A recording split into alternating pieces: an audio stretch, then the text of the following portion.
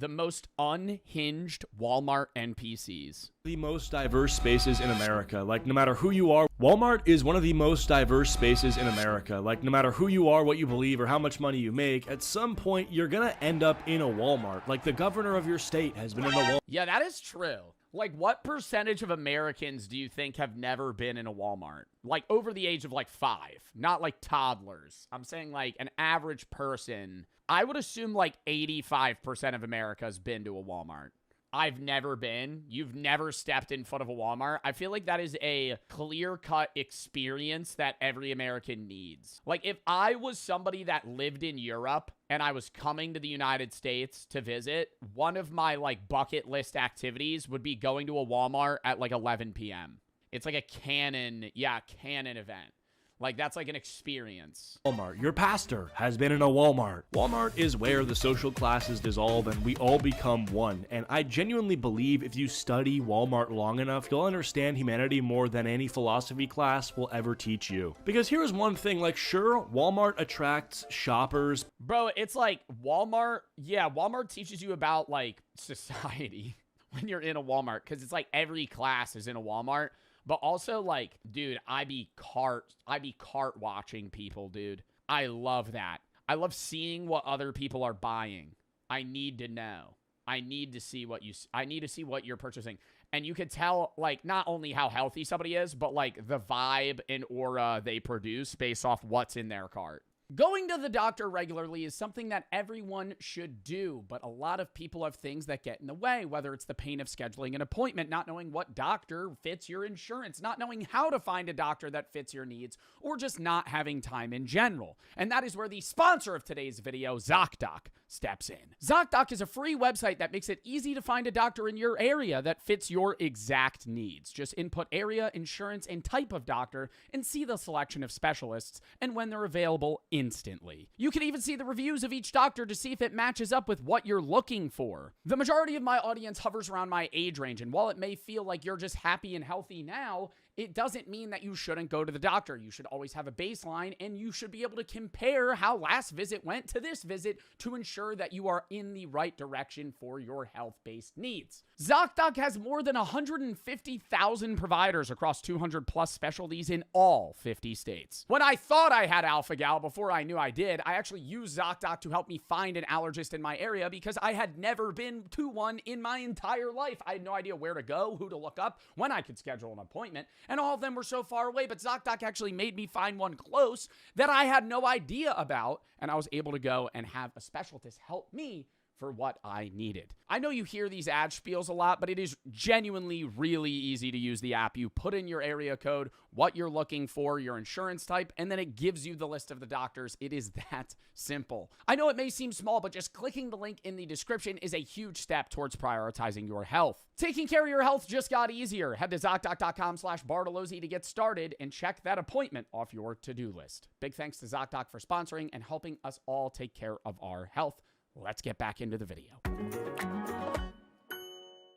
But it really attracts, like, character archetypes. Fully built out cinematic. It's a little creepy. How's that creepy? Main character. I'm not, like, staring at it, but if I pass somebody, I'm looking at what they have in their cart.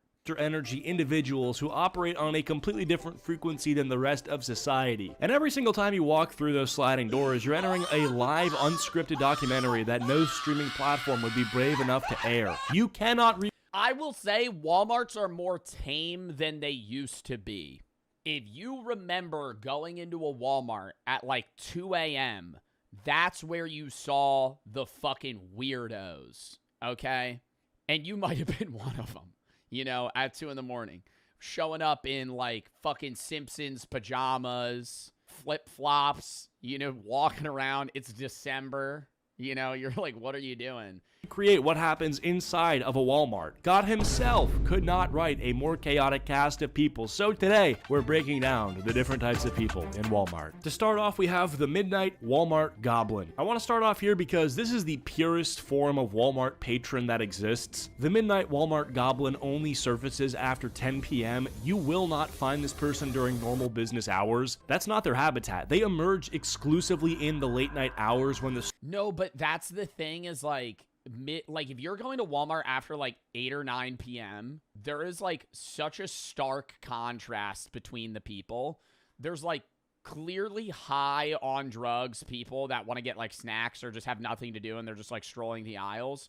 And then there's also like a demographic of people that just like shopping before Walmart closes. Like if you ever worked in a grocery store or have just been in a grocery store before close, there is like a huge amount of old people. And you would always think like old people go in the morning.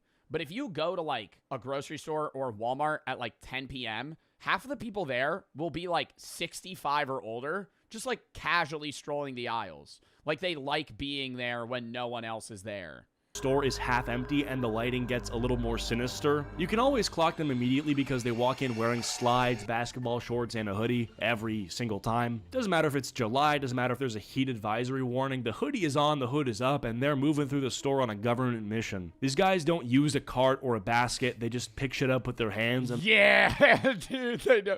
Yo, actually, I've been into Walmart at times though and done that. Like, I've been in a Walmart going, I'm only going to grab like 2 things. And then you end up grabbing like 4. And then you see another thing you want. And you're like, fuck. Well, I'm on the, because you're on the other side of the store. And now you're kind of like guessing whether or not it makes sense to go grab a cart. But now you're adding like 5 minutes to your shopping experience. So now I just grab a cart whenever I'm in any store. Like, I'm riding around a cart if I have 1 item in my cart. Just because it's easier. And I love doing the, if there's like nobody around, I push the cart and then stand on it, or not stand on it. I like hover and then I kind of glide across the aisles. You know what I mean? But you need a little bit of weight on the front end or it'll flip. So you like push. You have to have like you have to have like a packet of water on the front end and you push, stand, hover, and just hold that shit. Buying are so specific and so unrelated grown man, by the way. Yeah, and that shit's fun as fuck. To each other that your brain starts Bro said, are you 5 years old? Like, what happened? What is this weird societal shit where it's like, oh my god, you're not just an NPC wandering around fucking shopping. Oh, good morning, sir. Oh, sorry, good evening, ma'am. Like, what the fuck? Have fun. What do you mean? Constructing a whole backstory. You're also saving energy. It's a lot quicker. Like, bro came in at midnight and grabbed a pregnancy test, a single AA battery, a box of off-brand crackers, and a can of spray paint. Something went wrong today. Something went very wrong. You don't know what it was. You will never know what it was. And somehow that's fine. The Midnight Walmart Goblin has never explained themselves to anyone, and they never... Dude, I always wonder being a Walmart employee back when that Galaxy gas was popping. Like, seeing some dude walk in, like, sketchily at fucking 10 p.m., grab, like, three bottles of that shit, just check out.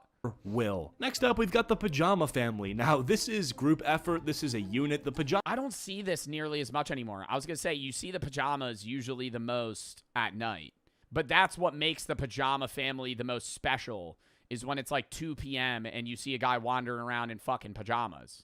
Like Rick and Morty pants. It's like, yo, do you get changed? Pajama Family does not believe in getting dressed to leave the house, and they have fully committed to this belief as an entire household. Mom is in a robe and slides, the dad is in a Steelers hoodie from 2009 and pajama pants with little footballs on them. Every kid in the family is wearing pajama pants and mismatched socks, and at least one of the children is... I'm not really seeing... Yo, if you're walking barefoot in a Walmart, you are actually asking to get foot fungus. Is completely barefoot. Disgusting. Like, that is actually whack if you're walking around in a fucking Walmart barefoot. I've never seen that in my life, though.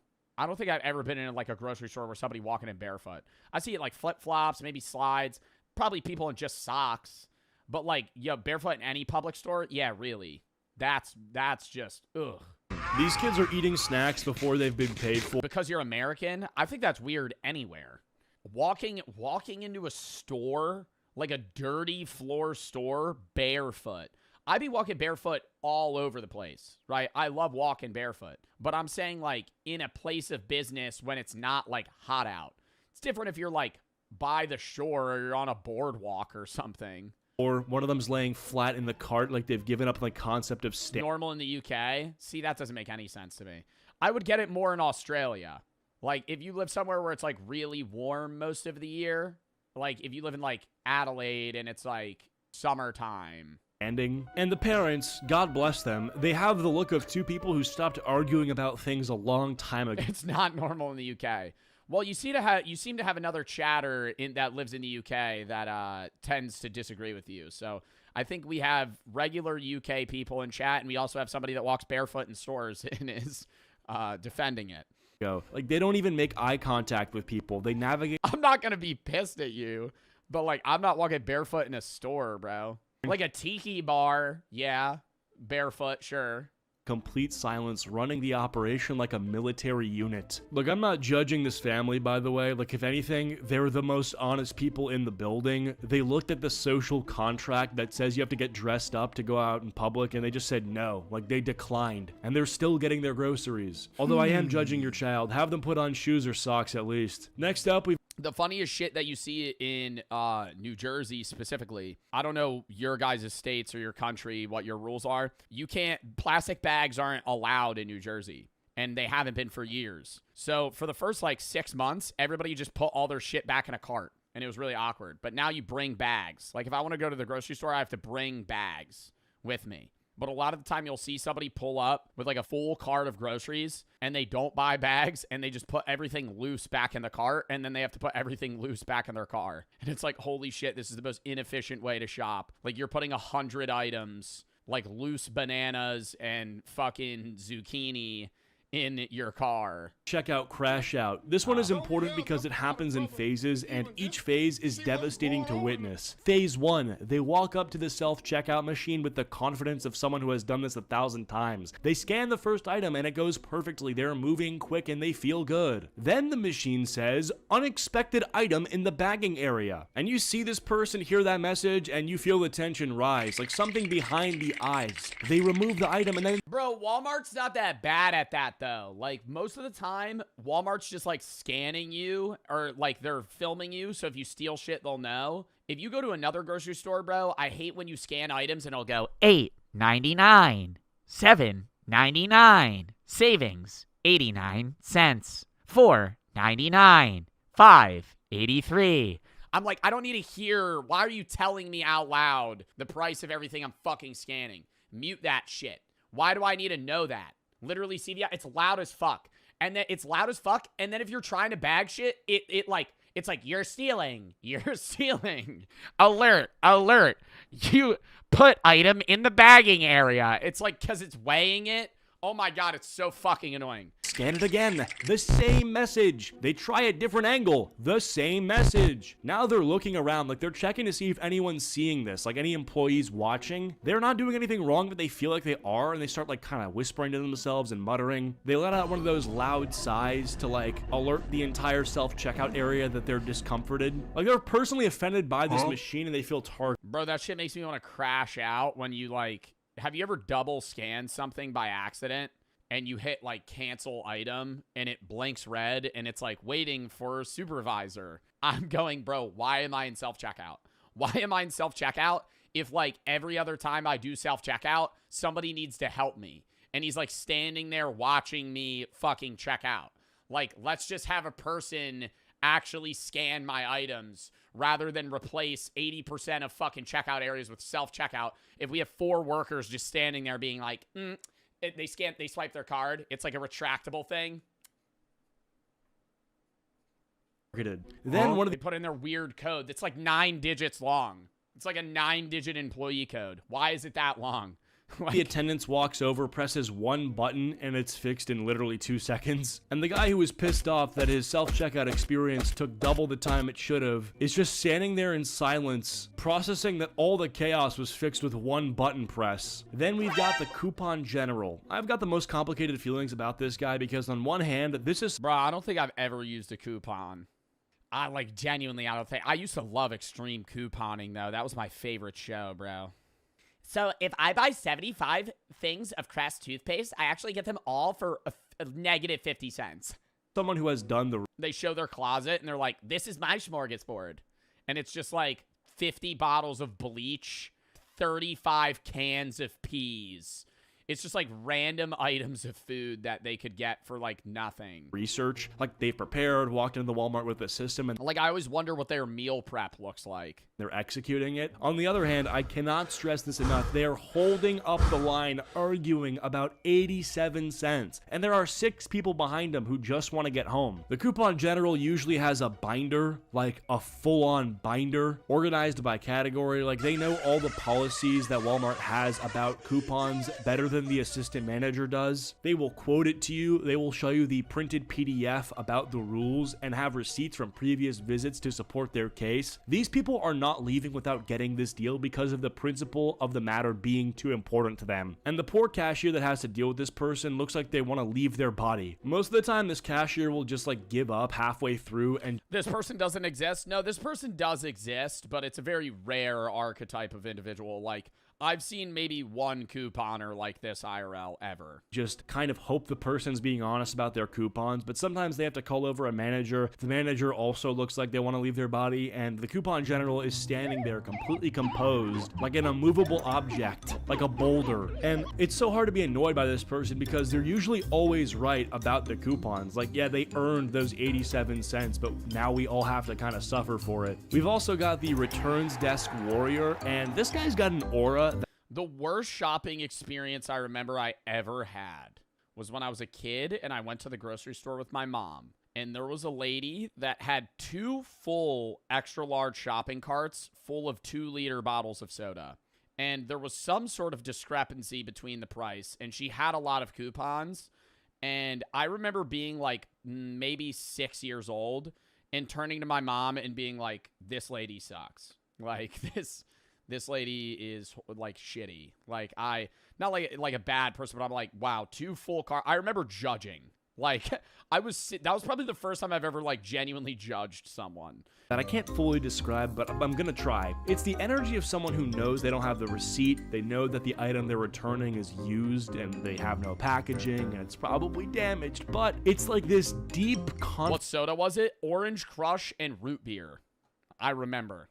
And then other miscellaneous sodas. But I remember seeing a lot of Orange Crush. confidence that they're going to get a refund and that it's all going to work out. They put their item on the counter and the employee looks at it, they look at them, and there's like this awkward silence. The returns desk warrior stares back with full eye contact and complete composure. They know the employee can't deny them even though they want to badly. The employee questions whether they have a receipt, and the warrior will either produce a receipt from 6 months ago for a different item or simply say they don't have it and move forward like that changes nothing. The confidence is so inspiring. Like, if you could bottle that and apply it to job interviews or difficult conversations, you would be fucking unstoppable. The problem is it's being used entirely to return a 3-year-old air fryer that is clearly broken in a way that wouldn't happen in transit. And we've also got to mention the electronics section hostage. Like, there's a specific kind of suffering that exists in the Walmart electronics section, and it belongs entirely to the person who just needs a phone charger or a pair of cheap earbuds and has made the fatal mistake of needing one that's locked behind the glass case. If you press the help button, nothing is going to happen until... Bro, no one shows up.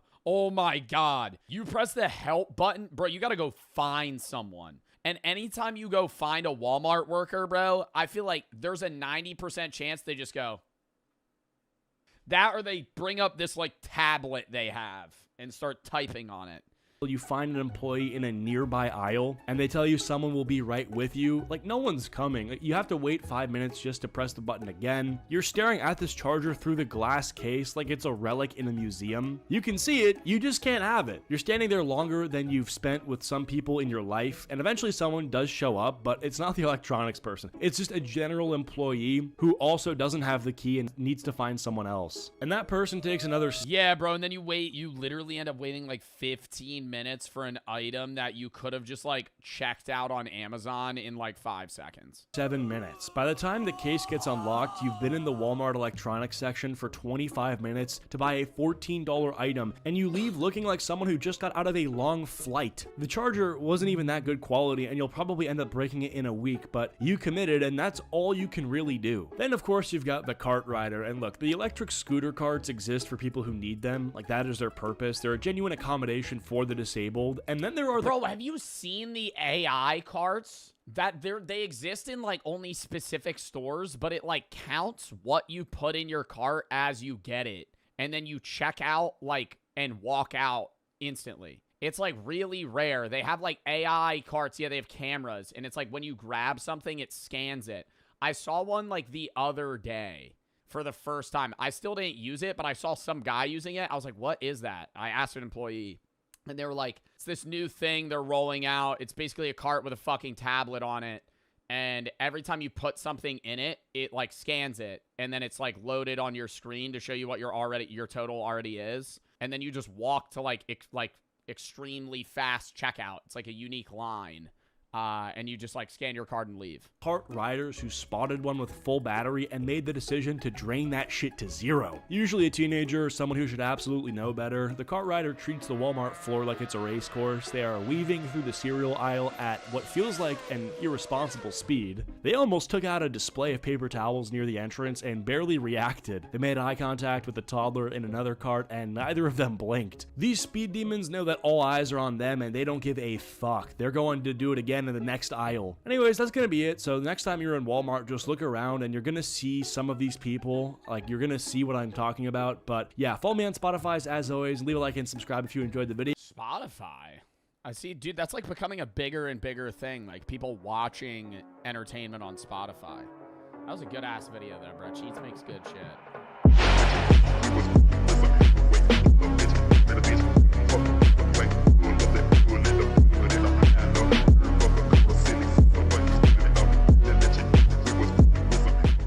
I do OnlyFans with my mom. Locked in, type locked in, type locked in, type locked in. Fantastic chat, thank you. I was one of the first ever girls to make a profile on OnlyFans. Ellie's been the driving force between us joining forces.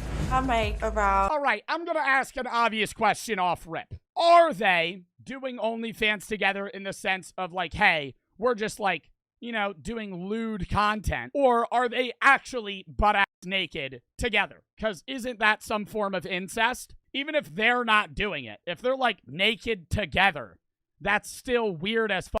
Around 10 grand a month. Wow. We have random custom videos where people like us to eat desserts. Here we go. Oh! A lot of people do find what we do is wrong, so obviously we're mother and daughter. Nah, making an OnlyFans with your mom is like the weirdest thing ever. Like, that's actually the weirdest thing. That's wild. That's why, like, I understand $10K a month. Would you make an OnlyFans with your parent for $120K a year? No. Like, that's a lot of money. That ain't worth it. $10K a month, though. That still ain't worth it, bro. You're making an OnlyFans with your mother. No. Is the OnlyFans consistent of them just eating foods? Because if that's the case, that's not that bad. You've got some like sort of death threats, haven't you? From people. Yeah. Morning. Oh, coffee is needed. So, did you work last night? I did, yeah. Made quite good money. Oh, lovely. Hi, my name's Ellie, aka Mackenzie Blue. I'm 19 years young. I'm self-employed as an adult model. This is my mother. I don't judge OnlyFans, but when somebody says, what do you do for work? Just say you do OnlyFans. Don't say, I'm an adult model. Because if you ask me, what do I do for a living? I'm going to say, I do TikTok, Twitch, and YouTube. I'm not going to say, I'm a content creator, right? I create content, yeah. But like, bro, I magically create content for my audiences. No, I do TikTok, Twitch, and YouTube. That's what I say. My mum is obviously my best friend. I hate when people say that. Oh. Like, dude, I love when people have a good relationship with their parent, but when they say my best friend is my mom, like, bro, like, ain't nobody give a fuck. Ain't nobody give a fuck. Your best friend is your mom. Your best friend. The person you would hang out with outside of anyone is your mom. You don't have no one else. No one else. You don't have, like, a cousin or a friend at work. Like, you could say your best friend is your cousin. Like, because they're the same age as you, right? You're hanging out with your cousin. They're your friend. My best friend's my mother. Your mother's fucking 54. Like my annoying older sister. And also, she's sort of like my manager. A bit like her mentor and her momager now. Momager, do you like that one? Momager. Momager. Yes. Love it. Unfortunately, we've got about 15 minutes of work 15? to do. So I was one of the first ever girls to make a profile on OnlyFans. I had no idea it was going to take off how it did. And growing up, how did you feel about your mum being a glamour model? At first, sometimes it did sort of get to me, and Wait, it did make the mom did it alone and then roped the daughter into the content? That is fucking whack. You did OnlyFans. The mom did OnlyFans and was like, "Well, you're 18 now. Like, do you wanna collab with me?" Like, oh my god. make me have an opinion on my mum's job. So growing up, I was always like, I'm never going to be like my mum. And Did you? yeah. And obviously lockdown happened, and yeah, I was like, I'm doing this job. I am excited for Bro, today. I would make yo, why wouldn't they make their own? Yo, this is what it is. I was gonna say she should just make her own account, but if they had their own separate OnlyFans accounts, they would make nothing. The only reason they make money is from people that want to see actual mom and daughter do shit together. That's why they're making money. Because it's a joint OnlyFans account. They're fucking related, right? That's the only reason they're making money on OnlyFans. If they had separate accounts, they wouldn't make that much. But it's because it's like a fetish thing. Because we'll get to have a laugh, but I'm excited for the 15-minute of work that we've got to do. It's quite Are they bitching about having to film something for 15 minutes? I'm about to freak the fuck out. We're always It like, oh, is. we've got to do this work, and then I gotta shove a melon up the fucking hatch for 15 minutes. 15 minutes? A bitch. That's nothing. All day. All day. The only thing, you got 15 minutes of work. What the fuck? it's done. You're like, great. I was quite surprised when Ellie joined my industry because she grew up wanting to work in an office and she had no interest in this line of work, whereas Yeah, because what 4-year-old is gonna fucking say they want to do OnlyFans? What? She just said, I'm surprised. I'm surprised my daughter actually got into this content because she said she didn't want to do that when she was younger. Yeah, no shit. I said I wanted to be a fucking soda truck driver when I was a kid. You say base shit, I want to be an astronaut. I want to be a brain surgeon. lifestyle for you, hasn't Yeah. it? I see how much fun she has, and it's good money. There will definitely be a guy out there somewhere who would want to pay to watch us. Dip and eat. Yeah. Yeah. Ellie's been the driving force. Dude, you gonna let your dog in the house? That's actually like upsetting me. They keep showing the dog just fucking sad outside, ears perked up. We've literally just launched our first joint page together. Got my laptop. Let's see how everything's going, shall Yes. we? Oh, I gotta scan this video, because if they pull up some fucking naked photos of them. Dude, I feel like, do you think they actually get, like, naked with each other? The sort of content we make can be quite unusual, isn't it? Very out of the odd. Obviously, a lot of men like to watch us eat dessert. Good, steady. No? You don't think they do? Dude, they make $10K a month. Sweets you don't really like because you haven't really got a sweet tooth. You find it sickly. But me, on the other She hand, is so absurdly tan. Like, I can't stop thinking about it. It's like Jersey Shore tan. Like Snooki. all day, all night long. Give me a dessert, pay me to eat it. It's fake tan spray, I know. Lots of stuff that people might not generally be able to tell their girlfriend Yeah. they like, you know, and that's why they come to a girl on OnlyFans or webcam. Yeah, Because, you know, definitely. they can ask for whatever they want with us and we're not going to judge. I think guys like to see that we're just having a bit of a giggle and a bit of a laugh. There's other stuff that... No. That's not, they're buying it, they're buying it because they're into the fact that you guys are related. They're not buying it because they think it's, oh, they're having a giggle. Let me give them fucking 30 a month. Let me give them 30 a month. They're having a bit of a giggle. that I won't do, like baked beans. A lot of guys like, you know, you're in a bath of baked beans and stuff.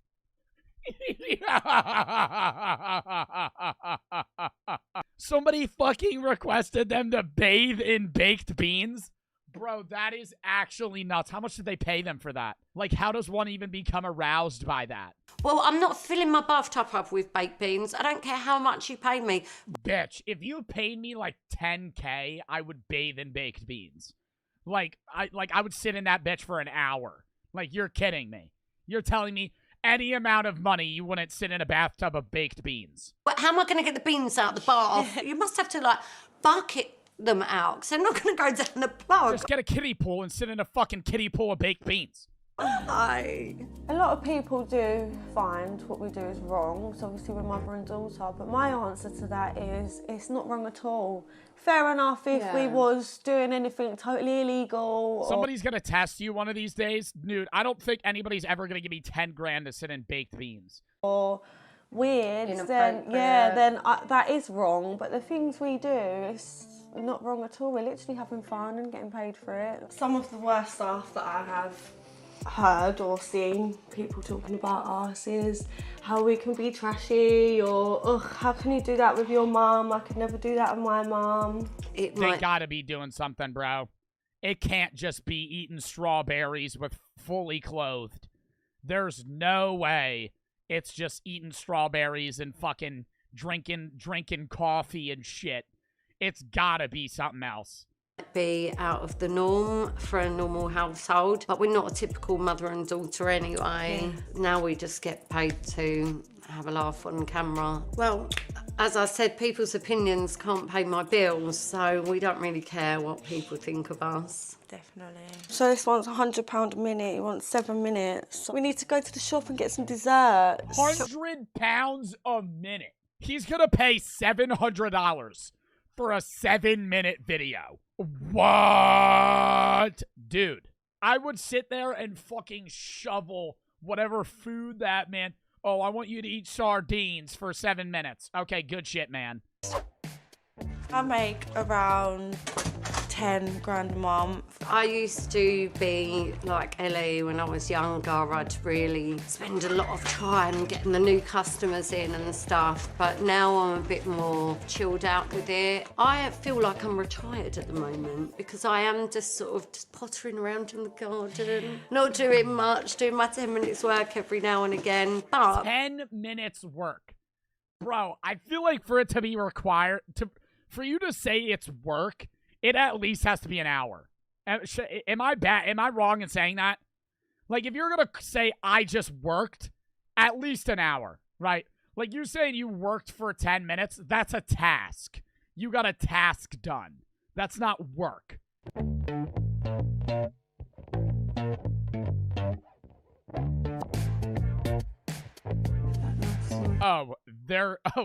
There's no shot that they're staying fully clothed in their videos. There's no chance.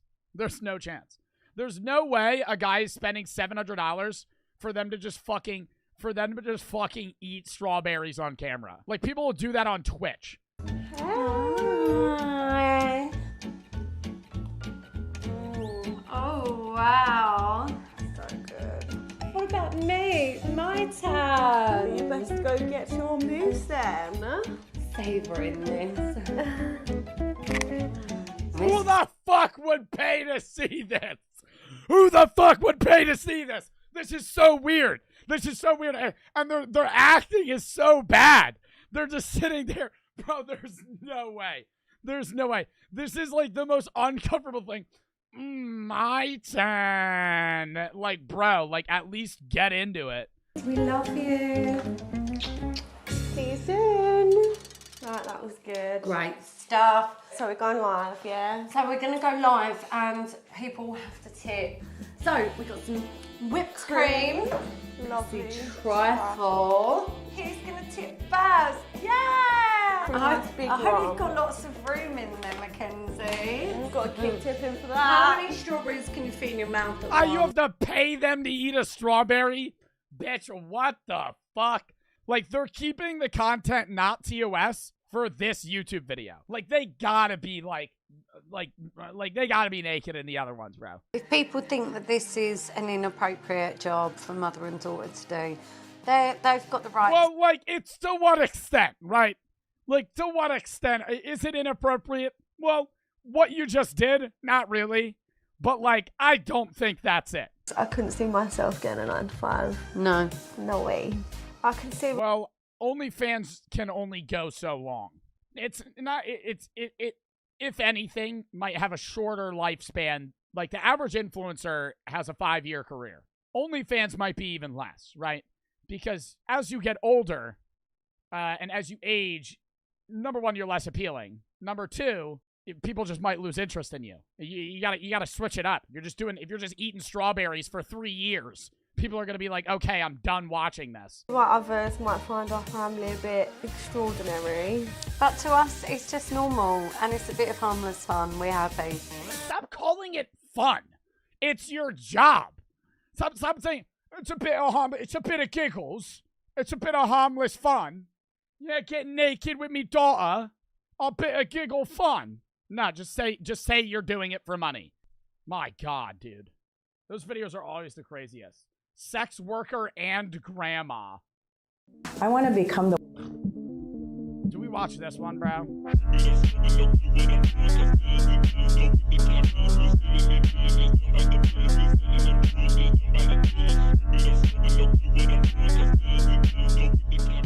Tallest dog meets smallest dog. Guinness Book of World Records. When did this come out? 2 weeks ago. This is Reginald or Reggie Johnson. Oh, I love the epic music. Reginald Reggie Johnson Rice. Full name for the dog. We got a full government. We got a full government name for Reggie. I feel. Do y'all give your dogs like middle names? I bet. I'm naming my dog Daisy Bartolozzi. It's just Daisy, just first name. Reese. He is just over. Holy dude.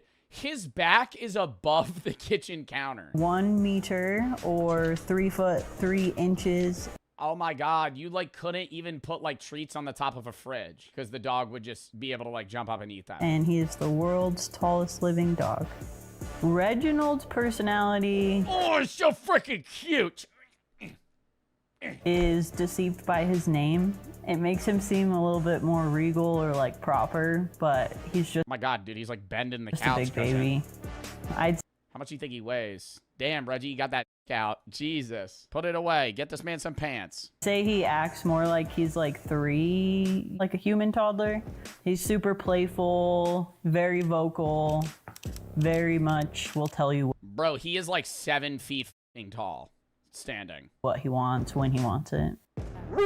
And dude, the sad thing about dogs this big is that they die really young. I'm not trying to make this into like a really sad video, but Great Danes live like 6 years. They're like, they don't live long at all. Loves food. Not always. I mean, they can live long. They usually just have like a lot of health problems. As you can tell. Dude, the dog bowl being like a regular table. And he was actually the runt of his litter. From the time I got him until he was about, I'd say, 1.5 years, he just grew. Like just non-stop growth. So dude, what's crazy is dogs this big, like day to day, if you took a picture, it'd be like, holy fuck, you gained 2 pounds. Like imagine gaining like 3 pounds a day. We've heard all of the things. How big are his poops? We hear a lot. Where's his saddle? He drinks out of the fucking sink. Do you ride him? The third one is always, does he sleep in your bed with you? And our answer is always yes, but apparently some people are shocked that we sleep in the same bed with him. Give me a kiss. And he loves cuddling, cuddle and give lots of love, and that's his favorite thing, I think. All right, you think you could kill this dog in a fight to the death? Back to the man v dog. Hell no. I feel like he look a little lanky, but he's just big as shit. Like, you ain't grabbing onto him. Like, he's literally the size of a person. Cuddle and give lots of love. He's slow? Yeah, he'd probably bite the fuck out of you, though. That's his favorite thing, I think.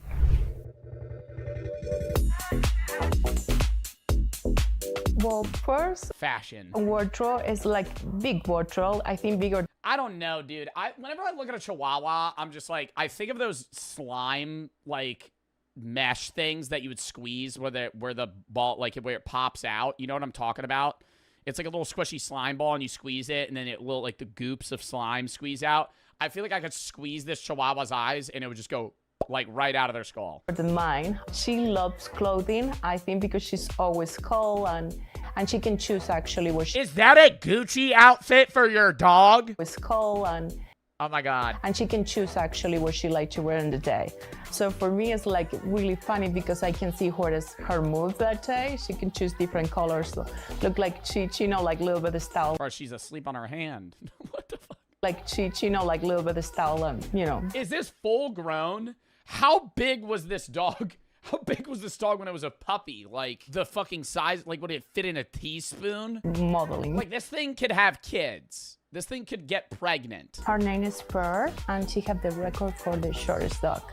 Pearl, Oh my God, I feel like if I was at a dog park, I would actually step on it and kill it. Oh my God. No, I wouldn't see it. I feel... You couldn't walk this dog in public. Somebody would step on it. Her final measurements was 3.5 inches tall. 4 inches tall? 9.14 centimeters tall. That's huge. That's huge. She's snoring a lot. So it's funny, she's like a really vocal. You know, her personality is like a cow, and she's over 40 years old, but she's still behaving like a puppy. What? Oh, in dog years. God, I was gonna say that dog ain't 40. What the fuck? But also really demanding. She's like a really strong and opinionated. Wait, so how old is 40 in human years? 7, 14, 21, 28, 35. So there's like 6, 7. Oh my God. 6, 7, 6, 7. And she can tell you what she wants. She's small in size, but she have like But she fit in a shoe. a big personality. They're really smart. Actually, this breed is Why is head so bulbous? Like actually spherical. They're really smart. Actually, this breed is compared to a 12 years old child. We try to teach the people when this record, like yes, it's amazing having like a small Imagine they introduce the dogs to each other. Reggie just eats it. This is Reggie, Reginald Johnson. Reggie! One gulp. dog, but also the love and care you need to have for the animals. They are part of the family. Some people like me, we cannot have human babies. Oh my God, wait, no. I don't like Chihuahuas, but this dog smiling right now is adorable. That is so cute. People like me. I bet this thing is fucking stupid. Which dog do you think's smarter? Reggie or the Chihuahua? Probably Reggie. I feel like Reggie's probably not that smart either. The smartest dogs are usually like medium size. Like, I think border collies are the smartest. We cannot have human babies, so they are part of the family. And that, for me, is like a big deal. I strongly believe people who care and love animals also care and love other human beings. Oh, look at him. So Reggie gets to meet the world's smallest dog today, and Reggie, like, I ain't give a fuck. My bones hurt. My joints. Ugh. we are really excited. I think would be like an amazing moment. I'm not worried that he won't be careful around Pearl. Pearl meet like bigger dogs. She is really friendly. So I think she don't have idea she's a small dog. I worry that he'll be excited and maybe accidentally kill it. Go crazy or something. So I think that would be really interesting, experience. I Wait, are the dogs gonna fuck? Yeah. see how they both behave. Okay, let's They're breeding them. go. You're ready. No, idiot. How the fuck do you think that would work? Oh, who's at the door now? Hello. It's Big Reg. Hi, son. Nice to meet you. Nice to meet you Congrats too. for the new record. He's just sitting on the couch. He can just sit on the couch like a person. Thank you. Oh, you gotta be fucking kidding me. He can't sit on the floor? Missy Oh Pearl? my goodness, hello. We are so excited to meet your dog, Reggie. Thank you. Here he comes. Oh my goodness. Hi, Reggie. Oh. Holy fuck, is he just standing right now? That's He's Pearl. so sweet. Oh. You see, Pearl? He's Reggie. That Chihuahua. Help! Help! He's fucking freaking out. Reggie. He's gonna start throwing up. Oh, you trying to get a whiff of that? Yeah. Cool. Sorry. Okay. He goes, bro, the side profile of this dog is so fucked. Oh my God. Oh my God, look at his head. Oh my god, it's like a it looks like a Looney Tunes cartoon. It looks like he went and then a thing fucking rose out of its head. This is little Pearl. Oh my god, bro. You want to say hello to him? Yo, he got that pit bull brow in him. Big dog, but it's a friend too. Jesus. Yes. Bro, Reggie will not stop sniffing its butthole. Bro, Reggie, give it a rest, dog. You right in there. Oh my god. Yes. Oh, he's just ignoring it now. I don't think he saw it.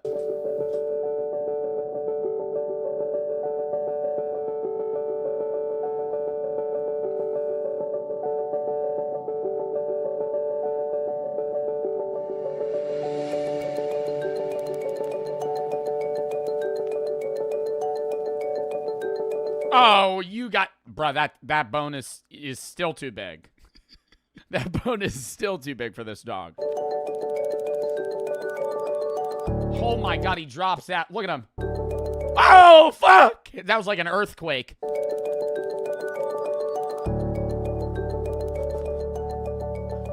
It was like a really fun and excited day. He was absolutely adorable. He was also playful like Pearl.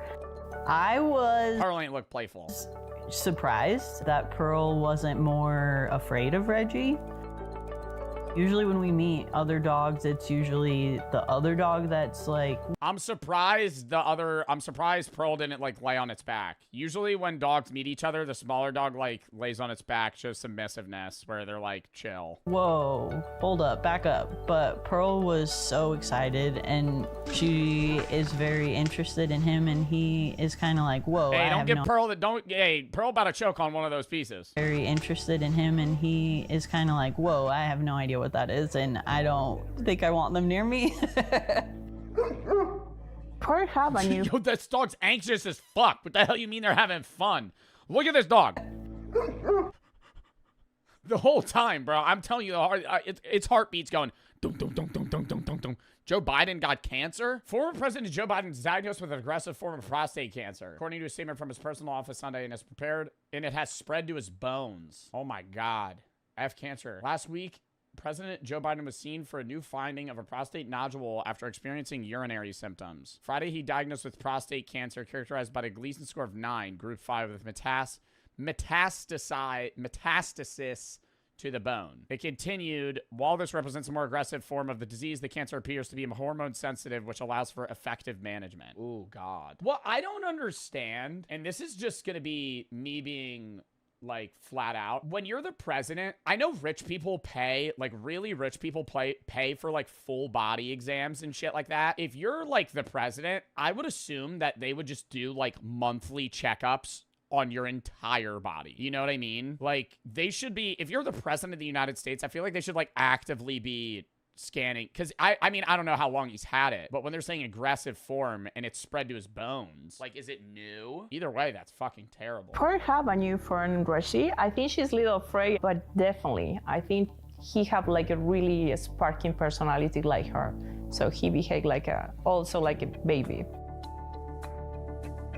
So big dogs and small dogs, all right, let's set up a race. think they have more similarities than they have differences. Bro, he can't even reach the fucking ball. He's too tall. He looked like a giraffe. People always say like only small dogs will wear clothing, but Reggie has a bunch of sweaters he wears. Small dogs. Reggie just wears human clothes. Reggie just wears human XLs. Dogs are high maintenance. Reggie is very, very high maintenance. So I think they're just more alike than they are different. How much food do you think Reggie eats a day? Oh my God. When he was growing, dude, like pounds of food. Like thousands of calories.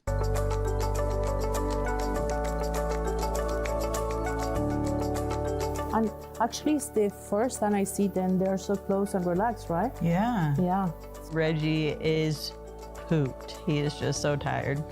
So that's why he's just chilling. I mean, dude, that big of a dog probably stays up for like 5 hours a day. Burping. Really interesting couple days. We learned a lot. They are really similar in many things. And I was having a lot of fun with him because he's a baby. And I love her. I just love the way that she'll crawl up on your shoulder and give you loves and... Yeah, and start shaking and going... Just make those little squeaky noises. Oh, Pearl got too excited. Her eyeball popped out. I'm sure he wouldn't do the same thing, but so like he can, it's Civic. Obviously, bringing the smallest dog in the world with the tallest dog. That fucking happens. I'm telling you. I have a friend. Okay, see, I'm not trying to do this friend thing. You know, oh, I have a friend that I have a friend for everything. I have a friend that owns like one of those little like shitter like pit bull dogs, and it's the cutest thing in the world. When he gets too excited, his eyeball will fucking pop out of his skull. In the world, there was a little. And that's just like a fucking health problem. Like that happens. How does that happen? A little bit of like anxiety. Yeah, it's a pug. But I think he was very gentle, very kind. Reggie sees Pearl in the food bowl, wakes up from his slumber. It's time to eat. Best as he could be, and then when he was done, he was done. I think like that talks a lot about, you know, how caring and loving he is. I was... Oh my God, we king glazing the fuck out of these dogs right now. Shocked a little bit. I think I had a idea in my head of what a small dog would be like, and she just completely different. Like a little mean and barking and yeah, she was nothing. She's nothing like that. She's just super friendly. Yeah. Probably my favorite part, most memorable. Oh, you gotta throw up. Good job. Yes. Pour in front of. It just throws up like 5 pounds of food on a white carpet. The cameras, I think like she's like a little diva. She loves to be the center of the attention, and even myself, I'm really surprised the way she walks through the camera. Reggie, he lives in his own world. We're just part of it. I think he was like, this is right, this is appropriate. Everybody's here for me. But I think he did really good. I haven't ever done any like I love Reggie. Professional photography with him. I was really proud of him and how well he did, and he looks old. So smart. He just wants to do what we want. Oh, keep the snoring. Of course you want to be the center of the attention, even when she sleeps. That's funny. You can see through the photos and the videos the love we have, you know, for our pets. They are part of the family. Yeah. It is. All right, they get their awards. Do you think there's dogs that are bigger or smaller? Like, these are always the ones that are on record. I feel like Reggie's probably like top 5 biggest dog living, but there probably are bigger dogs. It's just like they're in Mongolia. And the people are just going, that's a big dog. They're not going to Guinness Book of World Records and going, I think my dog's actually the biggest dog. Next!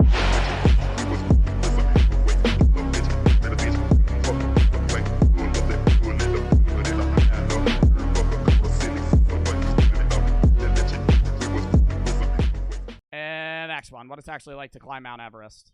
Mount Everest is the highest point on the planet, peaking at a staggering 29,000 feet above sea level. Since it was scaled by Edmund Hillary and Tenzing Norgay in 1953, it has become the bucket list destination for climbers, thrill seekers, and general outdoor enthusiasts everywhere. Y'all think you'd survive climbing Mount Everest? I'd give myself a 60-40. I'd give myself a 60-40 yes. 60-40 yes if I had acute training for the endeavor. But I would really hate it. I have no aspiration to climb Mount Everest ever. I love hiking, right? I don't want to climb something that entails me tightrope walking over a ladder that is straddled over 2 pieces of ice, and in the middle is me falling to my death. But is it worth the time, money, and extreme danger to tread on top of the world? Today, we're taking a look at what it's actually like to climb Mount Everest. Okay, hope you're wearing plenty of layers because we're going all the way to the top. I'm hard of breathing because of cigarettes, so no, I would not survive. Bro takes like 6 steps at 1,000 feet up, and he's like, we take a break. Take a break, maybe. Maybe a little cig break. Whips out the pack of cigarettes. It takes 2 months to climb Mount Everest? I thought it was like a week. It takes 60 days? What the fuck? What, do people have no jobs that are doing this? Climbing Mount Everest is a rich people thing, clearly. What the fuck? You're telling me you can take 2 months off? 2 months off to fucking climb this bitch? Stretching up from summer break. They're not doing... Dude, summer break doesn't exist for people with jobs. Summer break exists for high schoolers and college students that don't work. Once you're out of college, you don't have summer break. You still work. Teachers, maybe. Teachers usually just get a job in the summer. Ask your teacher what they do in the summer. A lot of them will say they still work. Himalayas along the... Bro's saying, okay, rich people and teachers that don't have a summer job can climb Mount Everest. Chinese-Nepal border is Mount Everest, the world's tallest mountain. You don't get a superlative like that without inviting a bunch of amateur adventurers to try and climb you. So, expeditions to the mountain's peak have become a lucrative industry. But climbing Mount Everest is no walk in the park, unless your parks extend 3.5 miles into the sky and require months of physical preparation to visit. Then it's exactly like walking in the park. While it only takes about 5 days to go from base camp to the summit and back down again, your body isn't quite ready to begin the ascent until it has gotten acclimated to the extreme... Nah, I think I could fucking do it. Nah, I think my body can fucking handle that one. Yeah, I think I can fucking do that. Oh, my body can't handle the fucking being 3 miles into the sky. I don't know how to fucking handle that. Conditions. I can already tell this video is going to be boring. I think it's entertaining. I think we're going to watch this one out because I want to, and this is Joe Bart's stream. People who have successfully climbed Mount Everest described the ordeal as being comparable to running on a treadmill while trying to breathe through a straw. No fucking way it's that hard. Is there really that little oxygen? Running on a treadmill, breathing through a straw? Holy shit. Couldn't I bring one of those fucking... I'd be like scuba gear. I just breathe oxygen through scuba gear. Before getting to the peak, yeah, oxygen tank. Climbers must condition their bodies by spending time at various checkpoints throughout the ascent. These quick trips, or rotations, involve climbing to the next camp and back down to the original camp, followed by a resting period of 5 to 8 days between each climb. All of this is to prepare your red blood cells to make more oxygen for your lungs. This step is unavoidable, and everyone, including Sherpas, must undergo this process. Wow. It's like an unskippable training mission in a video game. It's so cold you'll find frozen climbers. Today? It gets pretty goddamn cold up on Everest. The wind chill is minus 148 degrees for most of the year. Conditions only cooperate... What did he say? 148 degrees for most of... 148? The wind chill is minus 148 degrees for... Minus 148? Bitch, it's a bit nippy outside at 40 fucking degrees. 148? What the fuck does that even feel like? What does minus 148 feel like? Celsius or Fahrenheit? Minus 148. What's the coldest y'all have ever been in? Like minus 10 maybe I've fucking seen? And that shit's like you go outside, you fucking pee, and that shit instantly freezes. Minus 148. Oh my God. Dude, the wind blows, you're gonna die. Minus 40. Y'all have not been in minus 40. Get the fuck out of here. Conditions only cooperate long enough for a human to make the climb for a small 2-week window at the end of May. But while the temperatures are toned down slightly, climbers are still at high risk for frostbite and hypothermia. Temperatures consistently drop below zero. Perfect conditions to cause loss of circulation in toes or fingers. Exposed skin can freeze instantly, like a T-100 blasted with liquid nitrogen. Hasta la vista. Exposed skin freezes instantly. How do you cover your entire body? What are you gonna only be able to see? Oh, they wear goggles. Do they wear goggles and cover their entire body? What if you have to take a piss? You can't whip your dick out in the middle of a fucking mountain, take a fucking piss. Your dick will freeze off. Oh my God! You think that's ever happened to somebody at Mount Everest? Yo, oh my God, tell me that did. Tell me that did. Somebody takes a fucking, they pull their pants down to take a piss, and their dick freezes off. Oh, it's like an ice cube. Stop.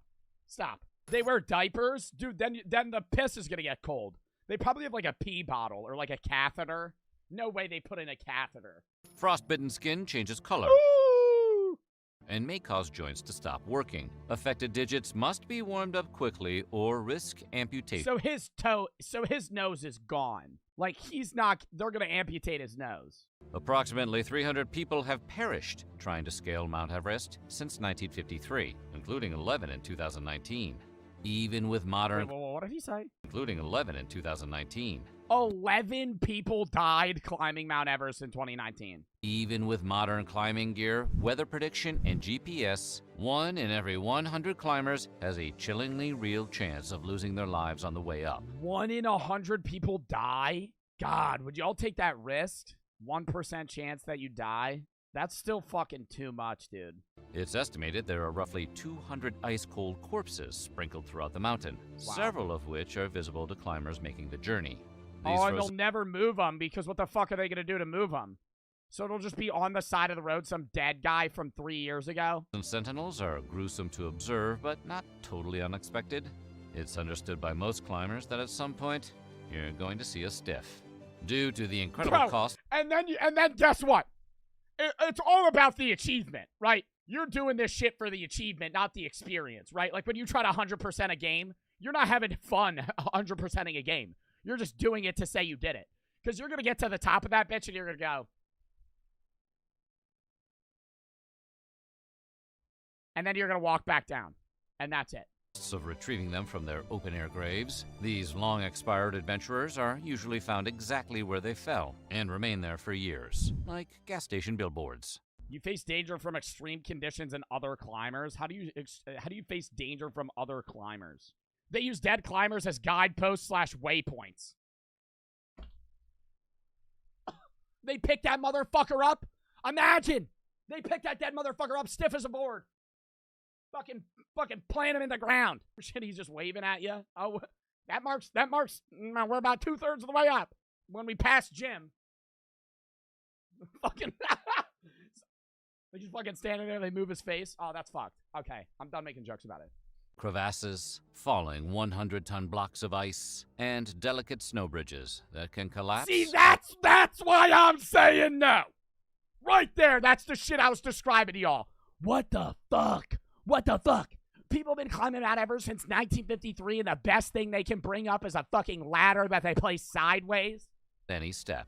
Now, we're not describing a national treasure film. That's the stone-cold reality of Khumbu Icefall. This colossal 3,000-foot-tall frozen waterfall could take anywhere from 3 to 8 hours to cross, using ropes and sometimes ladder bridges to make your way across the precarious crevasses. And then you gotta do it back. You could climb Mount Everest, succeed, and then die on the way down. That's awful. And if that doesn't get your heart racing enough, did we mention the whole ordeal is done in pitch black darkness? In order to make the eventual descent in the daylight, climbers need to ascend through the dark wee hours of the morning, using only their headlamps to light the way. Once you're at the top, the danger of falling off the side only increases, with an 8,000-foot drop on one side and a 10,000-foot drop on the other. Climbers like to joke that if you're going to fall, choose the 10,000-foot drop. Why? Because you'll live longer. While making your way up any mountain... Hold on, good old climber joke. You know, me and my buds that climb Mount Everest. You know, when you climb to the top, you just say, you're going to fall over the 10,000-foot one. You know, you'll live a little bit longer. Am I right? Him on the way back. Mountain, a climber can begin to develop a condition called acute mountain sickness, usually causing lethargy and headaches. But once you enter what is known as the death zone of Everest, those light symptoms can take a dangerous turn, which you probably guessed by the name. In addition to risks for a stroke and heart attack, a climber's lungs and brain are vulnerable to edema. High-altitude pulmonary edema, or HAPE, causes the lungs to fill with liquid, leading to shortness of breath, fluid-filled coughs, and the choking feeling of suffocation. So, leave the Marlboros at home. For the one chatter that said they smoke ciggies. Can't bring them. Wait, why aren't you allowed to bring cigarettes, though? I don't understand. Every climber goes through some form of this nightmare scenario, and the symptoms can range from the obvious, like rasping lungs, to dangerously unobvious. And if you wanted some more scary acronyms, HACE, or high-altitude cerebral edema, is another condition which causes nausea, delirium, and brain swelling due to lack of oxygen. This can lead to some pretty odd behavior, such as shedding clothing in the frigid temperatures and talking to people who aren't there. Oh my god, yo, the dude in front of you just starts getting naked. You're like fucking 2 miles above above the fucking ground or above sea level. The dude in front of you, it's fucking negative 50 outside. He's just fucking butt-ass. You turn around, he's butt-ass naked, talking to a wall, shaking the guy's hand. Oh, my God. The dead guy. Unless they're talking to ghosts. There must be a few of them up there.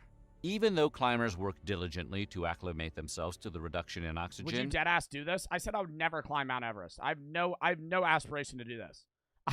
I'm not even being, like, fucking exaggerating when I say that. Like, I would never, I can die without ever climbing Mount Everest, and I won't regret that. Human life just cannot be sustained at 8,000 meters. The oxygen is so thin, humans can't function, hence the name Death Zone. After all, they are hanging out in the same vicinity as small aircraft. Climbers do carry oxygen with them, but they need to pack so light for the trip already that there isn't room for a lot of it. Once you hit that not-so-sweet spot, it becomes a race against the clock between your mountaintop glory and your body literally shutting down. Snow blindness may sound like an affliction that makes you overpay for ski vacations, but it is yet another one of Everest's considerable dangers. For one thing, you're a lot closer to the sun up there than you are down here, and the sun is notoriously not eye-friendly. Also, all that low oxygen action we mentioned earlier can cause the blood vessels in your eyeballs to burst. That is, if they don't first straight up freeze in your skull like chilled grapes. Climber Brian Dickinson experienced a bone-chilling brush with snow blindness. During a solo climb, Dickinson dropped his goggles, allowing ice to form inside and crack the lenses. A descent that should have taken 3 hours took 7, as his eyeballs burned and his vision became blurry. Dickinson luckily had some naval training, which assisted his navigation. But the harsh conditions on Mount Everest are more than capable of blinding anyone who sets their eyes blind if your goggles fall off? What the fuck? on it. Mount Everest is Bro, notorious. I knew this shit was hard. I didn't think it was that hard, though. Home Like, they could die in 1,000 different fucking ways. Constant thievery. Most of the time, inexperienced climbers without oxygen steal the supplies they need to continue. Oh, yoink from other people? Bro, if somebody stole my oxygen on the top of Mount Everest, I would Spartan kick them off that bitch. Oh, you're fucking joking. And I would turn to everybody, I would say, yo, this motherfucker tried to yoink my shit, and I would have died. Continue on, such as tanks and food. This can lead to life-threatening situations when a climber reaches into their pack for a sandwich only to find they've been robbed on a mountain, which is way worse than rich people robbing each other. Yeah, that's crazy. getting robbed at, say, the YMCA. And if you're counting on having enough oxygen for the 7-bottle requirement and they're not there, you may as well just set yourself down and let the mountain take you. That or return to base camp, whatever the vibe is. Everest made headlines in 2019 for the long lines of climbers waiting.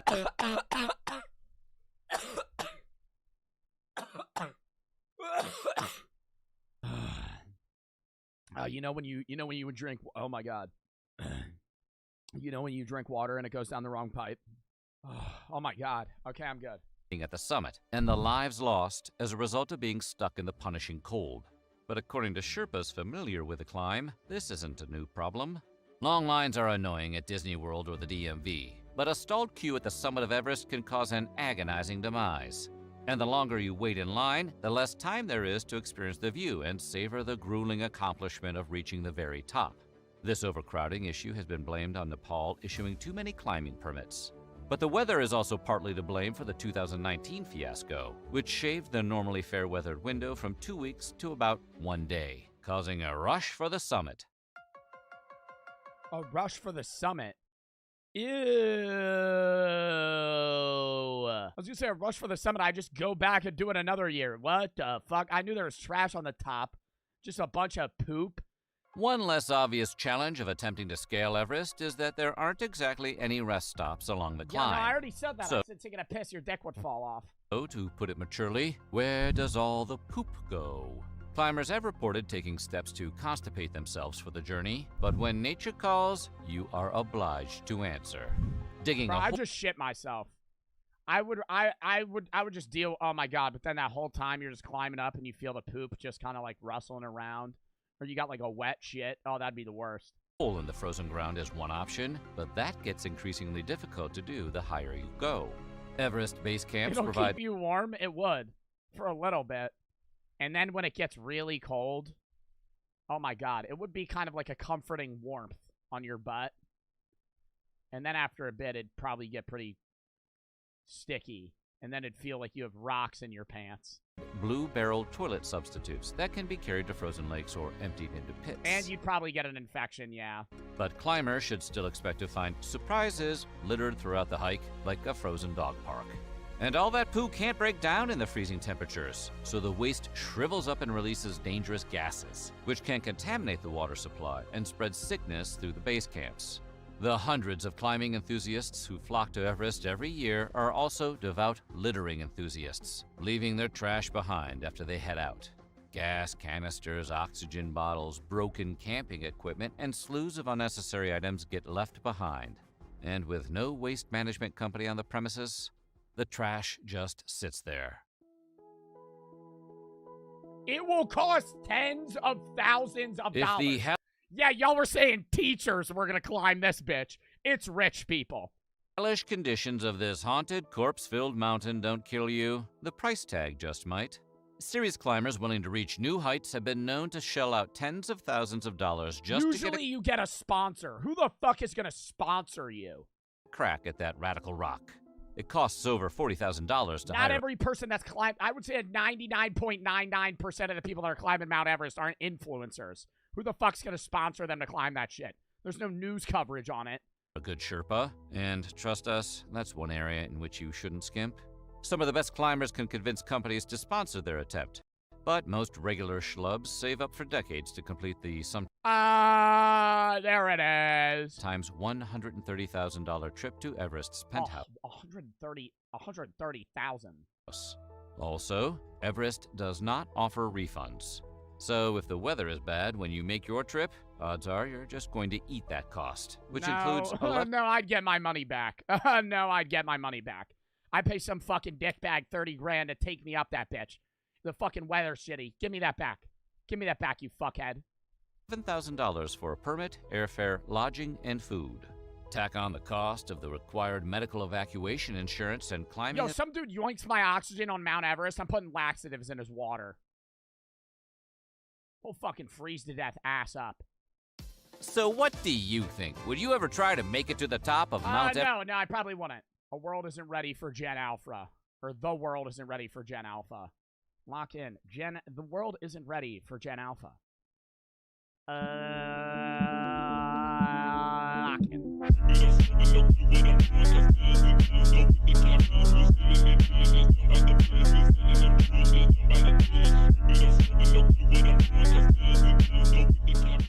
You're still not making it into Streamer University, you goofball.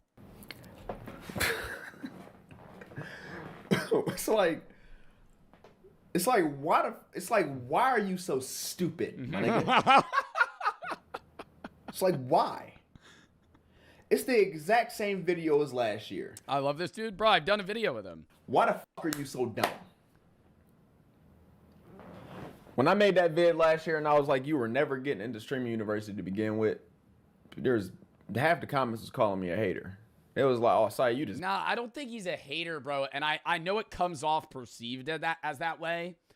I don't know. I haven't watched this video, so I don't know how in-depth he's going to go. The one thing I'll say, there's actually two things. Streamers that are applying to Streamer University that have over 1,000 concurrent viewers, cornball, you already made it.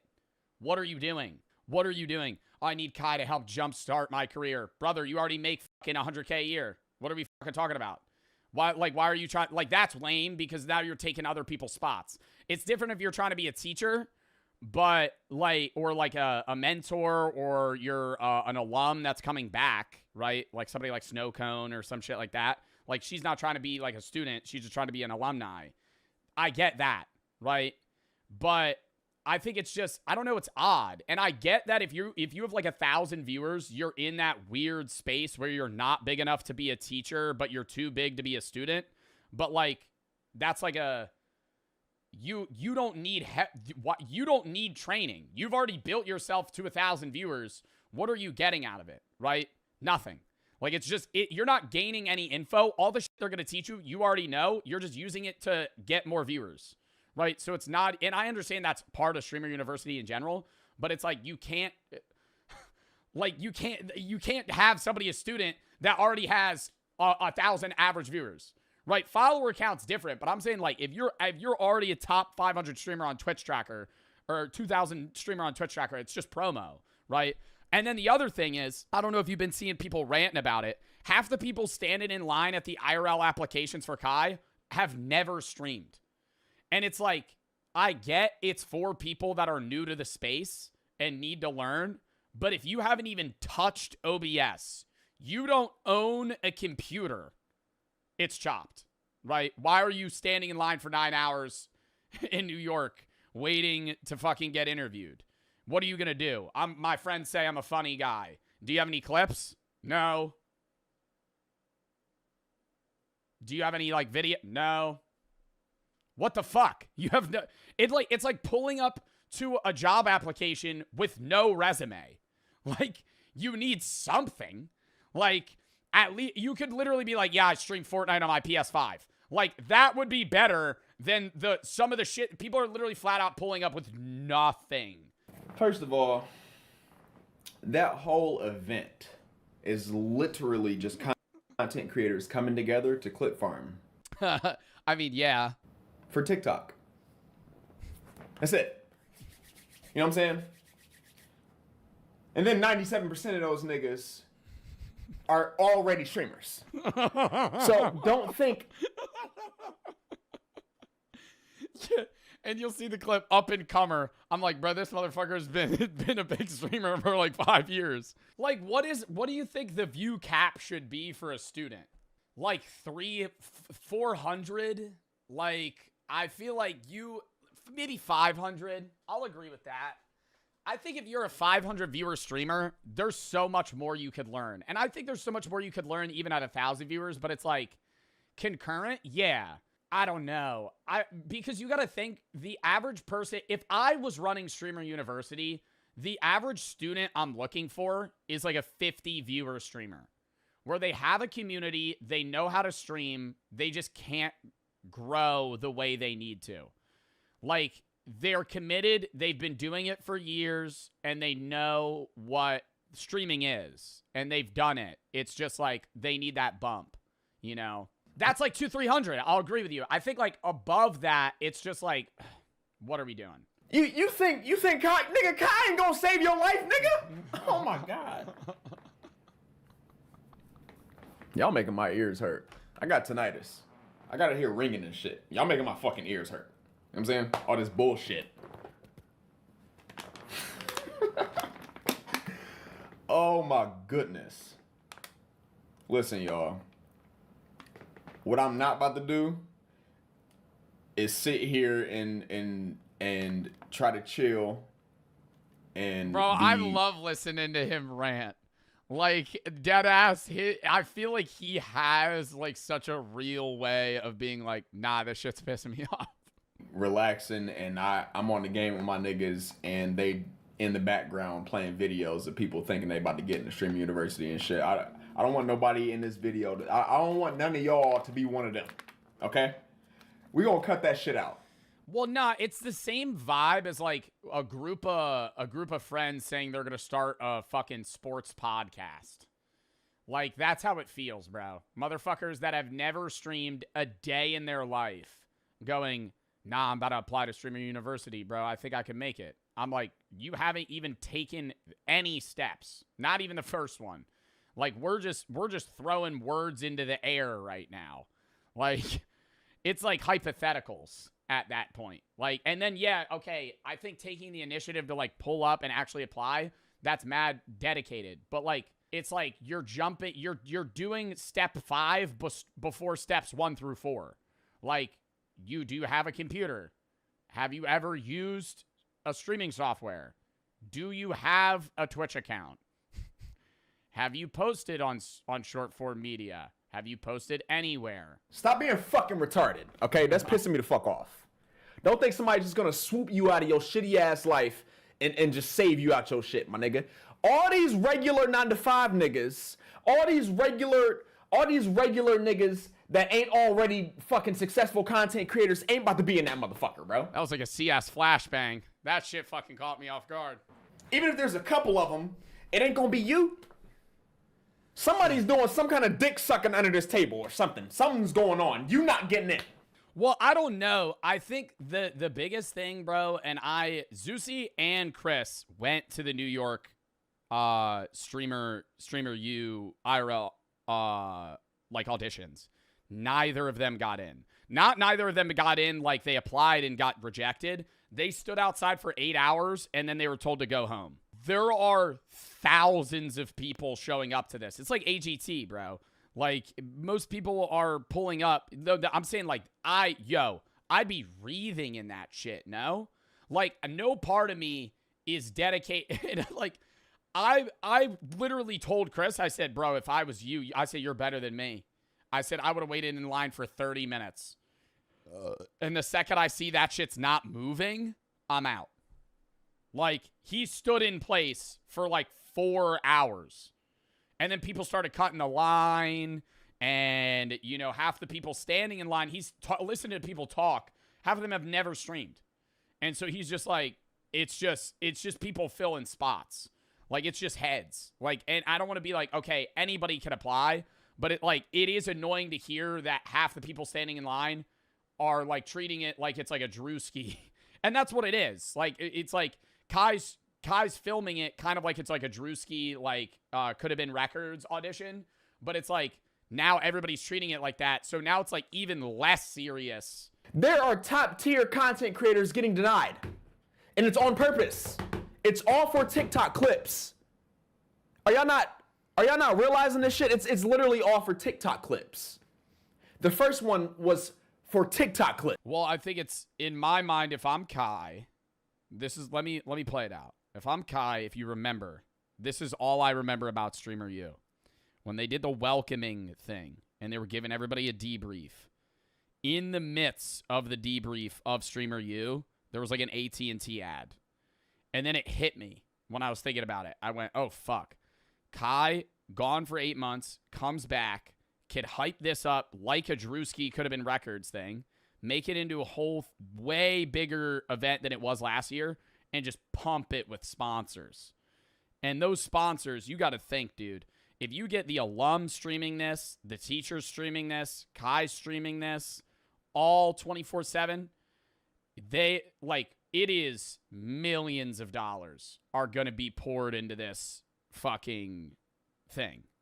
Like, it could make 4x what it made last year. Because I guarantee you, too, there was probably, you got to think, sponsors pull up to streamers and go, I want to sponsor something. What can you do? And I wouldn't even be surprised if, like, AT&T was like, hey, we'll give you, like, $8 million if you do Streamer U. And now you're sitting there going, oh, fuck. I should do Streamer U. You know, like, he's going to make a bag on that. I don't know. Some of y'all are saying Vivette's not doing well. I don't know anything about how Vivette's doing. I don't think that's what it is. I think Kai's sitting on enough money that he could retire and throw away 10 businesses, right? Regardless of their success. But I don't know. That it'll pump. When it happens, it'll be big. It'll be the thing on Twitch for 2 weeks. Right? It'll be the thing on TikTok and YouTube for 2 weeks. Like, it'll be the main space on everything. It's just gonna be it's just gonna be just like last time. And you know what pisses me the fuck off? I don't even think it's gonna be, bro, you know what's weird is, like, do you think it's bigger this time or last time? I feel like with the IRL auditions, it feels bigger this time, but it feels more like meme-ish this time. I remember last time, bro, so many people were, like, pouring their heart and soul into their applications. And I feel like people are still doing that, but it's, like, overcrowded by the amount of people that are just, like clowning on it. So many people on this earth that did happen last time too. It doesn't really matter. All the people that got denied last time, all the people that, you know, didn't make it last time, all the L's from last time, basically. That shit doesn't matter. It's like They're all getting replaced with new people that think they about to get their lives changed by this random ass fucking Twitch streamer. Like, yo. Well, that's the other thing I want to say too, is like, I think a lot of people treat Streamer U like a golden ticket. And if you look at last year, half those motherfuckers didn't grow at all because they didn't do what they needed to. Like, I remember Streamer U, bro, there was probably, how many students were there? 100 more? I mean, there was probably like 6 people that were the face of Streamer U, student-wise, because they took advantage of it. There was 150. Yeah, but it's like, they're like, Streamer U, 120, somewhere, it was like 100-something people. But last year, when Streamer U happened, there were probably like 8 or 10 people total that were like consistently on the teacher streams the most, clipping the most, getting, you know, clip farmed the most, and those were the people that grew. Whereas, like, you don't even hear about, like, the 30 streamers that actually went to Streamer U, did nothing the entire time because they were either shy, boring, didn't find a group. It's like school, bro, literally. Like, that's why Streamer U, like, if you don't find a group and you're not, like, out where, like, you have to be the most extroverted motherfucker in Streamer U. And that's the other thing too. It's so geared towards IRL streamers because the majority of Twitch and the majority of people that want to be streamers are desktop guys. They do shit like me and Jinxie, right? They want to do shit like me and Jinxie. And that's just not what Streamer U is. Streamer U is like, hey, you're not playing fucking video games, bro, like, which is what 80% of Twitch is. Like, you're going to be IRLing, running around, going to classes, you know, filming yourself, having a cameraman. Like it's just like a whole different vibe. So I think that's what it is. It's like, it's Streamer U, but it's not just, oh, if you're a streamer, Streamer U is going to save you. It's like, you have to be a very specific type of content creator to make it in Streamer U. That is not how life works, okay? There's like a very select few people that get very, very lucky with this shit. And even they got connections. You feel what I'm? They going in. It does, like, that's the thing too. Like, a lot of the guys that were successful had connections to bigger streamers as smaller streamers in Streamer U. Like, I think people aren't seeing that as well. It's like, no, not industry plant shit, but like, they got people in their ring. You know, they got people in their corner elsewhere. Why didn't you help your friends? I did. Bro, what do you want? Yo, that's full-on nepotism. You're sitting here saying, why don't I pan into that more? You want me to directly hit up Agent and Kai and them and go, yo, get my boys into Streamer U. That's cornball shit. I told them, I said, if you're applying, run my name. Yeah, go, hey, I know Joe. But, like, is that a positive or a negative? You know what I mean? Like, is that if Chris was applying to Streamer U, say he didn't wait outside for 8 hours and not get in, say he actually, like, got in and was interviewed, would it be good to air my name or bad? Because it's like, on one side, it gives him credibility, but on the other, it's saying, why do you even need me? You know? People at Streamer U don't realize when you go through Streamer University and get popularity that you're going to be sort of limited to the kind of streamer because that is the audience that you have now. Yeah. If you go to Streamer U, you're now an IRL streamer for the most part. If you go to Streamer U and you're not big and you get big there, you're not going to pivot to gaming. You know, if you're going in being like, I want to do what Queso does, you're not, and you build an audience in an entirely different demographic, like, you can't pivot out. Like, now you're going to be doing what Yugi and Arky do. You're going to be pulling up to fucking game. Why not? Because it's the type of people that watch, bro. Like, you got, when you reach a certain size, you can do whatever the fuck you want. But I'm saying you're not going to go from 10 viewers into Streamer U and now you have 10K. You're going to go 10 viewers into Streamer U. Best case, you pop the fuck off. You have 1,000 viewers, 2,000 viewers. Those people want to see what you did at Streamer U. They don't want to see you get back and then start solo queuing fucking Valorant lobbies. Danny Bands? I don't know who Danny Bands is. He does desktop now?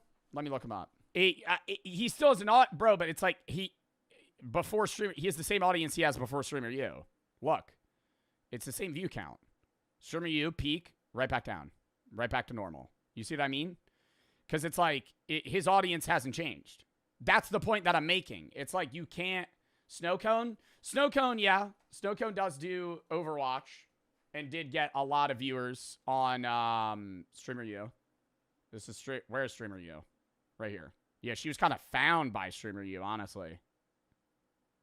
And then kind of maintained. I don't know. I think it really is how you pivot it out, you know? I think that's the hardest thing. I agree. I think I'll concede. I'll say I'm wrong, right? I think you could do Streamer U. I think it's hard is the problem. Like, it's hard to get into Streamer U. You get in, the content you make, you know, is going to be IRL focused just because you're in an IRL environment. And then pivoting out of that, it's like, I don't know how to do. I wouldn't even know how to do that. Like, how do you go from doing Streamer U to being like, yo, we're going to play Overwatch now? Like, I don't know how Snowcone did that, but it worked. Genuine. Like, I could not tell you. From an outsider perspective, that's crazy. Like, to be able to go IRLing to being like, yeah, I'm going to play competitive Overwatch. Like, that's two polar opposites, man. One's full desktop. I'm saying, so don't think you just about to just randomly get it up out the mud. You know what's randomly getting up out the mud is getting on Love Island. Like, it's not Streamer U. Get on a fucking nitty-gritty reality show where you farm drama and you just get followers regardless of whether or not people hate you. Like, that's how you get, that's the golden ticket. Get on Love Island. Only for sincere? I mean, yeah. TikTok clips for view. There is literally people pulling up to that event just to get a clip and leave. They already know they about to get denied, my nigga. Yeah, I mean, bro, the odds you get accepted is like actually what more than one. You got to think, bro. Total. How many people, did he say how many students are going to be this year? Did he say? Say it's going to be bigger than last year. Definitely. But that's the problem too. The bigger it is, the lesser the chance that you as a streamer at Streamer U get big. Because there's more of a player pool. It's like winning a fucking Fortnite terms. It's like winning a victory royale. If you're in a 20-player lobby, it's a hell of a lot easier to win and get noticed than if you're in a 200-player lobby. You know what I mean? Like, Fortnite terms, there it is. Victory royale. Like, if you double the fucking the student count, it's like even less people will be big. Like, there will still be more people that are larger, right? Instead of 5 people popping off this year, it might be 15. But if there's, 200 people instead of 120, there's equally, 80% of the people just not doing anything. Yeah, it's like, say even he has 200 people. He's doing, 3 IRL auditions, and then he also has the online applications. At most, in Atlanta, New York, or LA, or wherever he's doing them, how many people is he accepting in a day? 20? Maybe. And it's not even an acceptance. It's usually like a, hey, you're either denied or we're going to keep you in consideration. Like, it's not always just like you're in. It's a we'll keep in touch. It's like a second round almost. Streamer University clips on my motherfucking feed. And I'm saying not interested on that motherfucker every single time. You know what I'm doing? If I got into Streamer U as a small streamer, I'm going to be as extroverted as possible, and I'm going to pay a fucking clipper. Not even pay a clipper. You know what I'm going to do? I'm going to pay my close friend. I'm going to go, bro, I will give you $1,000. Post my ass all day, every day on every fucking platform. Because I'm not going to be able to do it because I'm going to be making content. I'm going to go, yo, clip the fuck out of me. Like, all of it, because that's what you got to do. And you just got to be like, I'm going to get out there. Because already paying clippers is like, that's already an itchy topic because, some people just flood social media platforms by paying clippers. You're not getting a career off of that shit. You know how many random motherfuckers on this earth? You know how many people that's going to watch this video that's going to call me a hater? They called me a hater last time. But he's right, bro. Like, it's like, I think it's like negative, but it's like real negativity. You know what I mean? But is it negative if it's it's like he's just being real. He's not being optimistic. And so it's like, I think you do need a level of optimism to make it in Streamer U. And I think the people that did made it, but it's like, bro, like, you're staring down winning the lottery effectively. And getting in is not winning the lottery. It's getting in and then succeeding. It's like winning the lottery twice. You know what I seen? I seen the same motherfuckers in my comment section that was in my comment section the first time saying that I was only saying this shit because I was mad because I didn't make it. Can I ask y'all something? Y'all watch me, right? I mean, bro, his job is still YouTube. Like, I would say Sai made it. Like, look at how I'm dressed for my video. Yo, I was gonna comment on the fact that his bare skin on that material is probably so uncomfortable, bro. The material of that chair, that like it's like a not like a leather, yeah, like cold as fuck and sticky. Like when you sit up, it's like it makes that. I used to have I used to have a chair like that. Got a fucking haircut. Sometimes it just did it. It just did that shit. It just did that shit. Your skin starts sticky. Yeah, bro. You ever sit shirtless against a material like that? It just did that shit. Got a shirt on. Sometimes I don't. I don't give a fuck. You real life think I'm really out here pressed about getting into this fake ass, plastic ass fucking event?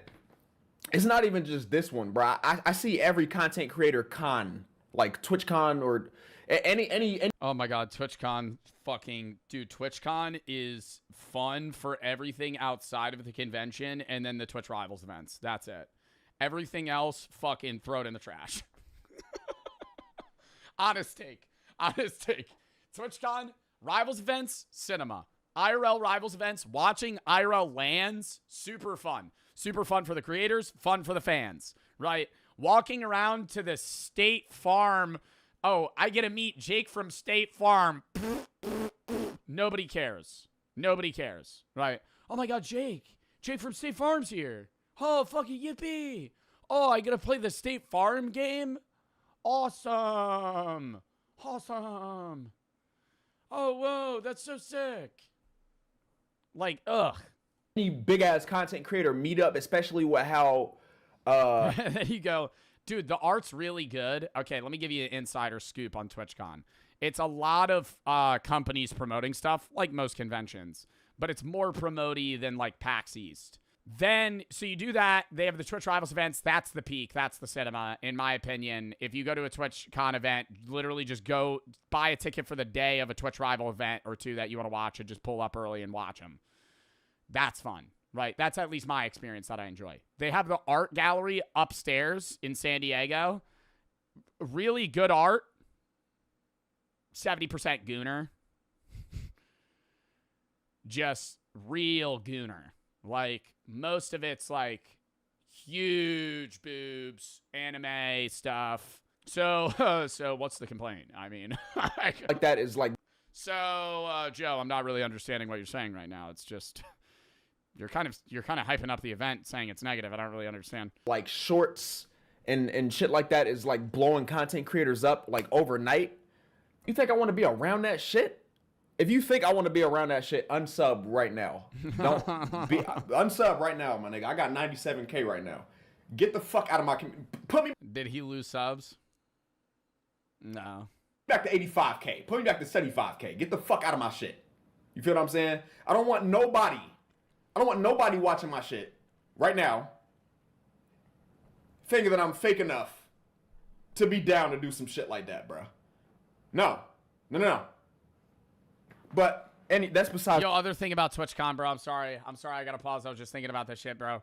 The other thing is the meet and greets, and I know people fuck with them, but I just think like, bro, they ask me to do one every year, and I say no, and I know people get pissed about it, but it's like, bro, if you see me at the event, I'll take a picture with you, but like. Bro, having a line of people and being like, why? Because it's inauthentic. What would you rather do? Pass me on the side of the street in San Diego and be like, oh my God, Joe, I watch your shit. I go, oh, thanks, bro. Glad to see you at the event. Fist bump. Take a picture. Or would you rather stand in line with 400 other people, talk to me for 4 seconds, take a picture, and then move on? It's like a conveyor belt. Like, it just doesn't feel... Joe's not PR trained. Oh, brother, I'm not PR trained. The fuck are you talking about? No, I'm literally... that, too? Oh, my God. No, having... It would be the beginning of a conversation 400 times. Pass. This year, I might be getting security. I'm getting so fucking tired of these random when I'm there that day. Because after the Rivals event last year, there was like a lot of people. Like, yeah, what happened?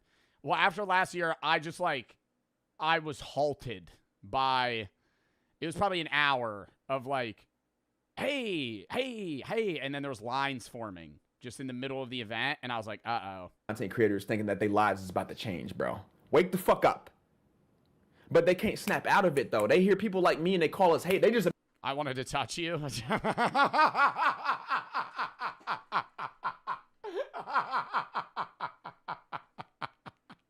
Random content creators thinking that their lives is about to change, bro. Wake the fuck up. But they can't snap out of it, though. They hear people like me. Yeah, you're the reason that I need security, bro. They call us hate. They just immediately call us haters. You feel me? Oh. I guess I'm hating. You know what I'm saying? Like, dude. The only reason why I'm so pissed off, it don't got nothing to do with me, my nigga. That shit ain't got nothing to do with me. But I'm tired of seeing it. So, y'all know what the fuck I do. Come on, man. Come on. Sometimes it'll take me a whole month to post. Well, it's usually, bro, it's like what aggravates me is like there's a level of delusion where it's like there will be people that'll like be in line. Like Chris was telling me about this. They're like, yo, I just need a chance to speak to Kai, bro. I know he'll let me in. Bro, you've never streamed. What are you just gonna... Kai, I'm gonna level with you. I need this. That's what everyone's gonna say. Do you not realize that's like the same line that Kai's just gonna go, uh-huh. The fucking Side Speaks video. All some shit gotta do is piss me off and I'm making a vid about it. This pissed me off. Listen, bruh. Call me what y'all want in the comments, man. It's the same shit as last time.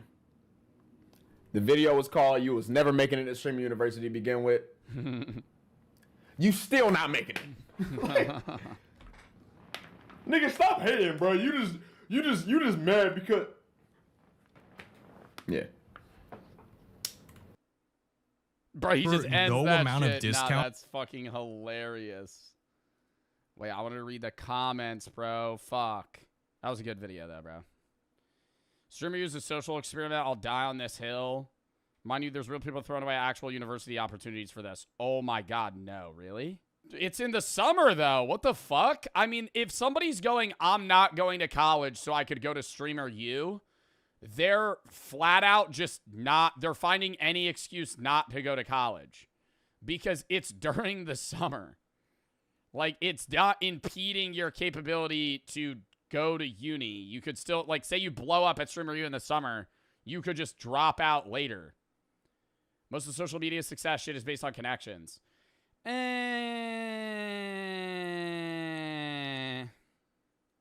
Yeah and no. Depends on the person.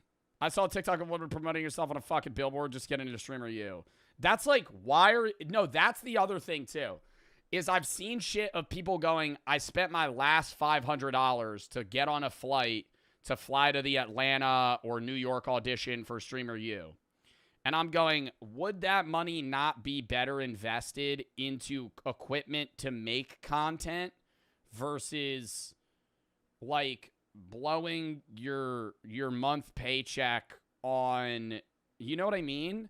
Like, I feel like it'd be better to be like, okay, I'm going to upgrade my PC and buy a better camera and lighting so that I could stream at a higher quality and do this versus being like, okay, I'm just going to pour everything I have into the 1 in a million chance that I get in. Yeah, that's, I think, what I was saying. There's a difference between being a hater and being real. Every kid and their 91-year-old grandma are trying to get in. They have a chance when they get accepted rate is less than 0.01%. Yeah, I mean, it's like, that's the thing, too. It's like, half of the people that are getting in are going to have connections. And even if they don't, it's like, bro, the odds, I don't want to say this. The odds, the acceptance rate of Streamer U is lower than Harvard. Like, keep that in mind. You know, if you apply, it's not even you're probably not getting in. You're not getting in. Like, unless you're the 1 in a million golden ticket. For real? Yeah, bro, what do you think the odds are? 7%? They accept 200 people. They accept 200 people. How many do you think applied? 50,000? 50,000 like Lacey and Marlon made it in. They're streamers and they're teachers. If Marlon's doing gym and Lacey security, that's different, bro. I'm saying, like, you have 20 viewers on Twitch, you apply. I don't know, bro. I think everything he said there was real. Like, in the sense of, you know, he's not hating. He's just saying, yo, the odds are you're not getting in. Chat lock in. We're going to try and rip through this video in not as...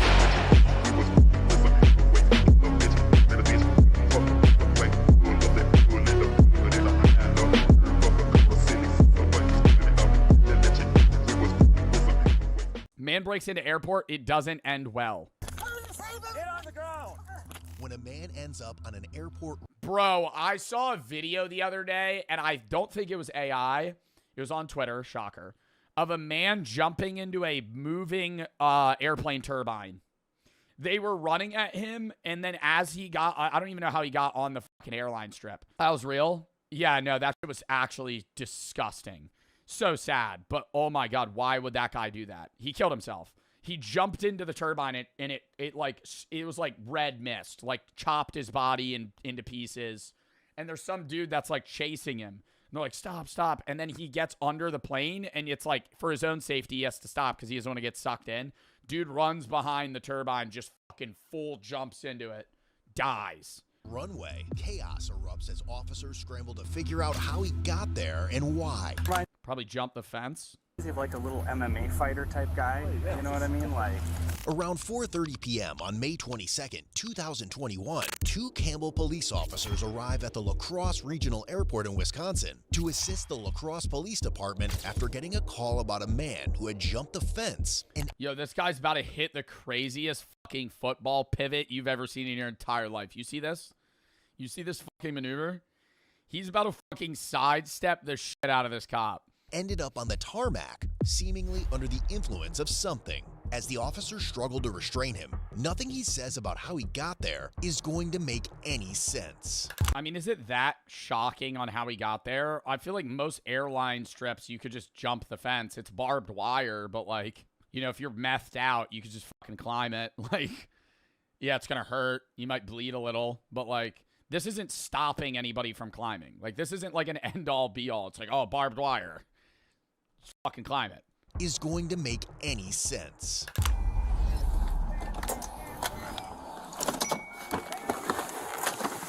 get down on the ground. Get down on the ground. I'm telling you, I want you guys to help me. Get down on the ground. Get down on the ground right now. Please help me. Get down on the ground. Please help. Turn of events. The Backrooms exists. He just returned on an airstrip. You don't understand. I was just in an infinite IKEA. I opened a door and I just teleported here. Get on the ground now. Get on the ground. 916 deployed. I'm gonna help you. Roll on the ground. Roll on the ground. Turn over. Turn over. Turn over. Turn over now. Turn over. Oh, he is drugged out, dude. Roll over. You're gonna get tased. Stop. I'm gonna be real. It didn't look like the taser did anything. You ever see those videos, bro? He's kind of a smaller character. You ever see those videos of some big ass dude, 6'5", 250? Cops like, stop getting near me. They tase him. Dude just fucking grabs the cords, rips him out. That's like top 5 fear for a cop there. That's like you're walking into an Elden Ring boss and it jumps into the air and you're like,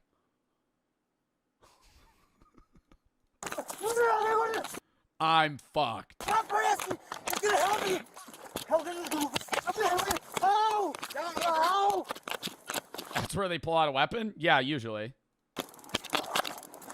God, I love Jesus!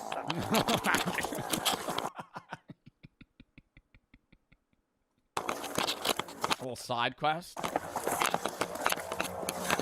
Oh, give me your hand. I'll do. Stop resisting. I'm not my sisters. Jesus Christ. Stop. I want to save Tina.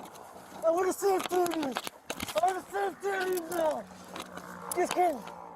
Yes, I. Is there not a more efficient... Yo, can we get like a bug net? Like, when this shit happens, you ever see these videos, bro? They tase him, he gets up and runs. They tase him, he gets up and runs. We need like a like a bug, like a net. You know what I mean? Like they shoot it and it just captures him. Not like a bug net, like an animal net, like a thoomph. And it just like grabs his body and then like hooks him to the ground. Yeah, like a fishing net, but like shootable. A net? Yeah, that's how you'd get someone. If you got a guy like this that's on drugs and he just can't, he doesn't feel pain and he's just like running, like you gotta have something that like stops him. Taser does nothing. And you can't shoot him. A sticky trap. You corral him like a sheep. We gotta get out the sticky pad. You fucking... like some Mr. Beast video. They're just like fucking flanking him into this corner. He has to run down an alleyway, gets stuck in a fish trap, or not a fish trap, a sticky trap. No, I'm just kidding. Ah! Help me, Lord! Arrest me! No, I'm a good guy. Don't. What's your name, bud? Listen. What's your name? I have to get up. I'm not sure. I have to get up and leave. We got an ambulance coming for you, okay? To help him. Let me back up over there, no questions asked. I gotta get out of here. It's to help everybody else. No, it's important to help them. Bring me over there. I'm telling you. Did you see this guy walking on Dawson Avenue? I gotta go. I can't. What's your name again? I'm sick. I'm not sick, I'm not sick. I gotta do what I gotta do. My name's not anyone. Stop. Just have your lay here. Calm down. Take some slow, deep breaths. Listen to me. I made a few mistakes. Yep. I want to go save somebody. Okay, so you're on airport property, okay? Just tell us. If I disappear, I help everybody. What do you got to say, bud? Saying they couldn't do that. How, like, if he's on drugs, he jumps this, he wasn't violent towards them, like, is he getting thrown in jail? Like, I think he's spending a night in jail, but it's like, how much of a crime is this? Like, it's trespassing on an airport grounds. I feel like that's the biggest thing. Him, like, running from the cops or whatever, it's just like, meh. I don't think they're actually gonna, like, get him for that. I trust you guys. Salvia? No, he's not on Salvia. He'd already be done tripping. Trust everybody. I have to help. Okay, we're gonna get you some help, all right? You bring me over there and you show me what to do. Motherfuckers take Salvia, they become like SpongeBob in that one, or not SpongeBob, they become Squidward in that future. You always curl up in a ball, bro. Motherfuckers on Salvia, they're not running around. I'm not a That's like such a strong trip, you just can't move. coward. Just relax, Edward. Just relax, okay? Put your hands behind you. Please help me. What you been taking today, bud?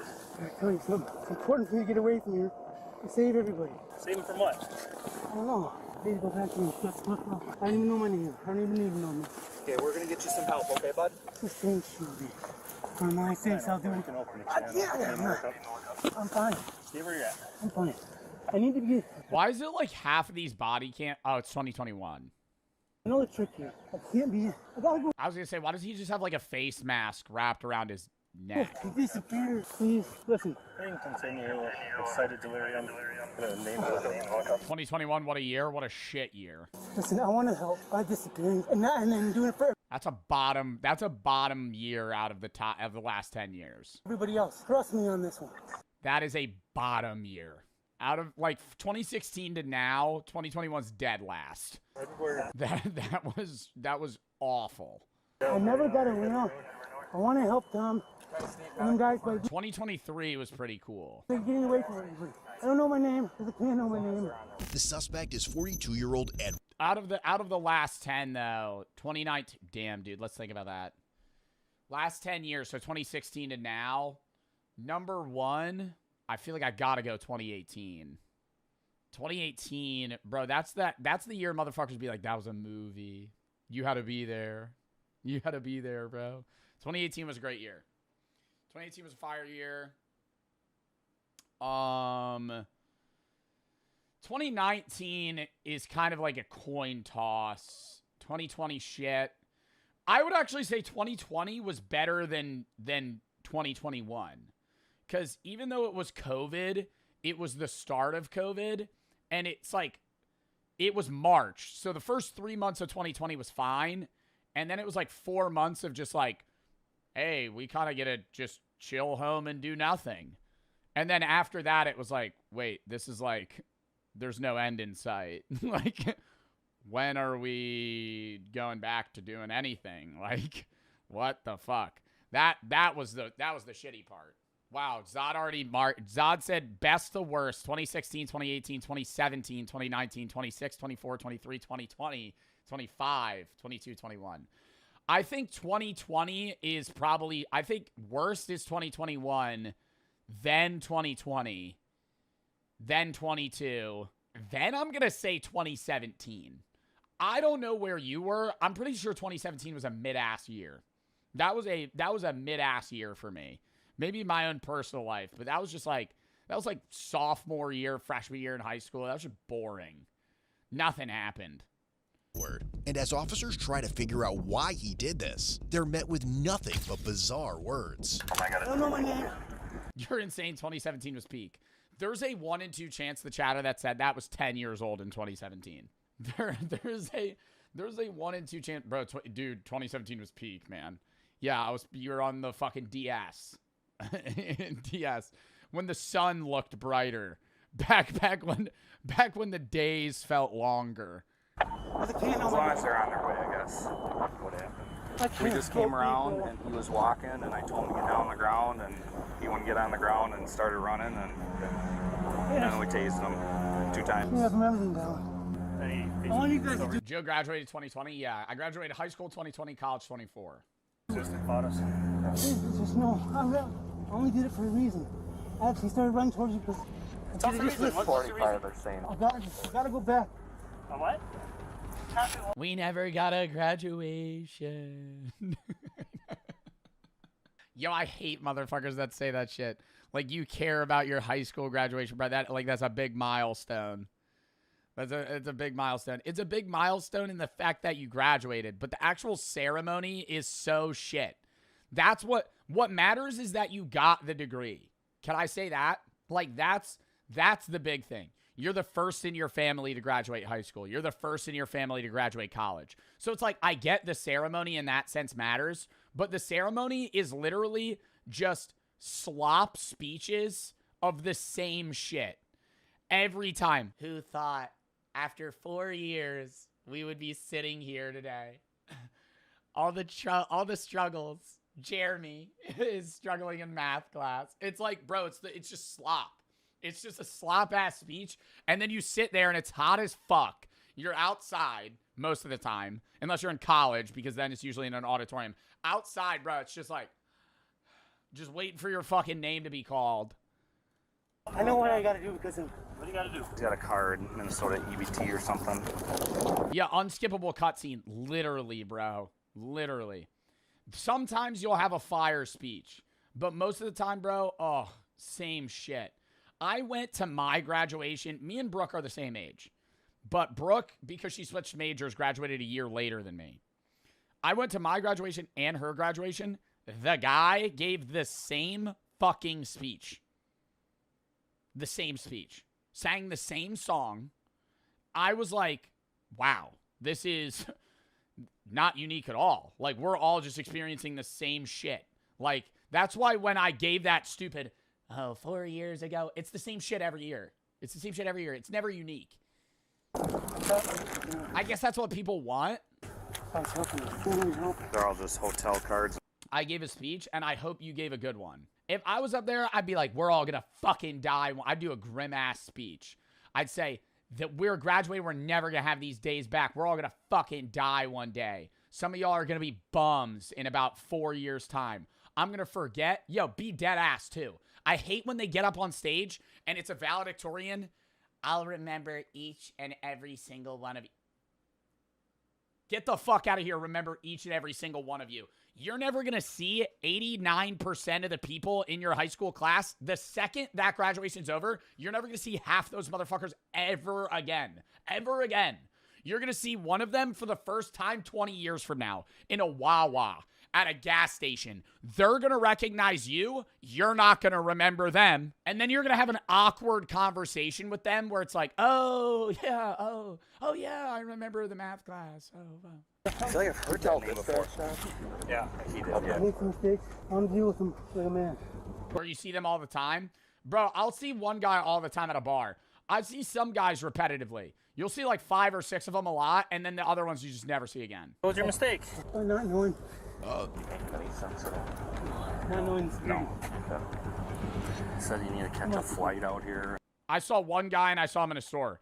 And then you're gonna have a situation where you see the guy that you graduated from high school with, and he's your cashier at a local coffee shop. And you order from it acting like you're not looking up at him or you just don't know him. Ever have that? Ever have that? Ever have that? Ever been somewhere where the person waiting on you or you're interacting with, you do know, but you haven't talked to them in like 5 years. So you kind of just act like you don't remember them when you really do. And they do the same, but they also know you. And it's like this really awkward, like, hey, like, remember we used to be friends like 5 years ago for like 6 months and now we don't talk at all anymore. It's like, well, you're not going to bring that up. So I just go, hey, yeah, I'll have a iced latte with almond milk and sugar-free vanilla. Thanks. Is that all? Yep. Thanks. Thanks. Yep. And then we stare at each other and then awkwardly leave. Get to the airport. I actually saw him walking on Dawson Avenue. Was he carrying something? He had a bag. I saw that too. Yeah. I should actually ask this airport guy if he can go down and look. That's rude. Bro, it's so much. I'd rather that be perceived as mildly rude than me to be like, remember? So, what you been up to? Because I know neither of us want to have that conversation, right? We're not in each other's lives anymore. We don't care about each other's lives anymore, right? Do I care about them as an individual? Yes. But, like, do I care enough about their life to be like, so, what have you been doing? No. And they don't care about mine either. So I'm not going to sit here and fake this shit where it's like both sides are being like overly nice. For it? Where do you want to go? Get away from. You don't care about them? Well, it's just, bro, it's like a motherfucker you knew. I'm pretty sure. They care about you because you're famous, be for real? Maybe. He had a bag. Bro, that's the number one thing. I see a motherfucker I knew in high school. Yo, how much money do you make? With him. Every time. First question out of their mouth. It's one of 3. One of 3. How much money do you make? Do you know the entry point of where he came in? Oh, hey, nice to see you too. How you been? Anyways, back to the guy that's on drugs on the tarmac. He had a bag with him. Do you know the entry point of where he came in? I was in the fire station and I heard a bang. Wait, I knew that guy from high school. He's laying on the ground. Remember me from Mr. Davis's AP Bio class. And then I looked outside and I saw him running on the ramp. So I assume he jumped the fence right on the north side of the fire station there, in between the towers. Can you just travel the grassy area and see if there's a bag for us? Yeah. So just, if you find one, pick it up and we'll take it. So. Yep. This airport operations staff member would later inform the officers that even when they had approached Edward, he had only told them that he needed to save the people in the terminal. You're not gonna get goofy on us if we sit you up on your butt, right? Might be a little easier for you to breathe. Sit up on your butt. You're right there for me, okay?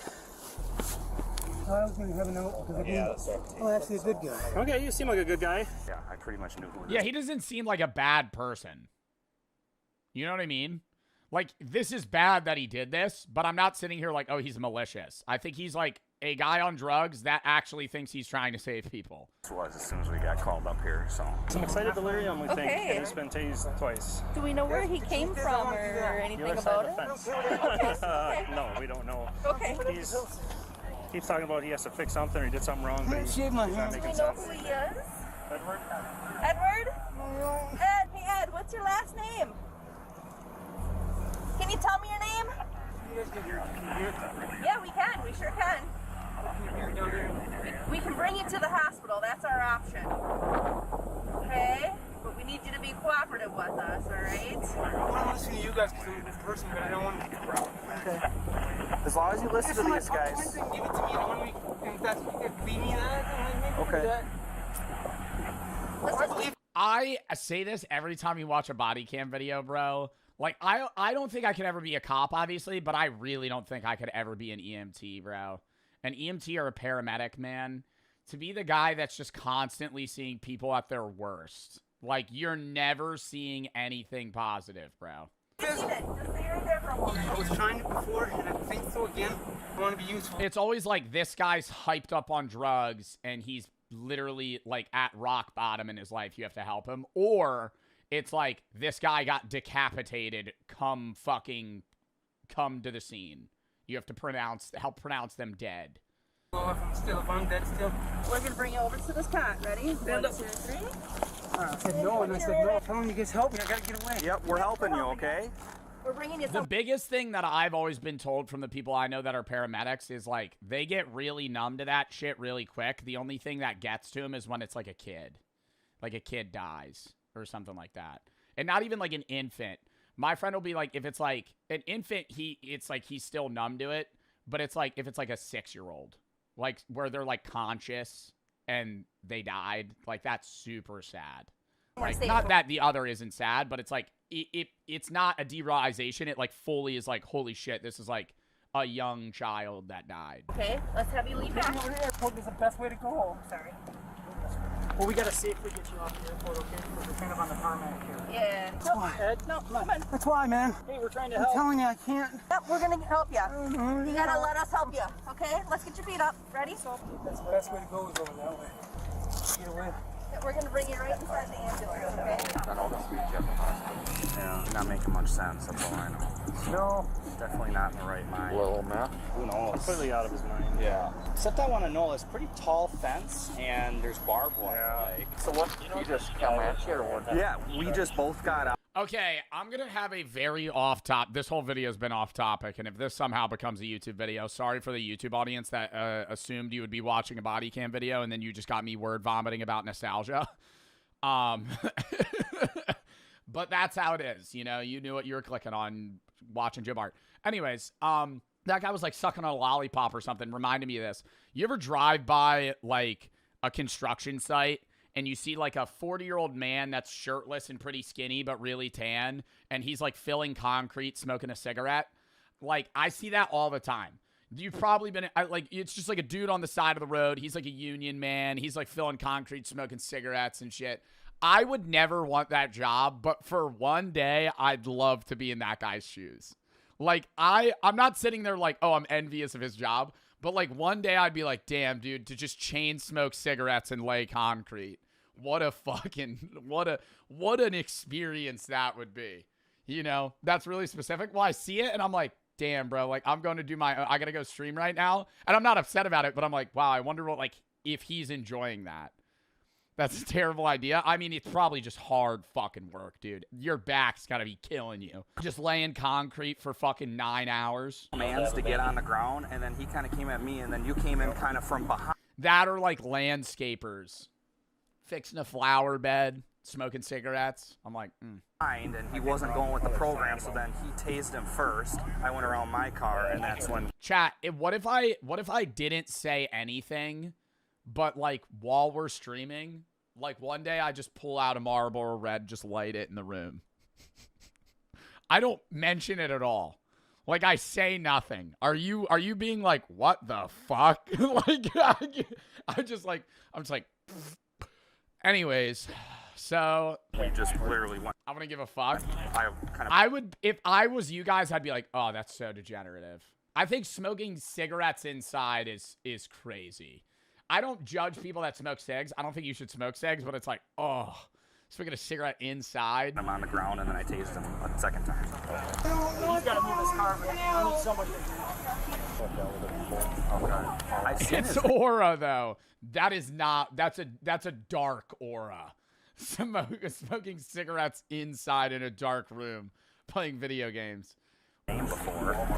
That's a devious aura. Reminds me of like a little MMA fighter type guy. You know what I mean? Like, he just has no idea. He doesn't feel anything. No pain or nothing. Just, thanks for coming home and playing.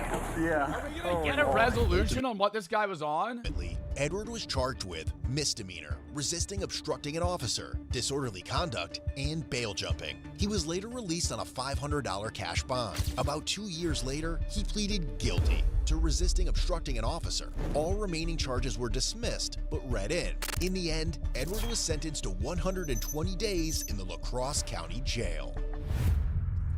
I don't know. That's not, like, that bad. Like, I get him having to serve time because he, like, went on to, like, an airline, like, or, like, a airport tarmac and shit. But I'm like, bro, I feel like he needs to get help for whatever he was on. You know what I mean? I think that's the big thing. It's like, I don't think if he wasn't on fucking drugs, he would probably not have gone on there.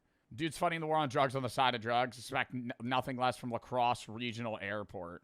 La Crosse, Wisconsin. Me on the other side of Atlantic Ocean, Sweden, getting ready to eat lunch in front of a YouTube video. Ah, shit. Here we go again. Wow, I never thought about that. Like a random European that's never been to the United States just knowing a specific city in Wisconsin because of body cam videos. Oh, we got another Tallahassee cam. Here we go. It's just like having niche knowledge about rural fucking American cities where there's just people that do crazy shit. Next video.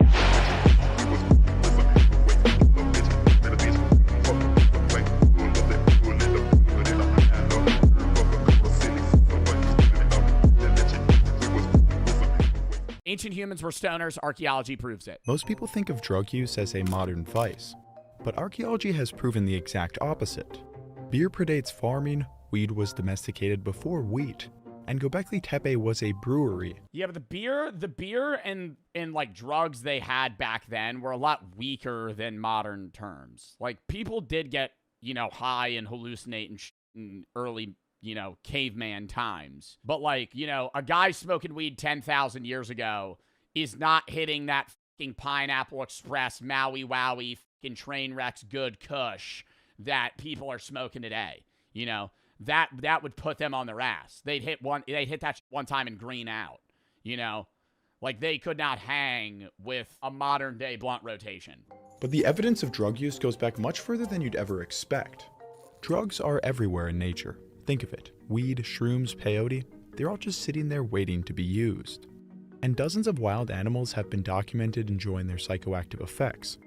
Birds get stoned on marijuana seeds, and elephants— What? Birds? Like hummingbirds will eat marijuana seeds? That's fucking so funny. Get drunk on any fermented fruit they can find. Oh my god, he's fent-folded and his nuts are out. Jesus. This is a low light for this elephant. Like sex, hunger, and thirst, the pursuit of intoxication can never be repressed. It is biologically inevitable. But from an evolutionary perspective, this is difficult to explain. Birds drunk on fermented fruits fly headfirst into windows, while disoriented— I feel like they do that either way, dude. Monkeys ignore their young and wander off into the jaws of predators. Ooh. Intoxication is dangerous and often leads to death. If we are truly the product of natural selection, what could explain this? According to ethnobotanist Giorgio Samarini, the risk is worth it because intoxication promotes lateral thinking. Lateral thinking is thinking outside the box, without which a species would be unable to come up with new solutions to old— Well, isn't that part of the idea of how, like, there's a theory, the stoned ape theory, that, our ancestors that we have in relation to modern day great apes got really high on mushrooms, and that sparked a downturn that led us to being modern humans today. Like, they took mushrooms or some sort of hallucinogenic like peyote and, trip balls and went, oh my god, maybe I should cook my food or something crazy. And then they were able to fucking, slowly evolve. Problems and eventually go extinct. Intoxication is therefore a useful evolutionary survival strategy, and the implications of this idea for human evolution are profound. And that brings us to a bold theory. What if what helped us ascend from primitive ape to tool-using human was getting high? The stoned ape— I think the stoned ape theory has a valid premise, but I don't think it's the only thing. Like, I don't think the reason that humans are evolved as a species is because we would get fucking high all the time. I think it might have played a small part in like certain advancements that humans made, and not obviously, but like potentially religion. You could argue that a lot of things that people believe spiritually came from hallucinating. But I don't think that's like the only reason that we're where we are now. Theory proposes that psilocybin mushrooms drove evolution forward, making us more intelligent, socially complex, and successful. The truth is that psychedelic mushrooms were abundant across the environment our ancestors evolved in. These early humans, such as Australopithecines, mainly ate plants, and mushrooms were certainly on the menu. There is no doubt that ancient humans ate psilocybin mushrooms and experienced the mind-expanding effects. Philosopher Terence McKenna, who came up with the stoned ape theory, proposed that shroom consumption by early humans gave them an advantage while hunting and foraging. Terrence McKenna also made penis envy mushrooms, right? He based this on a study which found that psychedelic mushrooms could increase edge detection and visual acuity, helping our ancestors hunt and forage more effectively. The shrooms may have also increased sexual arousal, leading to a reproductive benefit. Higher doses would dissolve the ego, leading to a more selfless and efficient group. So the mushrooms were there, our ancestors were eating them, and they genuinely altered the mind. So did they make us human? McKenna was harshly criticized by academics and not without reason. The study he based his whole hypothesis on actually concluded that psilocybin may not be conducive to the survival of an organism. The sexual arousal claim— I don't think it's conducive for the survival of the organism, but I think he has a valid point in that, like, it could provide some sort of benefit. I don't think it's the reason we're where we are, like I said, but I could so see how, like, a weird middle evolved, like Australopithecus, a weird middle evolved, like, half ape, half man looking hybrid that can't really speak, but understands life at a more complex level than an ape would, eats mushrooms, and has, like, an aha moment. I don't know what that would be, but, like, maybe being, like, an inward better reasoning, like, oh, fuck, I'm alive. You know, having that, like, oh, shit, I'm a real thinking thing in, like, some way. Like, I could see that. Had no scientific backing either. But most importantly, the effects of shrooms are temporary and are not passed down to your offspring. But academics— Yeah, but, like, neither is most of the shit that we have today. Like, the majority of human experience and knowledge is passed through generations, through teaching. That's why, like, the first third of your fucking life— not first third, first fourth-ish of your life is just school, because you're not like a dog, you know? You don't just get given the skills that you need when you're born. Like, if you didn't go to school, you would be a fucking idiot. Like, I know a lot of the shit they teach in school is stupid and useless, but, like, if you never went to school, you would be a dumbass. You would be stupid as fuck. Like, that's why you at least need to get through, like, elementary school to learn how to read and write and do basic math, because that's, like, something that you kind of just need on a day-to-day basis. didn't reject the stone ape theory because ancient humans weren't eating mushrooms. They rejected it because McKenna overclaimed what those mushrooms did. The mushrooms were School system hasn't changed. Yeah, you need some of that knowledge. No, I agree. That's what I'm saying. It's like, I don't think a lot of the stuff that school teaches you is, you know, specifically useful to your life in general, but it gives you general knowledge that makes you averagely a smarter person. You're better at problem solving. You're better at adapting to situations. You're better at learning. You're better at working, you know?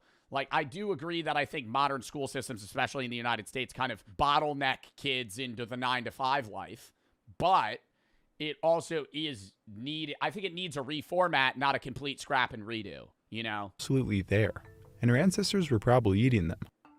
They may have helped our ancestors with the lateral thinking that is needed to invent new tools and strategies. So did shrooms make us human? Probably not on their own, but they almost certainly had an effect on the evolution of lateral thinking. Psilocybin mushrooms are one of the most potent mind-expanding substances out there. During times of hardship, they may have helped our ancestors come up with new solutions to age-old problems. Unfortunately, finding direct evidence for this is impossible, but hard to deny nonetheless. I also love just thinking about a bunch of Homo erectus just sitting around tripping in Pleistocene Africa. Imagine being stoned in an— And I wonder, like, you know, there obviously had to be a time where they ate the mushrooms and didn't know that it would make them hallucinate, and then it did, but then there had to be a point where they started looking for them. Like, the earlier human ancestors made the connection that these specific mushrooms make me trip balls. Let's look for them. Like, they wanted to have them. environment with giant baboons, lions, paranthropus, and all you have to defend yourself is a— Those are so uncanny. This form, is this this is an Australopithecus. What is this? This form of human, like, is so creepy to me. It's like what Uncanny Valley is. Paranthropus, and all you have to defend yourself is a wooden spear. The more you learn about human evolution, I swear the more absurd it gets. And as it turns out, shrooms were just the beginning. As our species evolved, mushroom use became institutionalized. Shamanism is one of the oldest spiritual practices on Earth. It is built entirely around altered states of consciousness. The shaman often ingests a substance, accompanied with dancing and drumming that allows them to enter the spirit world. Here, they obtain knowledge and wisdom to bring back to their group. It's the same exact lateral thinking we talked about earlier. except now it has a job title. Our earliest evidence comes from Europe around 40,000 years ago, where archaeologists have found bone flutes, hybrid figurines, and abstract cave art. Depictions of human-animal hybrids are highly indicative of shamanism, because in traditional societies, shamans often wear the costumes of animals to gain their power. There is no doubt that shamanism was common throughout the world this early on. One of the coolest things we talked about in my philosophy class was like when you look at cave paintings throughout time, the coolest transition to see, I've said this before on stream, but the coolest transition to see is like when they went from painting other things they saw to themselves. Like the first hand paintings and then like individual stick figure drawings of like caveman families is the coolest, because it's like them at like it's showing that they know they exist, not just like a biological feeling or strive to move forward and eat and survive. It's not all biological. Like they had abstract thinking beyond just survival needs. They were like, holy fuck, I actually exist. And then they were able to like paint that, versus earlier cave paintings where it's like maybe they had a level of consciousness that's obviously on a higher realm than most species, but like the inner understanding of self wasn't fully built yet, because they were still drawing things they saw and they had some interest in art and painting, but it was like they never made themselves yet. And they almost certainly were consuming psychoactive substances. Shamans in Siberia conduct these traditions with mushrooms to this day, and their culture traces directly back to the Ice Age. But an incredible site in North Africa finally proved this connection. In the Tassili Na'ajer Plateau in the Sahara Desert, there is a cave painting depicting something profound. A strange masked figure with mushrooms growing out of every surface. His hands... See, that's so awesome, bro. Some dude tripping fucking 30K years ago made that. Is that his dick? hands full of shrooms. The distinctive round caps almost certainly represent... Is he peeing? I don't... ...psilocybin mushrooms. But the figure isn't alone. Around him, figures dance in elaborate costumes, while others make love. Yo.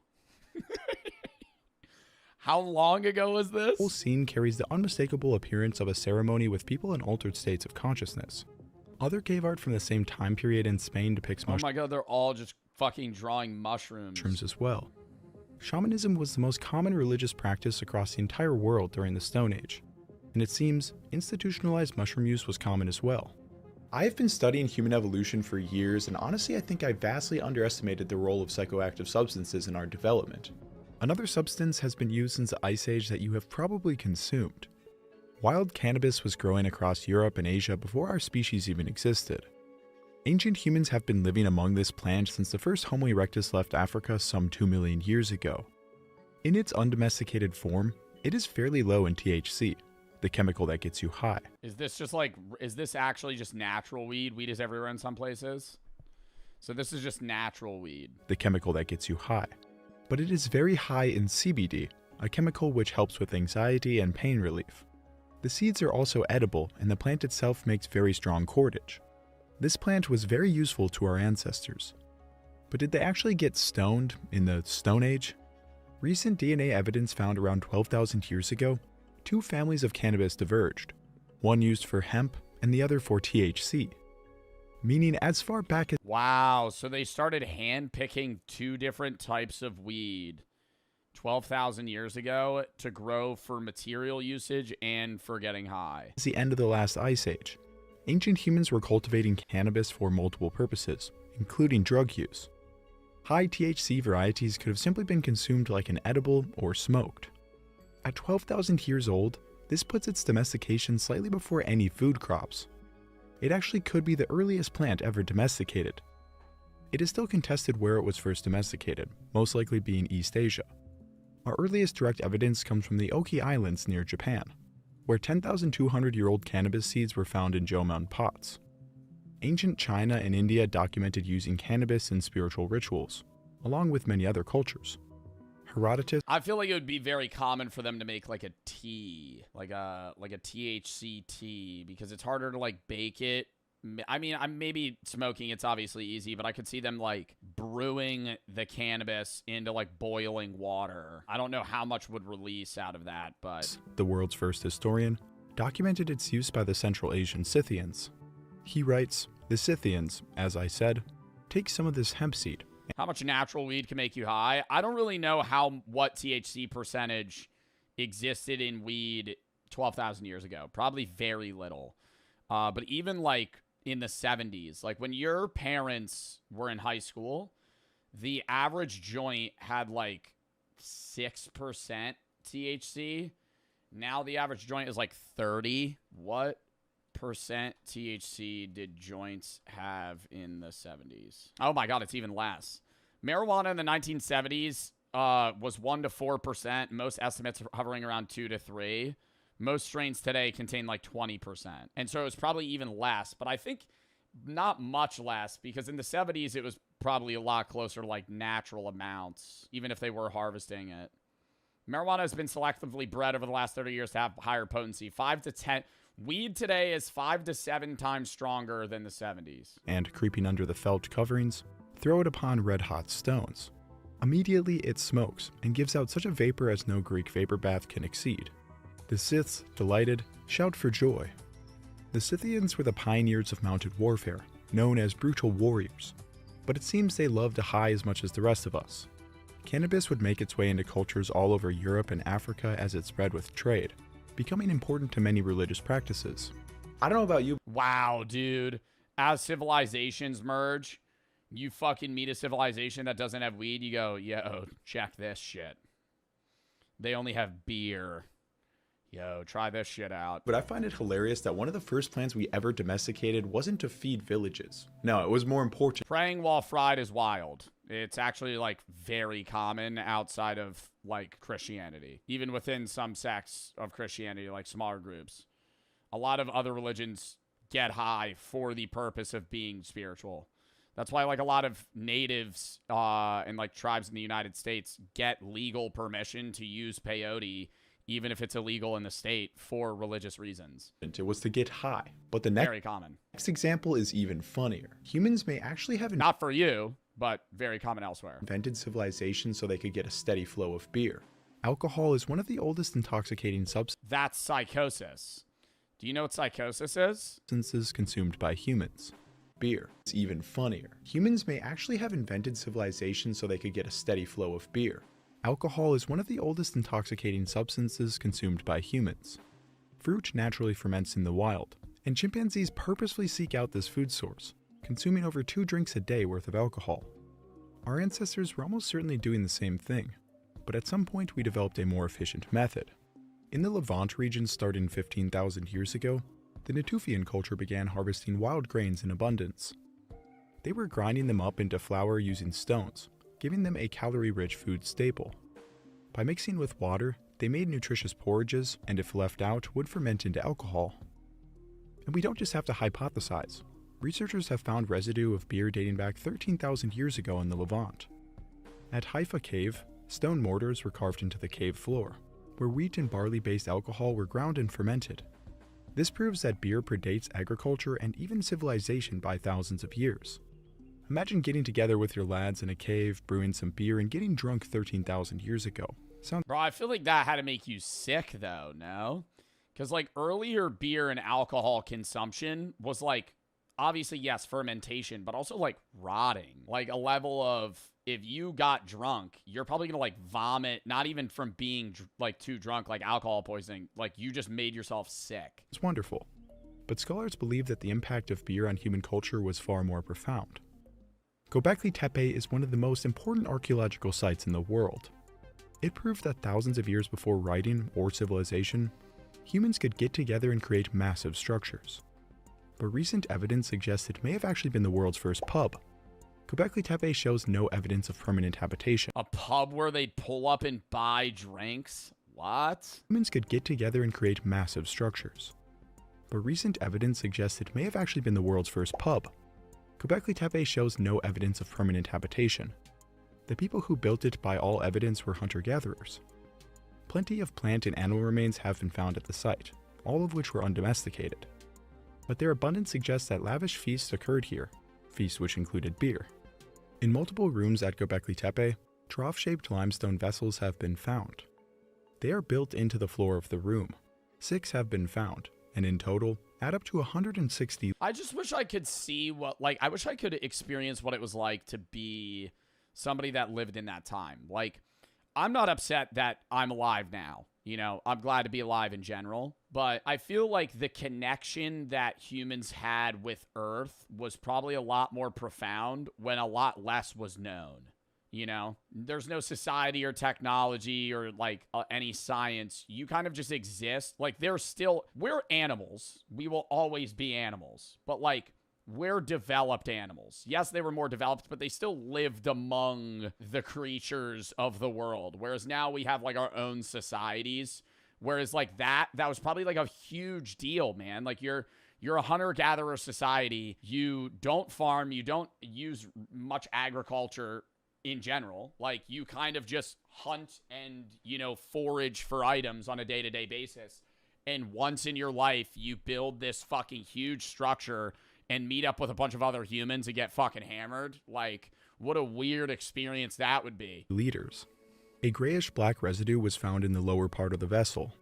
Chemical analysis found evidence of oxalate. Oxalate develops during the steeping, mashing, and fermentation of cereals, and can indicate the production of beer. It is still contested if this proves for certain that beer was being produced, as old porridge could hypothetically leave the same trace, though many scholars are convinced beer was being made.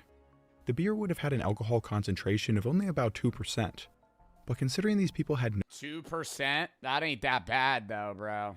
For fucking 12,000 years ago. no alcohol tolerance, Drink a gallon of that? Yeah, no alcohol tolerance, they get hammered. and there was about 40 liters in one trough, the effect would have been noticeable. But beyond the fun that may have gone along with consuming alcohol, beer was safer to consume than water in these days. Thus, it was nutritious and safe. The vessels are often... Doesn't that even like transition to like even like the 1200s or like the like after, you know, like modern day, like Anno Domini AD or CE rather. Beer safer than water? Yeah, because of its alcohol contents, there's no like bacteria. Like, if you drank water, it might make you sick versus drinking beer, which is safer to drink. Surrounded by benches which could have sat more than a dozen people. The perfect structure for communal feasting and drinking. Getting drunk with your tribe at Göbekli Tepe must have been a great time. These feasts were clearly important to bring large groups of people together to bond, share ideas, but also to move massive stones like those found at Göbekli Tepe. To supply these feasts, they gave young teens beer and wine. It was a long time ago. It was super normal. Yo, 6 grams. That's like mad normal in Europe today. That's not a historical thing. That's like very common in Europe that like a 13-year-old will drink wine at dinner or some shit. Like with their family. Not like drunk, but like, isn't that common? I feel like that's common in Europe, no? Because like the drinking age is lower too. Yeah, it's many common for teens like 14 and younger to have small amounts of wine or beer at family meals, as it's viewed at meals, not mirrors. It's a more cultural component, dining rather than a forbidden activity. In Southern Europe and Germany, table wine is consumed by teenagers quite commonly. More grain and meat was needed, possibly helping to spur on the domestication of both plants and animals.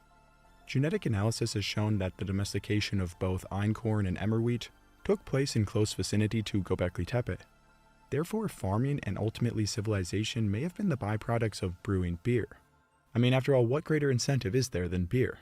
And the more you think about it, the more it makes sense. The consumption of alcohol helps communities bond, relieves stress, but also leads to that lateral thinking we were... Dude, that's like one of the weirdest things about like, I guess like drugs or mind-altering substances in general is like, it is such a social thing. Like, people drinking together is a social activity. Like, one of the biggest things people note about like quitting cigarettes is like, they lose friends. And I'm not advocating for cigarettes smoking. I just think it's fascinating that like people that smoke weed together usually just have something in common or are more likely to be friends. If you have a coworker that smokes cigarettes and you smoke cigarettes, you guys will probably be more likely to be friends than somebody else because you guys will take cigarette smoke breaks together and talk. Like, yeah, having an interest in some random, you know, mind-altering substance will make you more likely to meet people in some way, like, it's odd. I'm not saying it's good. It's bad in some regards, but... talking about earlier, and this may have led to new ideas in these communities. But every drug we've mentioned so yeah, it's sharing an experience, true. far are tame compared to what we discovered in the Americas. In South America... Wouldn't be a true friendship, though? You could say that about most friendships you have. True friends are far and few between. Like, a true friendship of virtue is, like, 2 people in your life, maybe. The majority of friends you have are circumstantial and based off of, like, you sharing interests and liking being around each other. Like, if you play basketball and your friend plays basketball, you both are friends because you both play basketball, right? First and foremost. You might be friends after that for another reason, but the same thing could be said about, like, you're friends with somebody because they also smoke cigarettes, and you met each other at work, and you smoke cigarettes and have cigarette breaks together, and then you hit it off, and now you're friends. It's like the same shit. A variety of incredibly potent drugs have been used since the Stone Age, one of which is coca leaves.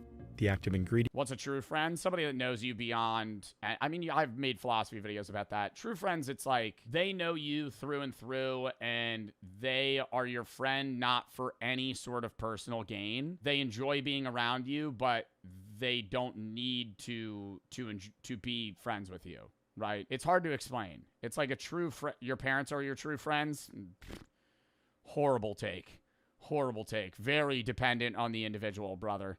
You cannot say your parents are your true friends. Maybe your parents are your true friends. You could not say that about everybody. There's also a definitive love dynamic that exists between parents and their kids, and I will agree with that fully.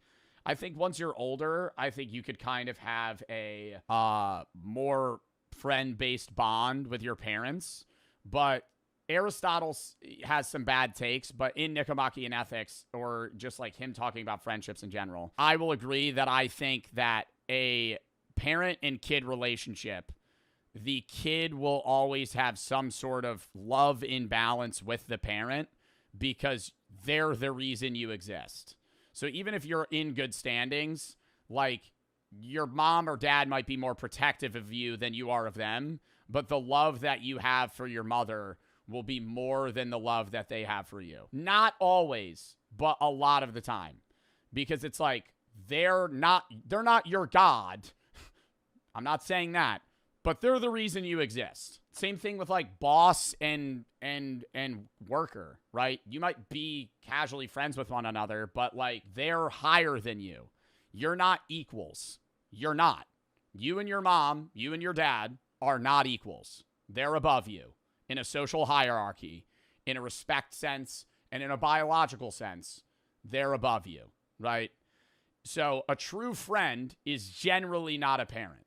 It could be a sibling, it could be just a regular friend, it could be a cousin, but not of somebody that is seen. That's a bad take. I don't think it is.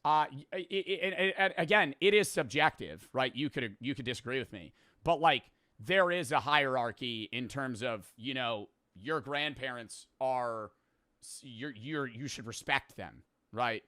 Obviously, you could have a shitty father, shitty mother, and that's a different scenario. But I'm saying in a general, just blanketed paper sheet of social hierarchy, your parents are above you, and your grandparents are above them. It's a respect your elders type thing. And of course being cocaine. Coca leaves... What? In South America, a variety of incredibly potent drugs have been used since the Stone Age. But chewing cocoa leaves, not making cocaine. Which is coca leaves. The active ingredient, of course, being cocaine. Coca leaves naturally grow all over the Andes. Chewing the leaves provides a mild energy boost and relief, but of course ancient humans found a way to intensify their effects. Archaeologists excavating a house from 8,000 years ago found coca leaves on the floor, and along with them were pieces of calcite. Calcite helps to release organic compounds. When combined with coca leaves, it creates a much more intense high. The quantities of the leaves suggest that the wider community was coming together to chew coca leaves recreationally. And every day, dude, because that shit's addicting. It's not like, oh, this was just like something like you could say it's like, oh, more of a spiritual thing with like hallucinogenics, but stuff like cocoa leaves that's like super abundant, bro, they're probably high all day. And the time period just so happened to line up with the explosion of systematic farming in the region. So coked up farmers were spearheading civilization in the Andes. Guys, I'm starting to think that drugs really did create civilization. Coca would remain popular. I don't see a civilization that, I don't see a world where like humanity exists with zero mind-altering substances. Like the average person is not necessarily addicted to, but uses either nicotine, alcohol, weed, mushrooms, or some sort of substance. Caffeine, another thing. Nobody talks about that. Like probably 80% of the people in this chat use caffeine. Like that's a mind-altering substance. It's a stimulant. Popular as cultures rose and fell in the Andes. Ancient pottery depicts people. It's very rare there's somebody that does nothing. Nothing. It's very rare somebody just doesn't have caffeine, they don't drink, they don't smoke, they don't use nicotine, they do nothing. It's very rare. With bulged cheeks. There's people that do it. I'm not saying, like, but then even the people that do it are usually obsessed with something else. Sugary drinks, others, like, they look forward to something that changes their brain chemistry in some minute way. Chewing coca leaves. Evidence suggests it became part of elaborate and often deadly rituals. Mormons, but Mormons are obsessed with soda. Mormons are obsessed with soda. Are they not? Isn't Sodalicious and those other companies that exist in Utah like super fucking popular? The Amish. Do the Amish use anything? I feel like the Amish can drink occasionally, no? Outside of Room Springer, like tobacco. Some Amish people smoke tobacco in more conservative or traditional old order communities, where it's often considered a tolerated traditional habit, especially amongst men. Nicotine. While Amish people frown upon it, some groups prohibit it, others grow their tobacco, smoke cigars, pipes, cigarettes. I mean, it depends. It's probably the specific sub-niche community. And this brings us to one of the most haunting archaeological discoveries of all time, the children of Lula Ilico. In 1999, a man hiked Lula Ilico, one of the tallest mountains in South America. Here he discovered a strange stone structure with 3 children inside. Due to the cold and dry conditions, they were almost perfectly preserved, except for one which was struck by lightning at some point. They were buried along with figurines made of precious metals and other grave goods. Analysis found that the children were sacrificed in an Incan religious ritual taking place around 500 years ago. They were drugged with an immense amount of coca leaves and corn beer, and they seem to have died in their sleep and placed atop the mountain. The practice of ritual sacrifice in the Andes was intended to ensure health, rich harvests, and favorable weather. While certainly barbaric to us, it was different times back then. Human sacrifice was once incredibly common across the ancient world. Oh my God, where was it? Was it in the Mayan culture where they would kill somebody every day and rip their beating heart out? No, it was the Aztecs. Did they do it every day? Did the Aztecs rip someone's heart out every day? The priest would rip a heart out, place it in a bowl held by a statue.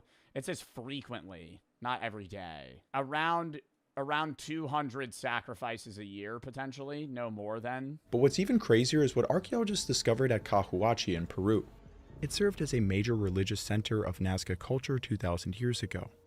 Due to the very dry... Is penis envy the reason you haven't taken shrooms in a while? No, I just haven't wanted to. But yeah, I did have kind of a not a bad trip, but like, I don't know, bro. That shit was horrible. The trip wasn't horrible. That shit was fucking way too strong, man. That was like bad. I don't take shrooms, by the way, but like, holy fuck, man. It was because normally, like, I have taken shrooms like 10 times. And I'm not advocating for the usage of them. But like, every time I've taken them, I've always known I was going to take them like a week prior. And the last time I took mushrooms, my friend was like, the day of or the day before, was like, you want to take them? I'm like, oh yeah, I'll take like a gram, something light. And I think I took like a gram or a gram and a half, but it was of penis envy, which is way stronger and it has more psilocin and psilocybin than like a regular mushroom, like psilocybe cubensis or enigma mushrooms or like golden cap mushrooms or whatever they're called, golden teachers rather. And so I take it and I just start, dude, it's like 15 minutes in and I go, oh, I'm tripping. And then I was like, this is gonna be, I'm not ready for this.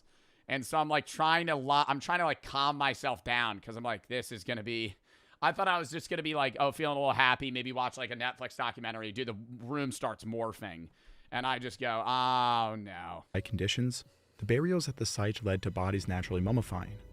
Many of these people were sacrificed, 4 of which were trophy heads. But their preservation gave researchers the opportunity to chemically analyze the hair of 22 of these ancient people. They found evidence of not only coca, but also ayahuasca. Ayahuasca contains one of the most powerful psychedelic substances on Earth, dimethyltryptamine, also known as DMT. Users describe how it can pull you entirely away from reality, including encounters with entities from other realms. Researchers think that the mummies at Cahuachi were given ayahuasca to calm and disorient them before their lives were taken. But ayahuasca... What a horrible way to die. Oh my god. You're tripping balls and then they kill you? Yikes. ...had to be imported all the way from the Amazon. Here it was used for shamanistic rituals for thousands of years. Its powerful psychedelic effects were clearly quite useful for shamans. There are many ways to create the drug, as multiple plant species naturally have it. The most common method is by boiling a specific root and the leaves of a specific shrub. The mixture is drunk with the guide of a shaman. Another method involves smoking Andinothera beans. And in Argentina, a pipe made from the bone of a mountain lion was found with traces of DMT dating back to 4,000 years ago. It is insane to think that some guy 4,000 years ago was smoking DMT in the Andes. But another extremely powerful psychedelic substance was... Yeah, I mean, that... Dude, I'm telling you right now, if I was alive 4,000 years ago, I would probably be more spiritual than I am. Like 100%. If I was the dude in the Andes, no technology exists, not a lot of modern, like, science exists, and I don't really understand the world around me, and I just start tripping balls in the mountains, I'd go, oh my god, like, there's like purple beings or whatever they like. I think it's common that you see like a purple being on DMT or something like that. I would believe in that shit 100%. Used in the Americas even earlier. Peyote is a tiny unassuming cactus, but inside of it is mescaline. No reason not to. I'd be like, well, that was real. An incredibly powerful psychedelic substance. The plant produces it to defend against herbivores, as it is incredibly bitter and disorienting. But of course, ancient humans found a way to turn it into a powerful psychedelic experience. An archaeological dig in Texas found evidence that Native Americans have been using this plant for at least 5,500 years. Medicine men would use it during shamanic ceremonies to heal their communities and acquire wisdom, an unbroken tradition that dates back to the Ice Age in Eurasia. When Europeans made it to the region, peyote was documented among dozens of groups including the Apache, Tonkawa, and Comanche. As the tribes were colonized, and the government tried to destroy native culture, peyote was made illegal. But famous Comanche chief Quanah Parker fought hard to maintain the use of peyote in his people's spiritual practices. He created a spiritual movement blending aspects of Christianity with indigenous beliefs and peyote use. He famously said, "The white man goes into his church and talks about Jesus. The Indian goes in his teepee and talks with Jesus." This quote explains just how intimate the role of peyote was in many Native American cultures going back thousands of years. But the practice of speaking directly to the spirit world wasn't limited to the Americas. Another substance may have actually inspired some of the most popular religions on Earth. The poppy plant is one of the wildest plants out there. Opium? It naturally produces both morphine and codeine, both of which are incredibly potent narcotics. The unripe seeds produce a milky substance that, when so religion's made up from drugs? No, not necessarily. But I think if you want the Joe Bart take, I think that religion was created through sociological needs as well as like drugs, yeah. More, what is it called? What is the study of civilizations? Anthropology, I believe. Anthropology, study of humanity, yeah. If you look at anthropology throughout the years, like certain societies that live similar lives but are on different continents come up with very similar religions depending on the type of life that they live.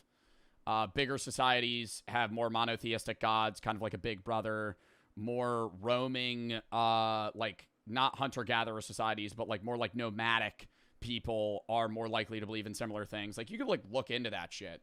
But, I mean, like, that's one of the reasons I'm not religious. But that's what I believe. I'm not saying it's definitively true, because there's no way of proving it. But dried is referred to as opium, which the connections are there. Can be eaten or smoked. And ancient humans knew just how powerful it was. As far back as 8,600 years ago, poppy remains have been found in sites across Europe. The plant seems to have been domesticated as early as 8,000 years ago around the Mediterranean. Now, they may have just been eating the ripe seeds, though it wasn't a leap for them to find out that the unripe seeds can give you an incredible high. Stone Age farmers across Europe and Asia were consuming poppy seeds, and in all likelihood, getting high. By the time civilization emerged, we know for a fact that opium was well known. The Minoans even had a poppy goddess. Ceramic vessels have been found with a figure in a strange position with poppies protruding from their headband. The largest known statue of the goddess was found near a tabular vase used for inhaling opium smoke. Opium may have been the basis for cultic rituals that would have influence on later Greek traditions. The Sumerians were also fond of opium poppies, which they called the joy plant. Sumerian priests used opium to reach a higher state of spirituality. At a 4,000-year-old palace in the Syrian city of Ebla, archaeologists found traces of poppy alongside other medicinal plants. The room's location at the heart of the palace, combined with cuneiform tablets mentioning priests taking unknown ritual beverages, strongly hints at ceremonial usage. Like in Greece, opium was used in cultic rituals by the upper classes. Many of the religions of the period and in the modern day may have some ties to these early drug-fueled rituals. And with a drug as powerful as opium, I'm not surprised. It is hilarious to realize that some ancient priests in these societies were full-blown drug addicts. Scholars suggest that the impact of these psychoactive substances has been underestimated, and that a drug culture was central to ritual across the ancient world. Drug use in modern times has often been framed as a moral weakness, but in reality, it couldn't be more human. From tripping Homo erectus in Pleistocene Africa, to shamans in Ice Age Europe, to you cracking open a beer on a Friday night, the impulse of drug use is natural. That doesn't mean it's good or bad. I'm just providing you with the historical information so you can make your own decisions without any cultural stigma. And if you enjoyed this deep dive, click this video next. I loved that video, bro. Oh my god. North 02, you are a fucking goat, dude. Makes great content. Was there an advanced civilization before us? Excuse me. I'm adding that to the watch later as well.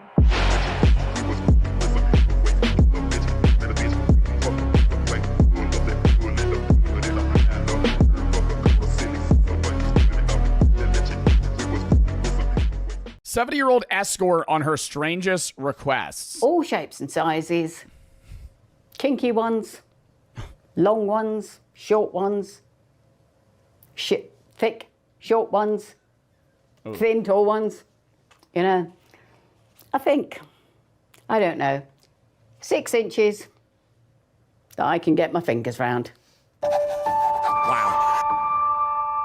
The honesty box? Hi, my name is Caroline V. I'm an escort. I've been doing it for 6 years, and I'm here to... What's the difference between an escort and a prostitute? Escorts, I think, it's like the legal version of it, where you're basically like paying to go out to dinner with them, and they'll go on a date with you, and then coincidentally you end up having sex versus just paying for sex. Day to answer all those lovely questions that you've been dying to ask an escort, but you wouldn't like to ask to their face. What is your This is like one of those Google question reviews. Rate per hour and what's included? Okay, my rate per hour oh no, Granny. Is 120. And 120 an hour? And basically it includes most normal things. So it's all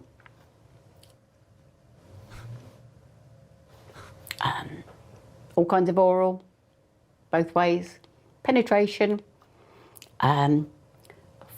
basically fulfilling the fantasies that most guys have had for most of their lives and would like to find a granny like me to fulfill them.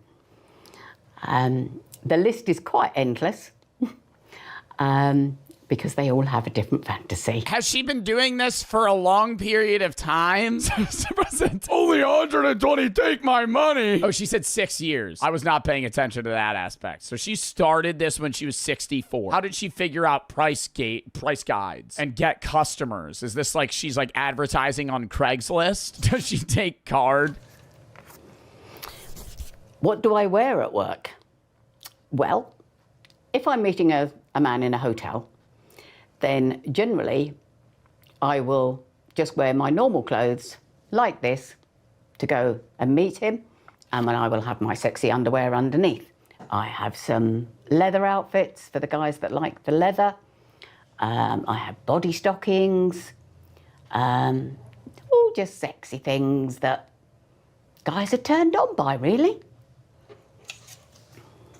This is appalling to me. This is appalling to me. I feel like the reason it's different for me is because I'm hearing it from an older woman. Because if this was like a 30-year-old woman saying this, I would just be like, okay, yeah, it's a part of the job. You know, it'd be like somebody talking about what they do for OnlyFans. How young is your youngest client and your oldest? My youngest client was 20. Bro, but how did he find this woman? Very shy boy. Very nervous. They usually are that young. And my oldest was, now that's debatable. I had a man come to see me, and on his profile it said he was 71. By the way he walked up to my house and Oh, no. She wanted you to let him come to his house? What? Well, I mean, they're that old. They're not really gonna, like, hurt you. But they'd come to her house? That can't be safe. up the stairs in it. And let's just say the condition of his body. And I would say he would be pushing it to have been 81 and was probably even pushing it to be 91. He did admit that he wasn't 71 on the second visit. But to this day, I still don't know. But why would he lie about that? He's paying to get with her. Why does she care? Do you have like an average age of client? Average age of client? Probably like 50s. 40s, 50s maybe. I love ones like this. What's the average penis size? Oh, no. Is this TOS? Is this allowed? You gotta see it through? That's it. Can be that. Or it can be that. That? What's the weirdest request you've had? It's a toss-up, isn't it, between sucking the dog off and doing scat, really. Not quite sure. Me. Oh, poop stuff? Your mind up, really. Which one you think is the weirdest of those? Making a poo sandwich for somebody? Oh, no! Oh, my God. No, that has to be extra, right? A poop sandwich? Oh, get the fuck out of no. I know there's a thing where women will get paid absurd amounts of money from Dubai billionaires to fly out to Dubai, poop in the guy's mouth, and leave. And I think we watched a video on it on stream, and it was these women talking about how they get paid like 40, 50K to fly out for a day, poop on a guy, and leave. But a poop sandwich? Like, you're gonna make him a poop sandwich? And then getting them to smear it all over their face when they're finished. I've got one of those booked for next month. That's gonna be fun. Booked for next month. So there's a guy that's looking forward to this. This is marked on his calendar. Poop sandwich, April 25th. Like, they have to plan this out. This isn't on a whim thing. Yeah, coming up all the way from the Isle of Wight just to eat my poo. Oh my God. Yeah, and so the other one obviously was the dog.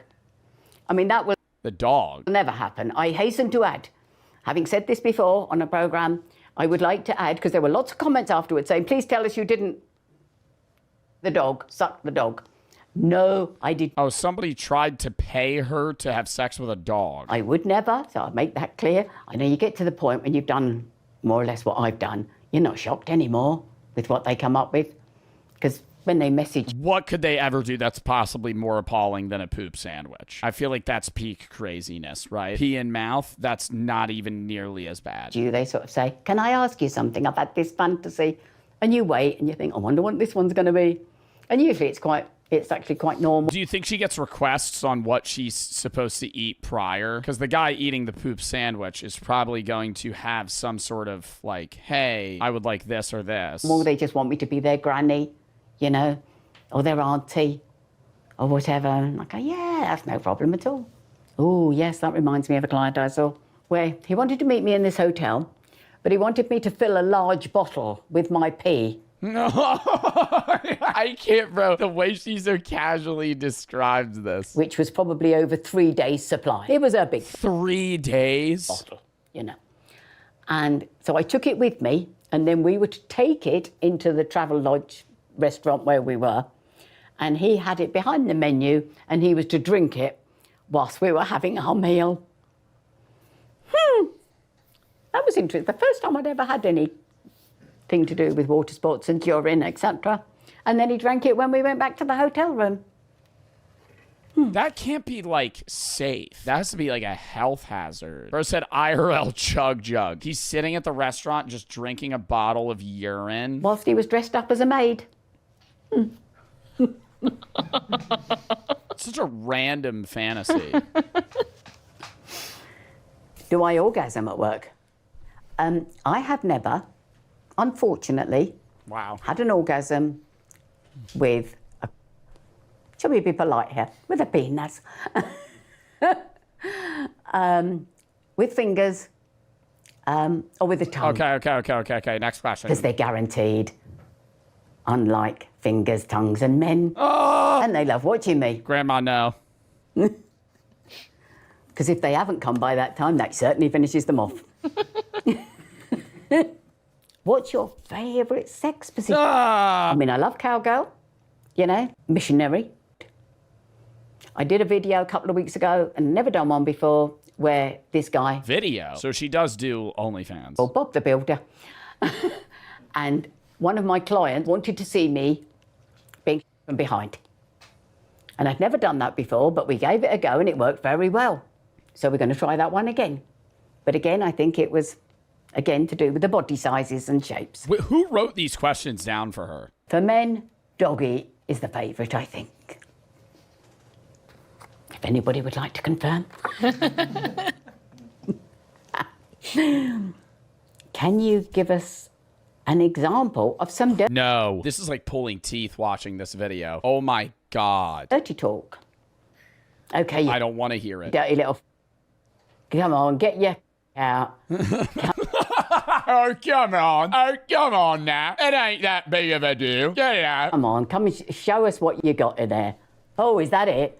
Oh, that's a pathetic little thing, isn't it? Oh, what the? She has customers that want her to berate them. What do you expect me to do with that? Oh, God.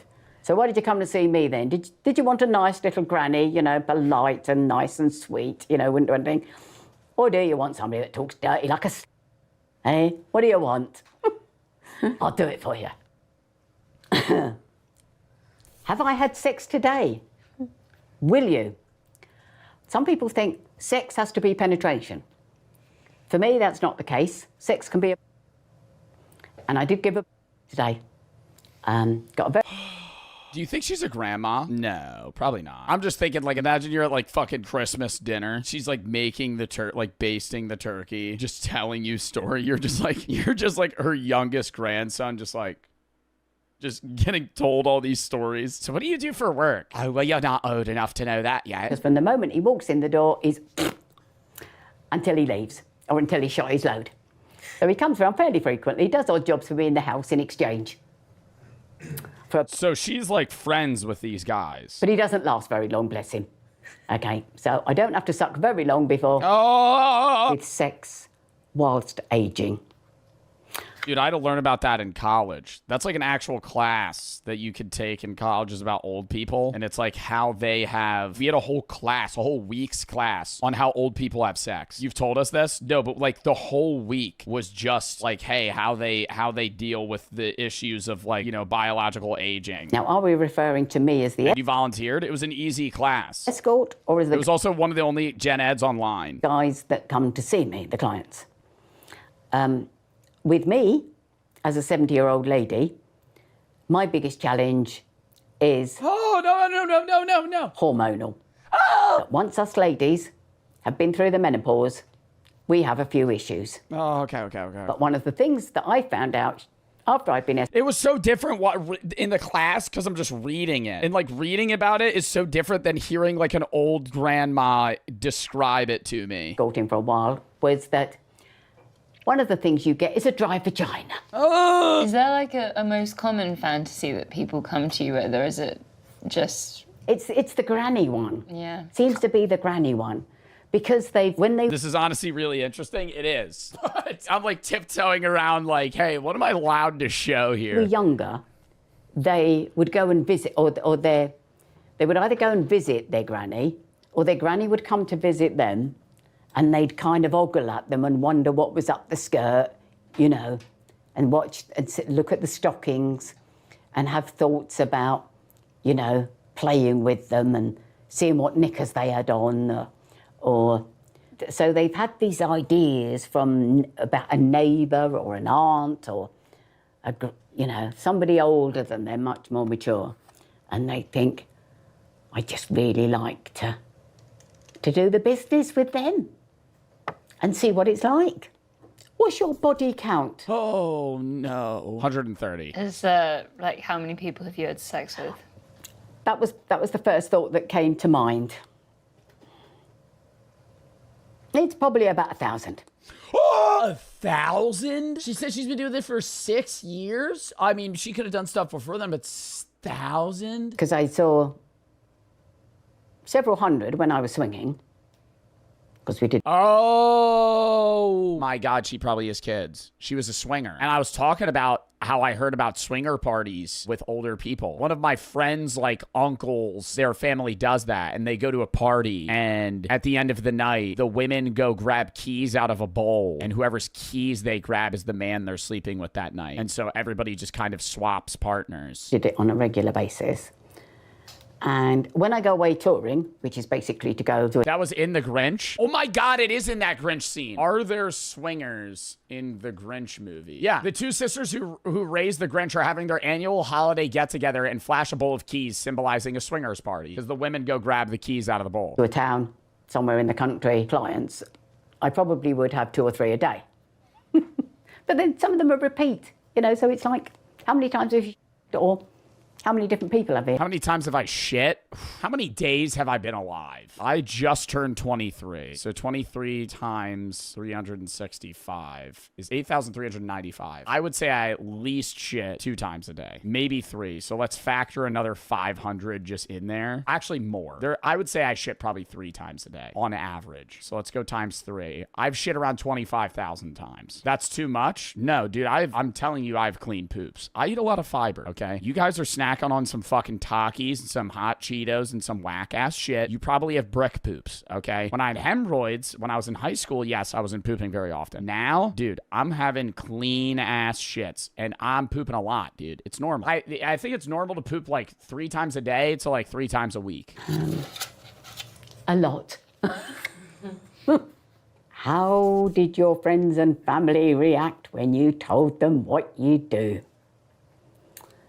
My friend. Well, they probably already knew she was a swinger, so I doubt it was that big of a difference. Thankfully. Well, actually, no. Okay, I've got a mixture of friends. Some who are very broad-minded and said, good on you. I think that's wonderful and amazing. And if you're happy and you're safe, then good luck to you. Then I have some other friends who are Christian friends who I knew many years ago when I was a Christian, for 40 years not having sex. So that's another reason why I'm doing it now, because I'm making up for lost time. How broad-minded is this? Making up a lot, dude. 1,000 people? She didn't have sex for 40 years, and so in the last 30, she's been getting it on. Them. They have a pretty good idea what I do, but they still love me, and they're still really close, good friends, which is wonderful. Till she starts describing, all right, I made this one guy a poop sandwich. He ate that shit faster than a Subway footlong. It's the family. Kind of left them till last, which they wanted to meet a few years ago to discuss how we'd drifted over the past few years. Then I didn't really want to, because I thought, really? No, we've got nothing in common. Why would I? I know why we've drifted, because I know what you think about me. And I don't want to spend time with you. But all I got was a very... Yo, she'd be a chill-ass aunt, though. Not gonna lie. Grandma, I'd feel a little bit different. I'd be like, Grandma! But if she was like your great aunt, I'd be like, yeah, she's fired, dude. Seeing her on Christmas dinners, she has the craziest stories. She'd be telling me about poop sandwiches and shit. I'd be like, yeah, she has unlimited aura. Literally, I could just listen to her yap for 10 hours. Interesting email that said, in view of certain revelations in the media, it was all very formal, you know. In view of certain revelations in the media, we've decided a meeting would not be helpful. Read into that what you will. So I replied saying, if it's about the swinging, you know, you will not find an occupation in the land, whether it's your dentist, your doctor, your MP, you know, whoever, who doesn't swing. They're everywhere. If it's about the porn, so I kind of thought it might be, then all I'm doing is providing a service, you know, to all those men out there who like to twice a day, you know, in the morning when they get up with a hard on and they need something to do. There are millions out there, trust me. Am I bothered? No. As Catherine Tate would say, bothered? No. Good luck to them. If they're happy, that's great. But don't judge me, you know. Yo, she's a chill lady, though. She's like, well, don't judge me. It's not that big of a deal. I am who I am. I mean, she's kind of right. I wanted to buy this lady a drink, just listen to her talk about life. I'd be cracking up, enjoying every second of the conversation. Yeah, dude, she probably has so many crazy fucking stories. That was so interesting. All right, next.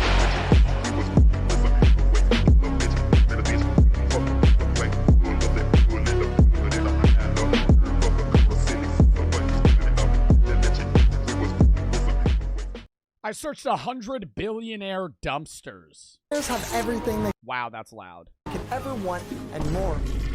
One could only imagine what they end up trashing. I mean, seriously, what does a guy like Elon Musk end up throwing away? Rocket fragments? iPhones? No, not iPhones.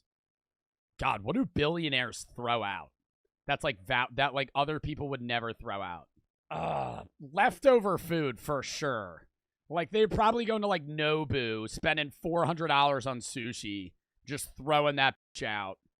A fucking steakhouse. Clothes is a big thing. Honestly, they'd probably donate them.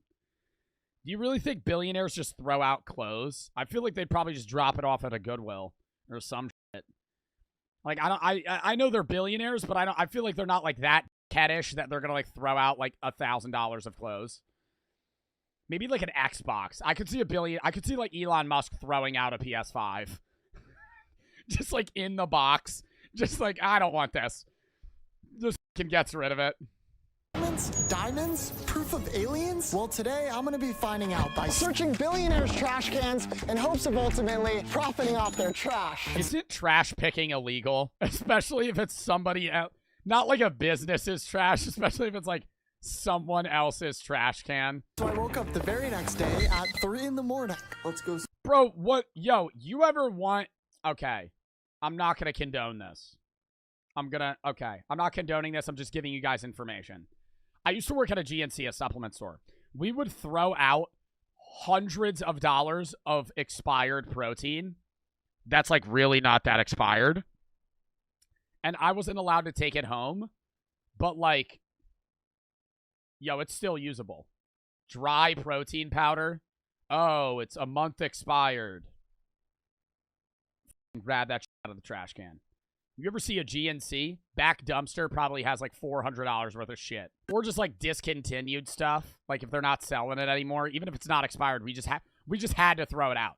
Same thing with like Dunkin' Donuts. They just throw out... Well, donuts get gross, but... Cool. I met up with my partner in crime, Owen.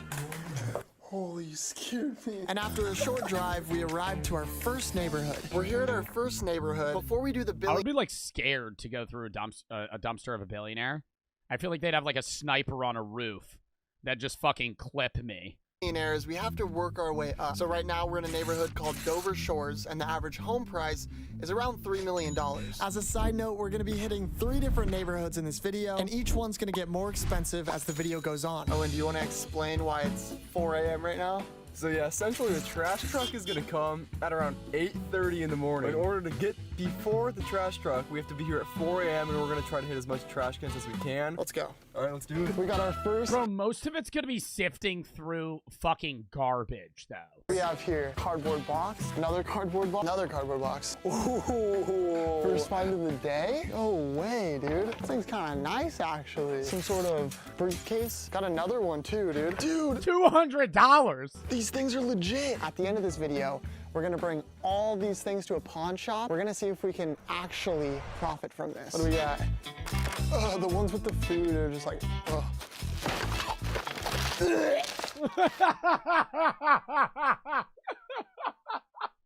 She just like opens it up. It's just like cat food and shit.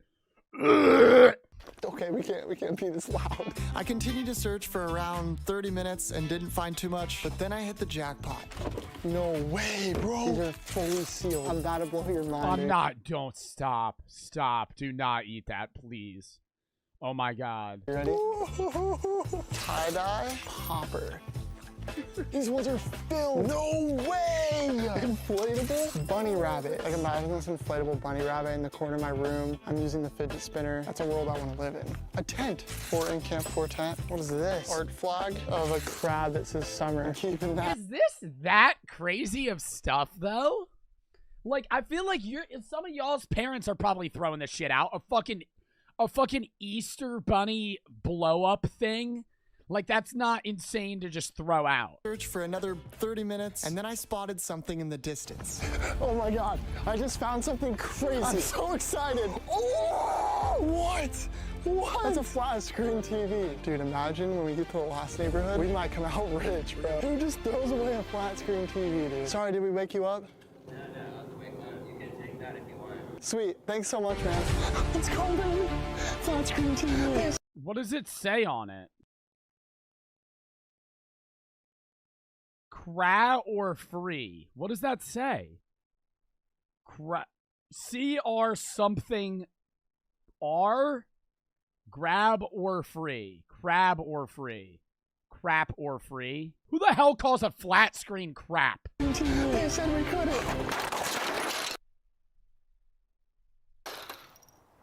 Bruh. I dropped the TV.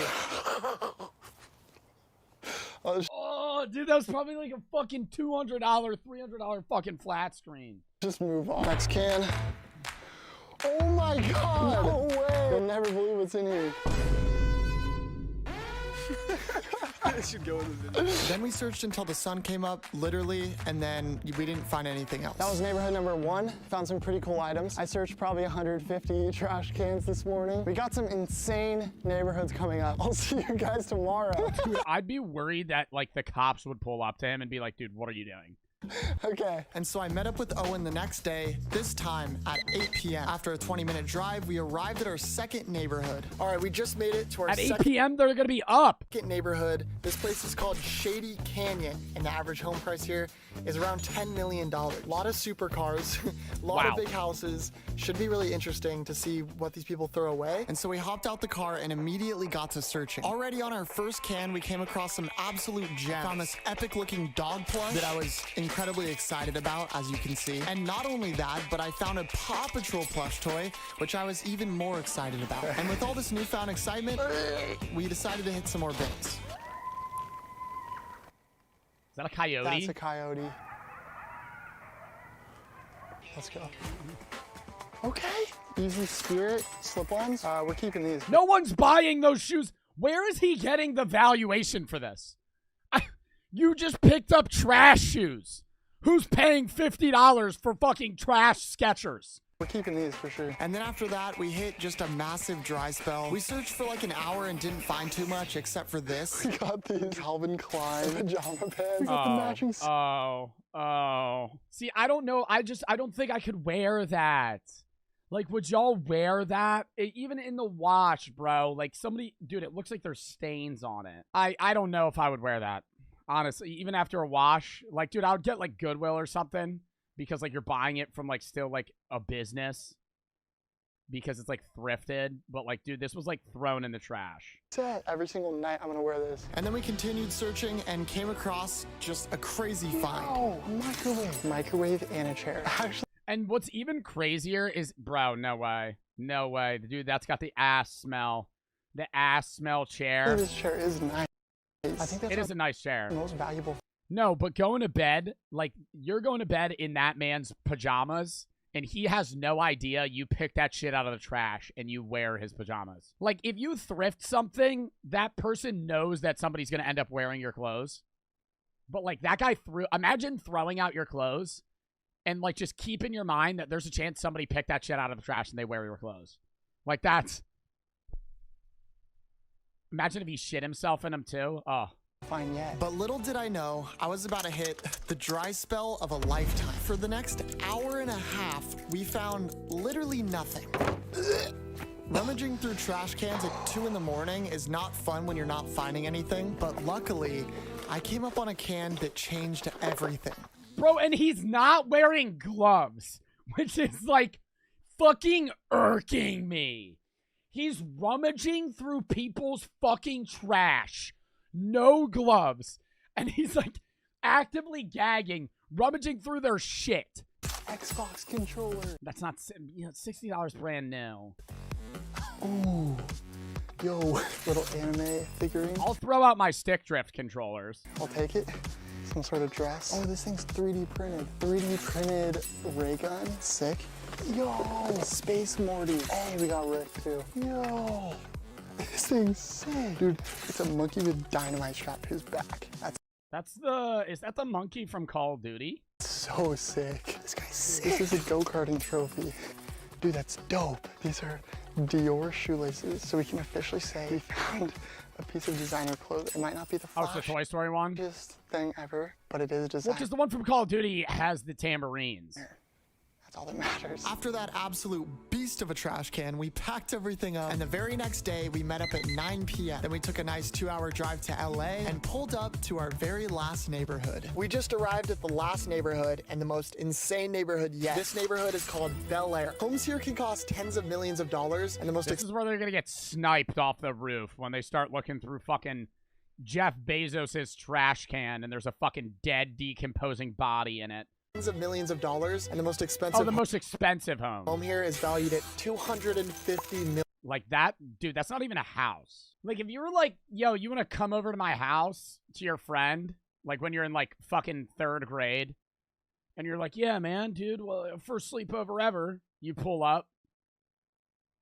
I'd think I was at the wrong place. I'd be like, dude, you have a fucking maze garden. And you live in a 5 bedroom house with 45 fucking toilets. Are Kanye, Jennifer Aniston, Elon Musk, Mr. Beast. I don't think Mr. Beast lives in LA. Made the last one up. The security here is crazy. Speaking of security, let the games begin. And so with that in mind, we decided to remove the bright yellow vests and get to searching. We're coming up on our first set of bins right here. Insane, look at that. If that's not billionaire, I don't know what is. Let's see what they have in their trash cans though. Holy. Hey guys, if you want to be a billionaire, buy a couple of these things. Don't do that. I think we just woke them up. Let's go. Ooh, whole box of Krispy Kreme, unopened drink. Got a Target bag, let's see what's inside. Brand new, unused pot. That's pretty good. What do we have here? Flashlight. Like, why are they throwing this out? See, now they're actually, now they're really getting into these houses where it's like, dude, these are like perfectly fine items that they're just getting rid of. Like, why would you throw out like $40 fucking pans? Because they don't need them because they're so rich. So they're not going to sell them. They're not going to fucking donate them. They're just going to throw them in the trash. Flashlight's actually sick. Another Target bag. It's staged? I don't think it's staged. I think if you trash picked at a fucking house that had that was worth $200 million, you're probably going to find valuable things. Just because there's no need for them to have them. If you have that much of fuck you money, like, you could just throw your shit out if you don't want it. Of uneaten food. Who throws away perfectly good food? You got mac and cheese, bread. And then after this I mean, it might be expired. And we kept searching for another hour and a half. I'm not kidding. We roamed the streets of LA at night till about 2 in the morning. I was exhausted and we just were finding nothing. A lot of nothing. Nevertheless, we kept on searching and eventually we came across a can that actually had something in it. Ooh, this is kind of sick. Yellowstone National Park keychain. Nice. Let's see what else we got in here. Unused dental floss. Mint waxed dental floss. No. Bro, like, why are you even showcasing that? Bro, unused dental floss. Fucking stop. Like, I put that back. I don't care if it's unopened. Throw it out. The fact that that's touched another person's hand. I don't care if it's sealed, chat. I'm throwing that out. I'm throwing out. It's not worth it. It's not worth being like, oh yeah, what a grab. $1 dental floss. Floss, not bad. Remember earlier when I said we hit that dry spell of a lifetime? Well, I lied because this one was about 10 times worse. I don't think I've ever been more exhausted and just sick of doing one thing ever. So we searched until 4 in the morning, and then we decided before calling it quits, there was one more spot we had to hit. We're coming up on the most expensive house maybe in the world. I don't know what could possibly be in these trash cans. All right, let's go. But just as we were getting out of the car, Dude, I would honestly assume that like billionaires would lock their trash. Like, I honestly believe Elon Musk probably locks his trash. Like, I don't think that you could just rummage through his shit. Why? Because if you're somebody that's as rich and as famous as Elon Musk, you're like, people are gonna want to, or like Taylor Swift. Like, you know how many fucking wackos are gonna go to Taylor Swift's house and just like, they'll just take, it could be a fucking eaten yogurt, and they'll be like, oh, Taylor Swift touched it. That was security. You gotta go quick. Ready? I say we just go for it. Ready? Here we go.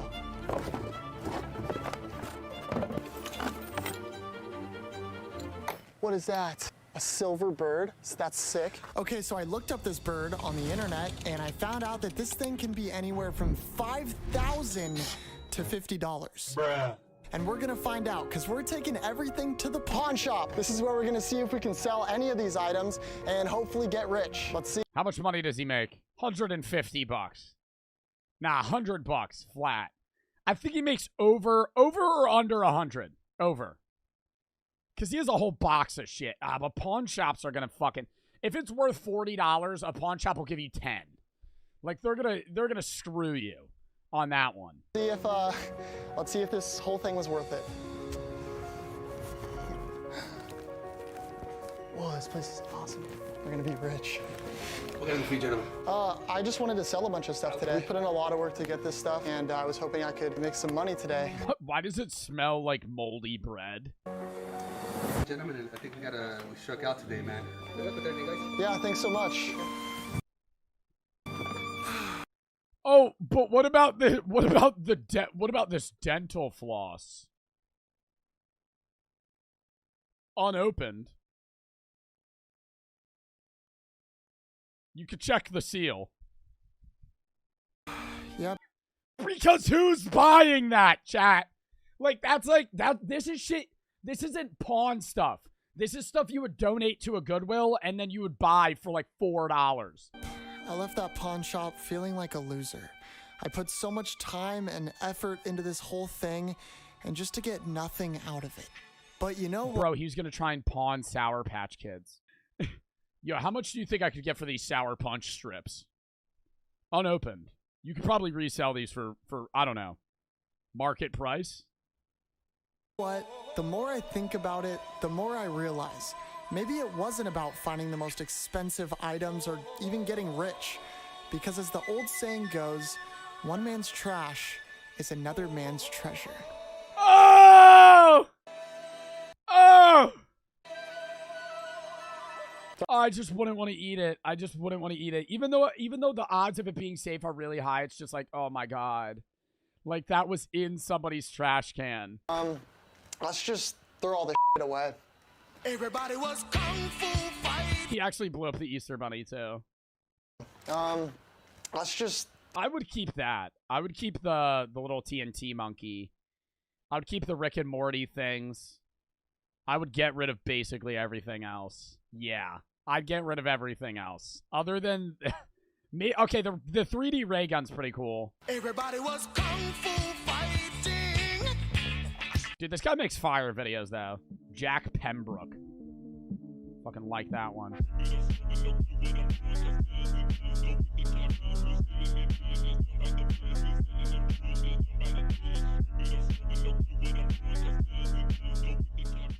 First video is guess my zodiac sign. Guess my zodiac sign. I got Gemini. You know how I know this is going to be a video? Is because you're not going to be able to guess somebody's zodiac sign by what they look like. Gemini. Gemini. Hey, what do you know about Gemini?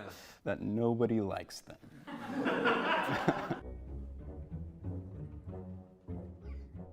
Hello. Hi. What are you doing here today? I'm guessing people. And I also don't like the stereotypes against certain certain zodiac sign, like Gemini or some. Like, I'm an Aquarius, but like everybody always has like some, oh yeah, I'm not friends with Tauruses. I'm not friends with Gemini. Who cares? They need to choose when they were born, right? Yes, there are some aligning I will admit, there are very broad personality traits, yeah, you can group people into in the month they were born, but that's usually coincidental and it doesn't apply to everybody. So like saying, oh, I refuse to talk to Geminis, like it just makes you seem ignorant. Okay, now here's where everybody tells me their zodiac sign, even though I didn't ask. Zodiac signs? It's my only personality trait. A lot of people believe in them too much, I would say. Do y'all believe in zodiac signs? To any extent. Like, I believe in zodiac signs to, like, a minimum. Like, I will not completely discredit zodiac sign. I will say, okay, yeah, there are some base things that you could say, because realistically, your identity can very largely be based on when you're born. So you can have some personality traits that intertwine with people just based on how your kind of identity has grown based on when you're born. But I'm going to say I don't think the stars affect my mood for the day. And a lot of people don't care, like myself. So. I'm an amateur astrologer. So you think you're pretty qualified to do this? Yeah, I think so. Let's bring out the Well, top. no, that would mean you're not qualified. Because if you're an amateur, that means you're not really qualified. Okay. Aries, right off the top. What are Aries about? Air? I don't know. What's your least favorite sign? Scorpios. Libra women. See, like, why do you have that? Scorpios. It's G Fuel time! Sorry for the loud audio here. Needed to get your attention. Did you know that you can use code JOEB at checkout at gfuel.com and get 20% off your order? You didn't? Well, go use it. At gfuel.com, you can get a wide variety of G Fuel flavors that almost never ends. You can also get shaker bottles, ready-to-drink cans, whatever. And code JOEB gets you 20% off anything you want. So go to gfuel.com and use code JOEB for 20% off. Let's get back into the video. Just because they're petty and they love drama and they're mean. People have found out I'm a Gemini my first day of meeting them, and they have completely hated me. No reason. Exactly! Like, bro, like, yeah, I'm a Gemini. Oh, yeah, no, we can't be friends. But, like, they did nothing. Our sign. It's a Leo. I'm a Scorpio sun, Sag moon, Pisces rising. You ready? Yeah. All right, I'm gonna bring the line out. That's a lot of people.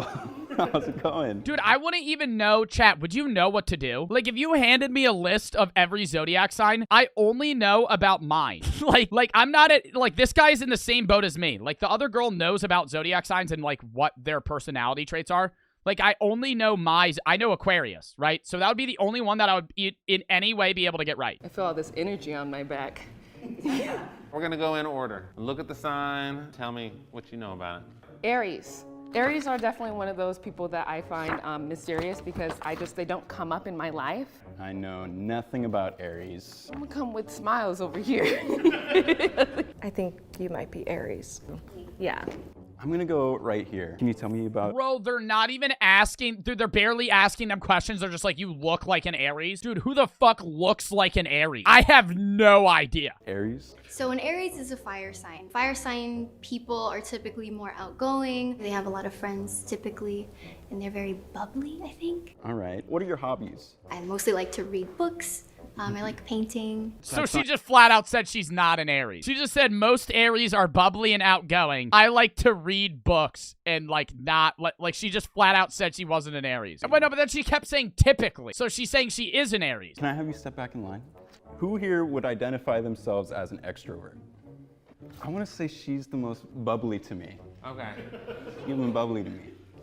So I think you're an Aries because... Dude, I would not be surprised at the end of this if they get every single one wrong. You got really nice cheekbones. You're kind of intimidating, hot, fiery. Thank you. Yeah. Just by the way you raised Wait, is this how many... Wait, chat, how many... I already asked, but I didn't read the answers. How many astrology signs are there? Because there's 1, 2, 3, 4, 5, 6, 7, 8, 9, 10, 11, 12 people here. There's 12 astrology signs. Really? It was giving me Aries. It was giving Aries, okay. Yes, because you were like, I am an extrovert. Yeah, I would say that I have a really solid group of friends. I care about a lot of people and vice versa. Okay, I feel pretty confident in this one. So I am going to dub the Aries. Oh, I love that, dub the. What you know about Aries? I know Aries are more like confrontational people. They're aggressive. You go hard? I mean, you either go hard or go home. Let's go. Come on, put this shit on. That's what I'm talking about. Compliment that you get. That I'm smart. Dude, I can't wait for the people that claimed that, like, this woman that claimed she was a fucking amateur expert that, like, just to get everything wrong. To just get all of them wrong. Here you go, Aries. Thank you. They love being right, so like being told that you're smart fits really well, and she's hot. Okay, I got Taurus up. The month you were born in and your zodiac sign has nothing to do with your level of attraction. See, the fact that you just said that pissed me off, right? Because your genetics is what makes up what you look like. So if you're really basing off what someone's zodiac sign is off of what they fucking look like, what? Physically, Taurus has like good jaw, broad shoulders. Taurus be hungry. They also are very materialistic. Come up here. Why'd you call him out? I mean, you know, you do got a little, like, some, like, So, clean... but, like, bro, like, this is literally just gonna... Oh, my God, I can't wait for all of them to be wrong. I can't wait. She's, like, describing this shit. Yeah, Taurus, like... Yeah, they're all like this, they're like that, like just describing like his whole personality. Yeah, he's definitely Taurus. Bro's gonna be like, yeah, I'm actually a Gemini. I will kill for them. Is it a big group or is it like a select few you let so close? I have a lot of friends, but like my friends, like that's a small group, you know, but I hold them close to my heart. Just so acquaintances versus friends. I hate when people say that. I hate when people say, yeah, I have friends, but my friends' friends. Just say acquaintances versus friends. Because the general vibe I'm getting from you, I'm gonna say you are a well-grounded person, Taurus. I can be. Yeah. Yeah, I can be. All right, player, I'm gonna give you this, Taurus, all right? Because I think you fly and you be spending money, so, you know. All right, I got Gemini up next. Gemini. Hey, what do you know about Gemini? That nobody likes. I feel what like month is Gemini? Gemini is May 21st to June 21st. They're just really loud and they talk a lot. Who looks like a talker here? Do you like to talk a lot? I'm very chatty, yes. What's something that you feel like people say about your sign that is really annoying? Everything.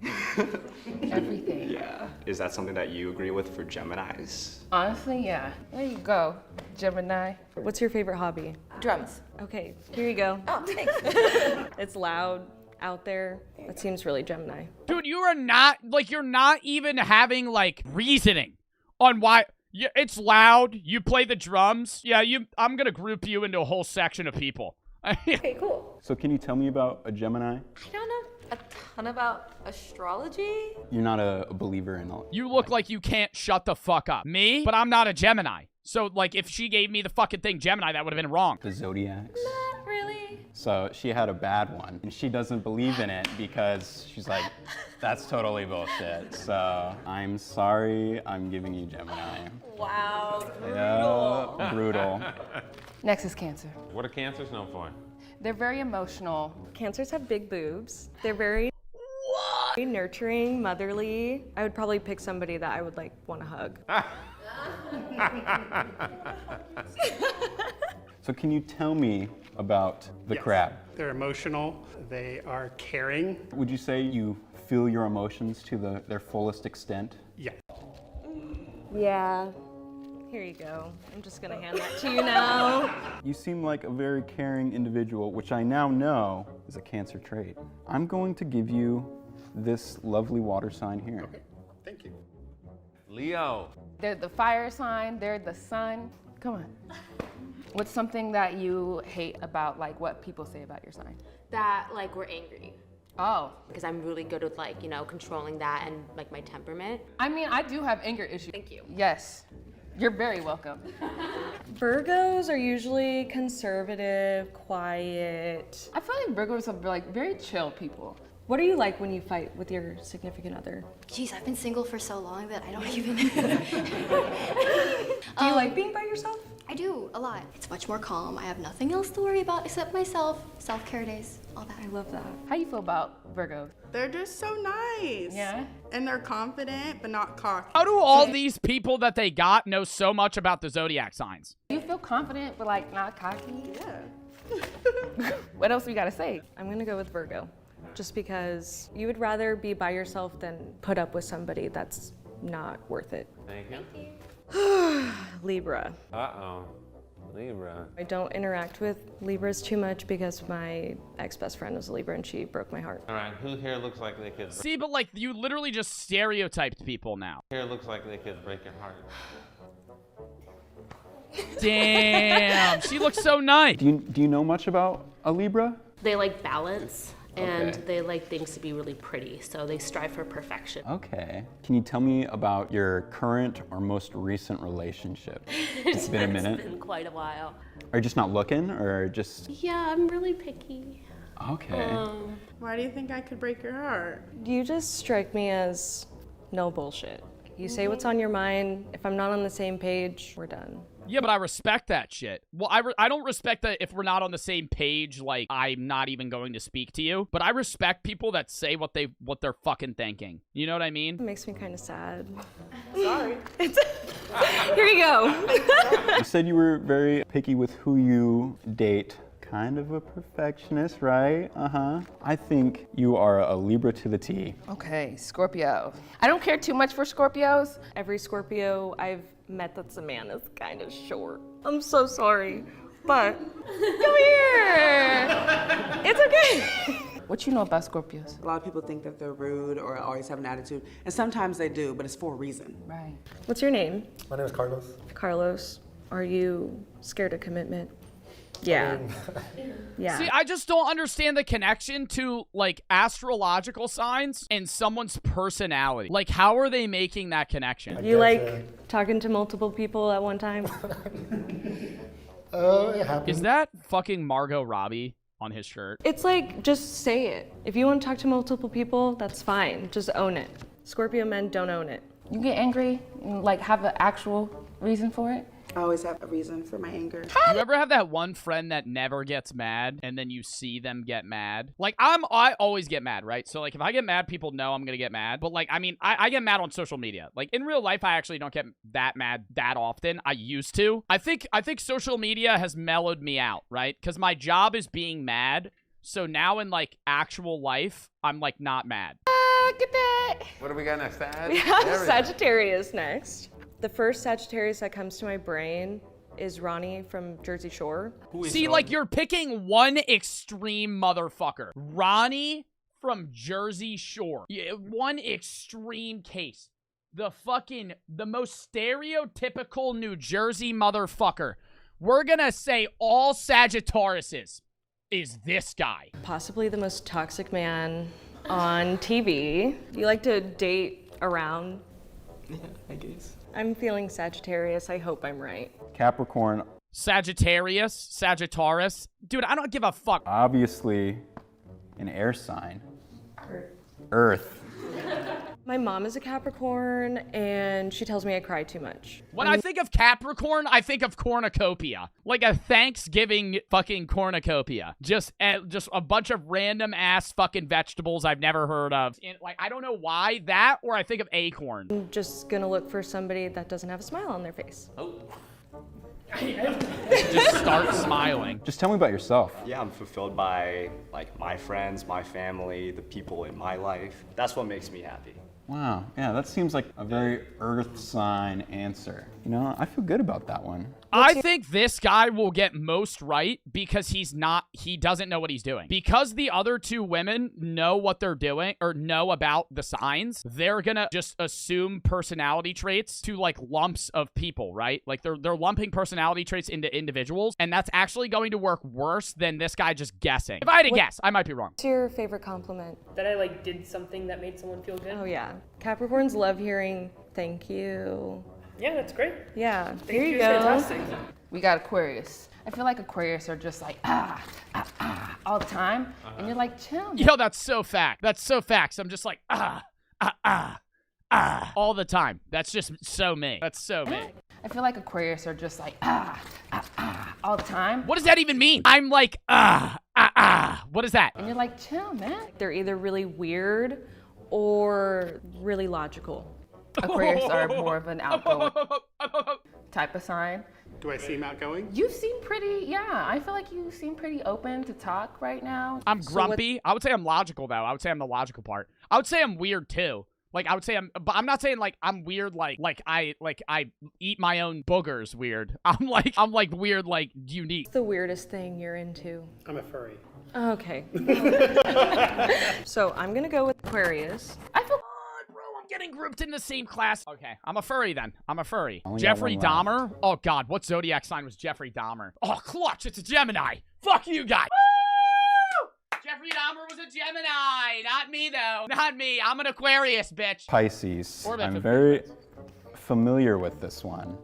My girlfriend's a Pisces. She's emotional at times. Pisces are spiritual. They're the weird girls. You're into. You'll probably be the most famous Bartolozzi. Yeah, Bartolozzi isn't a common fucking last name. And I see a river and I'm like in heels and I'm like, let's go in the river. There's rocks in there. Yeah. Just kind of squatted down with the rocks. I think that's Pisces. Yeah. You seem creative, Peace for the sun. but also an introvert. That's just a Pisces. And it's also the only one left. So, there we go. How do you think you did? I hope I did really good. Well, there's 12 here. How many do you think you got correct? Like 8 of them. No shot. I'm saying he got the most. I think he got 6 right. I think she got 4, and I think the other girl got 4. No. Hoping 2. With a show of hands, how many did Simone guess correctly? No one! Oh! Maybe zodiac signs aren't as fucking accurate as we thought they were. Oh, no one! You literally got all of them wrong. No. One! And then tell me my boy is gonna prove everybody fucking wrong. He has no knowledge on zodiac signs. He is debunking zodiac signs right here by just he's gonna have the most right with no fucking knowledge. He just guessed. 3? Yeah, that's not bad. I mean, that's still ass. But 3 right. Bro had no knowledge of zodiac signs. He knew his own, and that was it. And he got more right than the fucking experts. That is insane. Lana for the sub, 80 for the sub. What? Fuck yeah. Let's go. So I got you wrong. You said I was a Scorpio. Scorpio. Yeah. And you're obviously a Capricorn. Obviously. Don't know how I didn't see it. How do you feel about astrology, all this? I love astrology, but I'm an earth and space science major, so Gotcha. I'll get like laughed out of the building if I'm like, sorry, I'm being a Capricorn. Step forward, please. So I'm a Cancer. Cancer. They aren't astrologers. I never said they were astrologers. Dude, I said they're experts. I'm saying they're experts in their own mind. Like they know about astrology signs. So yeah. I should have done that. Yeah. I think I said you're Libra. Yeah. I am a Libra rising. Mm-hmm. So- Okay, yeah, and rising is like your appearance. Oh my God. Yeah, here we go. Yeah, you know, I was only wrong because I didn't actually know the risings of the individuals. I was like kind of there. Gemini. How do you feel about being a Gemini? I think it's pretty accurate. I kind of resonate with being a Gemini. I'm sorry, it's just off of appearance. You didn't get to make me laugh. Geminis are funny. Do we even watch this part, bro? I actually don't really care what their actual zodiac sign is because it just kind of proved that it doesn't matter. Yeah, I'm gonna skip this. I'm gonna skip the rest of this. It was a good video. It was a fun video to watch, but I mean, I don't care what their actual or not personality. I don't care what their actual fucking zodiac sign is.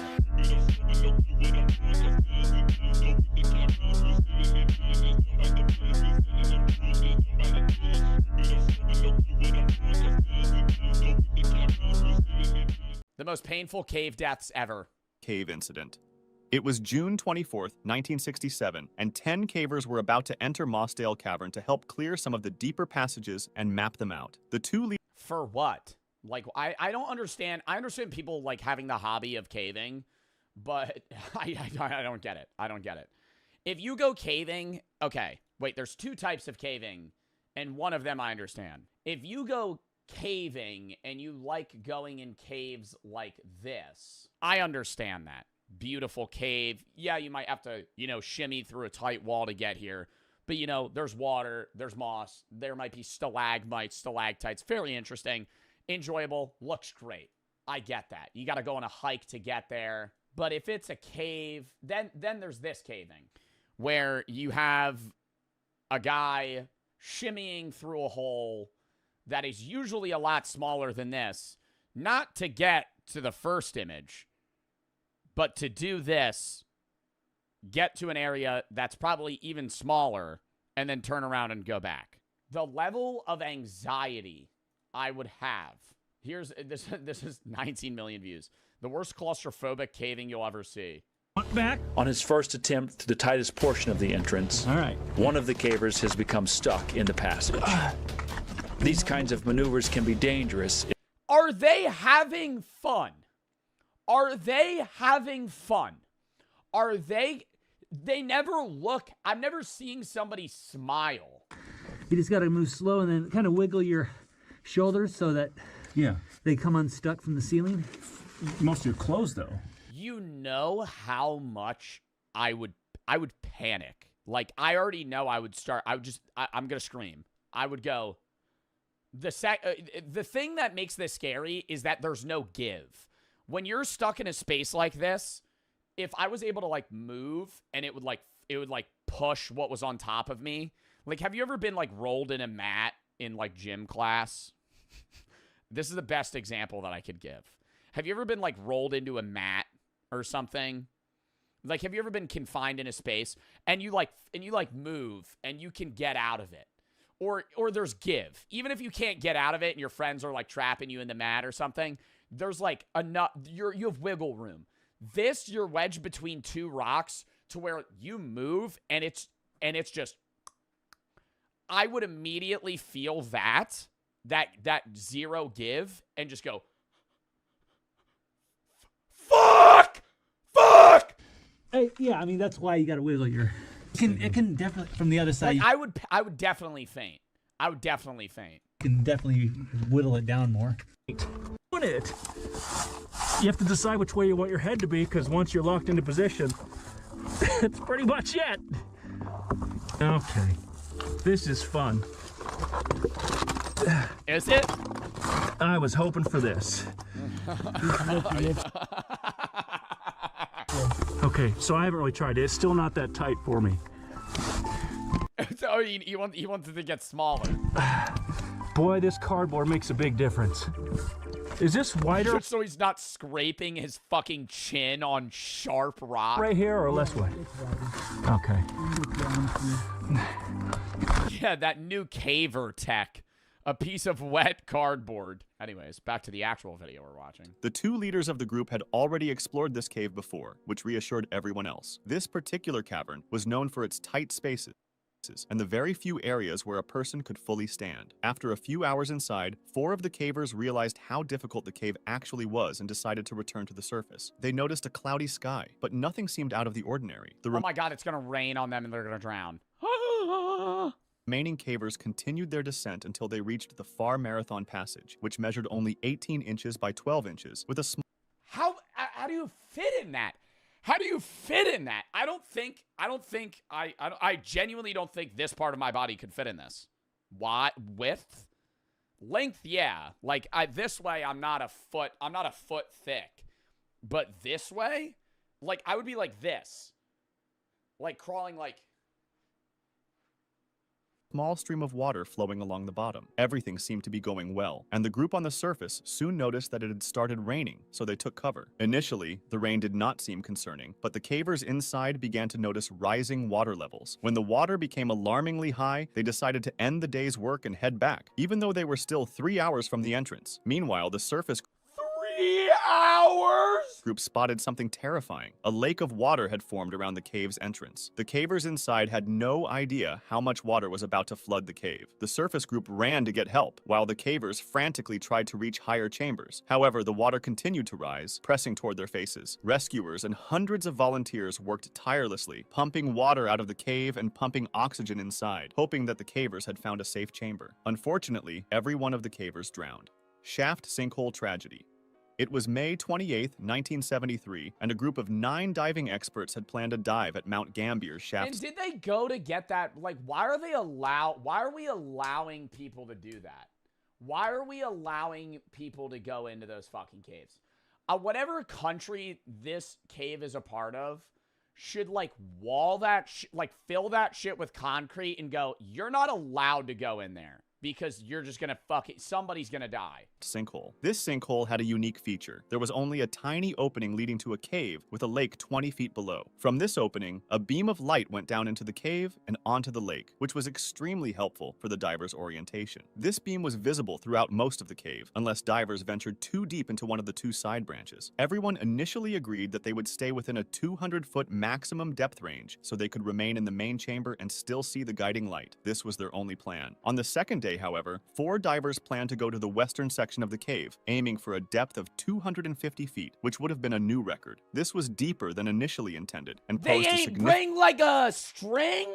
They ain't bring like a string. Like a rope. And you go, oh fuck, I gotta go that way. And you start dragging yourself. Some shit like that. We're just fucking getting lost in this cave and going, I don't know where I am. Significant risk because in 1973, divers were still using regular air cylinders rather than mixed gas tanks. For this reason, they had to be more cautious as they went downwards because nitrogen narcosis might have settled in. As they went down, the increasing pressure would have pushed the nitrogen into the bloodstream, producing a state of consciousness that is similar to when people are drunk. Keep in mind that these divers were not very experienced in cave diving. They were more accustomed to standard open water scuba diving. This added even more risk to their plan. They started going downwards into the western section of the cave, and one experienced diver noticed that nitrogen narcosis was kicking in, so he immediately went back out. Several of them followed him and went back to the surface as well, but 4 of them kept going, determined to set the record and get a quick look before resurfacing. After a minute or so, the group at the surface became concerned, realizing the 4 divers would soon exhaust their air supply. A few returned to the cave to... I'm not going back down. I ain't going back down, bro. If I had a walkie-talkie, I would deadass say that. I would go, I'm not coming to get y'all. I'm turning around. I feel like I'm a fucking pass out. Don't die. Bye. To find them, and they discovered a flashlight and a camera on the bottom, but no trace of the divers. There was a problem that we haven't yet mentioned, silt. The movements of the 4 divers Oh my god, did it collapse on them? stirred up the long settled silt into a sand cloud that would take a lot of time to settle back. This reduced visibility to less than an arm's length, removing any hope for orientation for the underwater divers. Without being able to see anything, oxygen running dangerously low, and nitrogen narcosis kicking in, the 4 divers drowned. Jacob's Well tragedy. It's November 23, 1983, and 2 students from Texas State University, named Richard and Clark, are about to enter... This is stressing me out so much. This is stressing me out so much. This is stressing me out so much. Oh my god. Oh my god. Oh my god. How are they doing these things that are so fucking dangerous without literally one plan? Literally one plan, no fucking backup. Like, I feel so bad they died, but I'm like, what the fuck is happening right now? Texas State University, named Richard and Clark, are about to enter Jacob's Well, an underwater hole that leads to an underwater cave. This hole seems relatively shallow, around 25 feet, and many people try to touch the bottom and then come up. However, this is just a deceiving appearance because it actually leads to another underwater cave with 3 chambers. The first 2 are relatively open and easy to get through, but the third one has a really small squeeze to get into it. If you manage to squeeze through, you'll enter a room that is 10 feet tall, and you'll see a really small hole at the farthest edge, too small to pass through. This small tunnel was just 2 feet in diameter, and 2 years prior, 2 people died in it because after they managed to get through, a rock slide filled with gravel blocked. And they didn't fucking make it inaccessible to people. Now, getting back to our 2 students, they were fairly experienced in normal diving, but not in cave diving, and they were trying to get their instructor certification in open water diving. Their instructor, Don, was an incredibly skilled and experienced diver, and he was the one who removed the 2 bodies we just talked about. He used to constantly warn everybody to stay away from Jacob's Well since it's deadly, and he even tried to cover up the small hole that leads to the 4th chamber with some cement, but other divers reopened it and left a message that said, "You can't keep us out." Don himself almost died. Yeah, stupid. You can't keep us out. Yeah, freedom. Dumb goes in the 2-foot hole, buddy. Yeah, how fun. How fun. You get a goes squeeze through a fucking water passage. Died in Jacob's Well. When he tried to enter the 4th chamber, a gravel slide trapped him in the tunnel. He almost resigned himself to death. His tank was empty, and he had swallowed some water when his survival instinct kicked in, and he started rapidly moving until he cleared enough gravel to escape. When he did, he saw his diving colleague extending a regulator for him to breathe. As he started resurfacing, the air inside his body expanded until he reached almost 4 times his normal body size. By the time... How would you not explode? Imagine if there was 4 of me. I'd be like, my actual body Would your skeleton stretch or your skin? Time he broke the surface, he was screaming in pain. His belly was huge because his stomach had completely ruptured. These stories caught the attention of Richard and Clark, who wanted to take a look for themselves, even though What are we doing? You hear the story of the guy that stomach ruptured, exploded from going down there, and we're gonna go, yeah, we're gonna go do that. know much about cave diving. On November 23rd, 1983, they went into Jacob's well and reached the third chamber where the small hole was located. Richard removed his tank to get through the hole and started going in while holding his tank. When Clark removed his own oxygen tank and tried to get in, he saw Richard's face and noticed Richard didn't have the tank with him anymore and was suffocating. Clark quickly reached for the regulator and gave it to him, letting him breathe again. They started passing the regulator back and forth as they made their way out, and somehow they managed to get through the tight squeeze of the third chamber. They then began making their way toward the exit until a terrifying sound caught their attention, a clank from their oxygen tank. Not only did this mean they'd hit a wall with the tank, so they were going the wrong They were in the fucking top of the third chamber. direction, but it also meant the tank was almost empty. They realized they'd run into the false chimney in the first chamber, a tunnel that looks like it leads to the surface, but is actually a dead end. Clark managed to swim back to the surface and gasped for air after covering an incredible 75 feet in a single breath. Unfortunately, the same can't be said for Richard, who remained behind and drowned. When Clark called the police for his Oh, the survivor's guilt would be fucking brutal. Oh, the survivor's guilt would be fucking brutal, dude. Living through that. assistance, Don the instructor himself showed up and was stunned to see his students there. Gollum's Cave. It's August 18th, 2005, and a group of 5 friends decided to venture into the Gollum Cave, also called the Cave of Death because of how dangerous. I mean, are we being fucking for real right now? The cave. Hey, you want to hang out on Friday? We're going to go to the Cave of Death. No.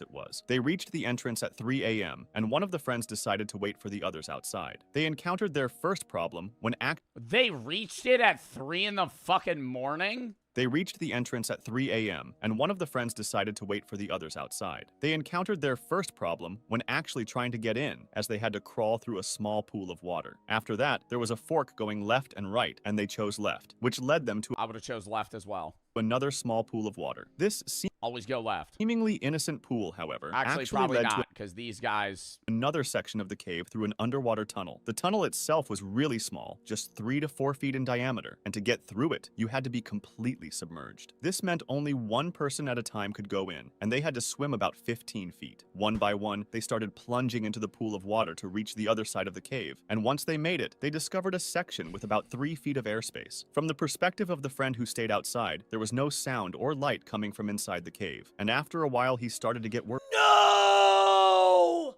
No! I was gonna say this guy was smart. No! He's gonna go right. He's gonna go right and die. Oh. He went into the cave himself, but heard no noises and saw no lights. Not sure what to do, he first called some friends who had experience with caving, and then called the police. He couldn't have imagined what was happening inside. The 4 friends who went in probably realized that the 3 feet of airspace they'd reached had bad air, which is a term cavers use for air that doesn't have the normal balance of gases, meaning there's more carbon dioxide and less oxygen. This reduces your ability to think, move, and breathe properly, making the return swim through that narrow tunnel super risky. They tried to get back out one at a time, but the first person who went underwater was unable to find the exit hole before running out of breath. That happened because the increased carbon dioxide messed with her ability to hold her breath and think clearly. After 30 to 60 seconds, the second person went in and found the first And saw her dead body. Oh my god! until all of them got stuck in the tunnel. The police arrived and tried to pump in oxygen and pump out water, while family and friends waited anxiously outside the cave. Unfortunately, it was all in vain. The bodies were later recovered, and the cave was eventually closed off with cement. If you want to discuss this video or suggest— See, that's what they need to do. Wait, no, that's actually what they need to fucking do. Just shut that bitch off. Don't let him in.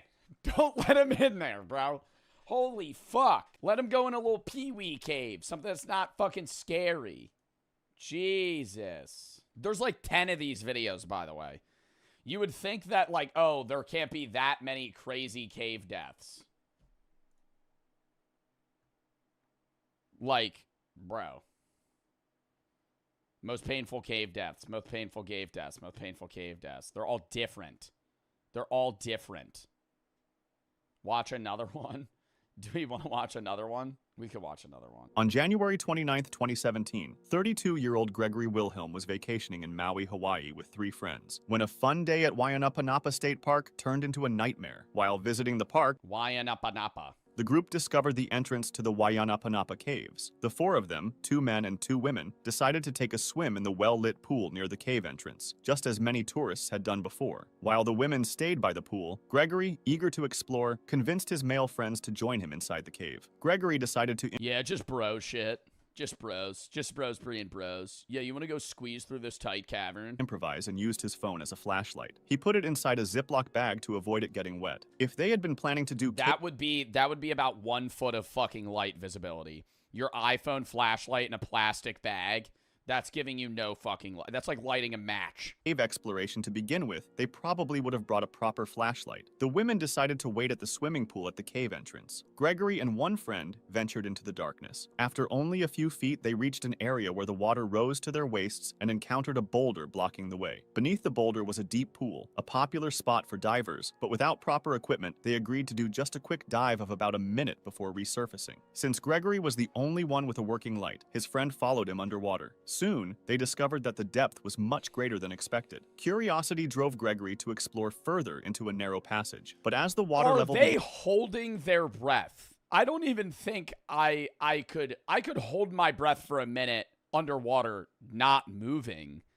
I don't think I could go, let me just fucking dive down and guess how much I'm able to breathe. Began to rise, his friend grew scared and swam back to the surface in total darkness without telling Gregory, leaving him behind. Eventually, though, Gregory needed air and tried to turn back, only to find himself surrounded by darkness. Panicked, he searched for an exit and managed to find a small pocket of air, but he soon realized how unpredictable the cave was. The water level shifted dramatically with time, and strong currents and violent waves were common. Forced to make a split-second decision before running out of air, he pressed on further into the cave. Meanwhile, why? Gregory's friend miraculously resurfaced at the spot where they had originally dived, but there was no sign of Gregory. Worried, the 2 women decided to enter the cave, and inside, they found Gregory's friend in a state of panic and disorientation. Realizing that Gregory's life was in danger, his male friend re-entered the cave in total darkness.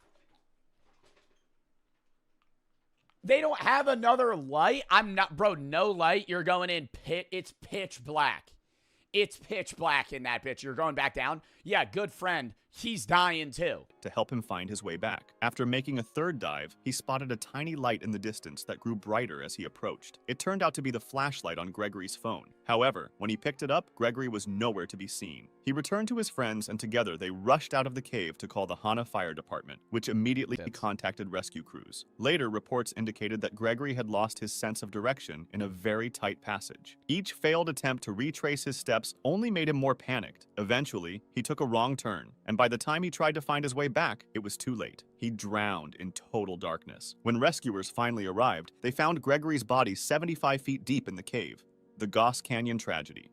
On September 17, 2000, brothers Michael and Paul Hayden abandoned well cave in Goss Canyon in La Crescenta, Montrose, California, a cave they had known well from childhood visits with their 4 other siblings. This particular cave featured dry ledges and holes, as well as a water pool approximately 100 feet deep, situated between water shafts above. They entered the cave through a small 3-by-4-foot entrance that led to a horizontal passage about 50 feet long. That's not that scary to me. Like a 3-by-4, 4-by-3... You know, if I gotta, like, crouch walk or crawl, that's not scary. The second I'm laying down and belly shimmying is a no-go. Paul, a master sergeant and elite scuba diver with the Air Force Pararescue Force, took the lead. He was equipped with scuba gear that provided him with 2 hours of air and had a GoPro strapped to his head to serve as a light. Meanwhile, Michael stayed near the pool area to monitor his brother. They used a rope tether system attached to a large boulder in the main cave. Michael would tug the rope to check on Paul's status, and Paul would respond with similar tugs to indicate he was okay. For the first 20 minutes, their communication system worked flawlessly. Then, when Michael pulled the rope twice, expecting a response, he received none. Pulling again, he found the rope was tight and immobile. Initially thinking Paul was stuck, Michael pulled as hard as he could. When nothing changed, he immediately left the cave to seek help from the local fire department, knowing that Paul had only 90 minutes of air remaining. Fortunately, the local fire department responded immediately, along with the LA Sheriff's Office and the LA Fire Department, and quickly traveled to the cave entrance to begin. I'm gonna sound like a fucking idiot here. Does the fire department have like scuba gear? I obviously I think this is areas where there's caves, because in like New Jersey, you know, there's like if I called the fire department, it was like my friend's stuck in a cave, they're gonna go, what the fuck are we gonna do? In the rescue. When Paul's GoPro was found, its footage was analyzed, and it revealed the exact moment he— Oh, they have oxygen tanks that are ready for any situation, you think? You think the oxygen tanks that firefighters use in like burning houses could be used underwater? removed his regulator to breathe air from an air pocket in an abandoned water shaft. The air in these pockets, whether formed in abandoned water shafts or naturally within the cave, did not circulate and was contaminated by decay gases from the surrounding soil, rock, and organic material, as well as by gases released through water erosion of stones. This leads to a dangerous increase in carbon dioxide concentration. Although Paul was a scuba diver, he was not a certified cave diver. He knew the risks of air pockets in caves and usually carried a lighter to test the oxygen levels before removing his regulator. However, on that tragic day, he didn't have his lighter and assumed the air was safe for a short breath. The footage also showed the walls of the shaft and then captured Paul's submersion in water as he made no attempt to replace his regulator. He lost consciousness instantly, becoming incapacitated. Wait, one breath and you're out of bad air. I would think maybe like, yeah, like 5 minutes there, you're gonna fucking faint. One, and then you're fucking... And inadvertently poisoning himself with CO2, dying within a minute or two as he sank to the bottom. The Santa Rosa Blue Hole Tragedy. On March 26, 2016, 2 skilled cave divers went on a dangerous mission to map an unexplored part of a cave system in Santa Rosa, New Mexico. Unfortunately, something terrible happened. Deeper caves beneath its floor were sealed in 1976 after 2 divers died. In 2016, after reopening the entrance, a 10-person team, including experienced cave divers Mike Young and Navy veteran Shane Thompson, spent 3 days exploring the reopened tunnels and chambers. On the third and last day, Mike and Shane planned to explore a very tight spot at 140 feet. I don't know. In my mind, I'm going, if anybody ever died there, I wouldn't want to do it. But to them, that's like part of the thrill. Because cave diving is like a little bit of the, it's the exploration, but you're not really seeing like fish and shit. It's like more the adrenaline of like going through and mapping these caves. And hearing somebody die makes you want to do it more. Then moved down to another narrow opening at 165 feet. Shane was told to wait at the open area and not go past the second opening himself. Beyond the 165-foot point, there were 5 more tight spots before the cave's last known area. Mike followed a guideline that had been set earlier, moving through boulders and squeezing through narrow passages while carrying tanks on his side and a rebreather unit. Shane had been following Mike up to the 165-foot opening. There, Mike told him to wait. But as soon as Mike was out of sight, Shane decided to follow him, even though that was against their plan. Mike did not know that Shane was right behind him. Shane followed the guideline along a rocky path over large boulders and sharp bends until he reached a narrow 3-foot opening. At that point, the water was full of silt, and he ran into another tight passage. He turned his body and tried to pull himself along the wall, but his back-mounted rebreather got caught on a rock sticking out from the tunnel ceiling. With one arm forward and the other touching the cave wall and the guideline, he twisted, trying to free himself. Soon he found that he was stuck between the rocks. Moving backwards could have damaged his rebreather, which would have been very dangerous. As he panicked, his breathing became fast and shallow. Suddenly, Mike's arm hit Shane's head, and they ended up face to face at about 195 feet deep. Mike was surprised to find Shane there, and Shane said he was stuck and needed help. Mike tried for several minutes to free him, but they began to panic because the tunnel was too tight for both of them to move if Shane remained trapped. Finally, Mike pushed Shane in. I would be so fucking mad. I would be so fucking mad at this guy. Oh, because he's the obviously, they shouldn't be down there to begin with, but he's the reason they die. Both of them die. Just the right way to free his rebreather and pulled him through the tight spot. Shane then went back through the restriction he had just escaped, scraping himself on the rocks but avoiding getting stuck like the first time. Mike followed, but soon noticed that Shane had accidentally moved the guideline, leaving Mike unable to see where to go in the boulder-filled passage. Meanwhile, Shane continued along the winding path. And he fucking left him! Oh my god, no way. faced yet another narrow passage. Still in panic, he moved too quickly and got the guideline tangled around his legs. He managed to free himself but lost the guideline in the process. His heart began to race and his breathing sped up. This was dangerous because rebreathers needed controlled breathing to work properly. With no clear exit and only tight holes around him, he could not reach the guideline he had seen just outside where he was trapped. He started to hyperventilate and could not calm down. At that moment, Mike reappeared. Seeing that Shane was very scared, Mike moved around the rocks to find an opening. He grabbed Shane by the shoulders and turned him around. Shane, seeing a way out, lunged forward and swam under Mike, but he became trapped again. This time, underneath my God, Mike's I'm body. knocking him out. I'm knocking him out. I'm knocking him out and I'm leaving there. I'm knocking him out and I'm leaving him there. Dude, this guy is actually just getting them killed. Unable to move forward. In desperation, Shane thrashed and kicked while Mike protected his face from the blows. During the struggle, Shane's heels tore Mike's suit and scraped him against the rocks before Shane finally broke free. Afterwards, Mike realized he was still able to function and that his equipment was mostly okay, except for a ripped suit valve that let the 52 degrees Fahrenheit water in. He had also lost a fin, but managed to get it back soon after. With his nerves wrecked, Shane continued along the guideline, determined to escape. I hope Mike at least lives, bro. Rebreather could not keep up with his fast breathing, so he switched to his emergency bailout tank for air. Approaching another series of tight spots, he pulled himself through with all his strength, but got stuck for the third time. And this time, Mike was nowhere in sight. Meanwhile, Mike had climbed a little and found a hole leading back to the guideline. Believing that Shane had gone ahead, he followed the line upward toward the next restriction. Feeling tension on the line, he assumed that Shane was pulling from the front. At the next tie-off, however, Mike realized that Shane was actually behind him, still attached to an earlier part of the guideline. Fearing the worst for Shane, Mike backtracked through the tight passages and boulders. But soon, the line stopped moving, a sign that Shane was in serious trouble. Pressing on, Mike discovered Shane wedged tightly in a narrow opening, lifeless, and no longer wearing his rebreather mouthpiece. His bailout tank was empty, his suit was torn, and the cord to his dive computer was ripped away. It was clear that Shane had fought hard to free himself, but had not survived. Mike tried to free Shane, but soon realized he had to start to get out and— Hey, you gotta leave him. You gotta leave him. You gotta leave him. He's dead. He's dead. Okay, even if he's not dead in this moment, you're not getting him out in time to where he's alive. Like, it's fucked to say, but like he has to think for himself in that point. Report the tragedy to the rest of the team. Oh my God, okay, he lived. Turned the next day to recover Shane's body, having navigated those tight maze-like passages through the boulder field all by himself. Culverson Creek tragedy.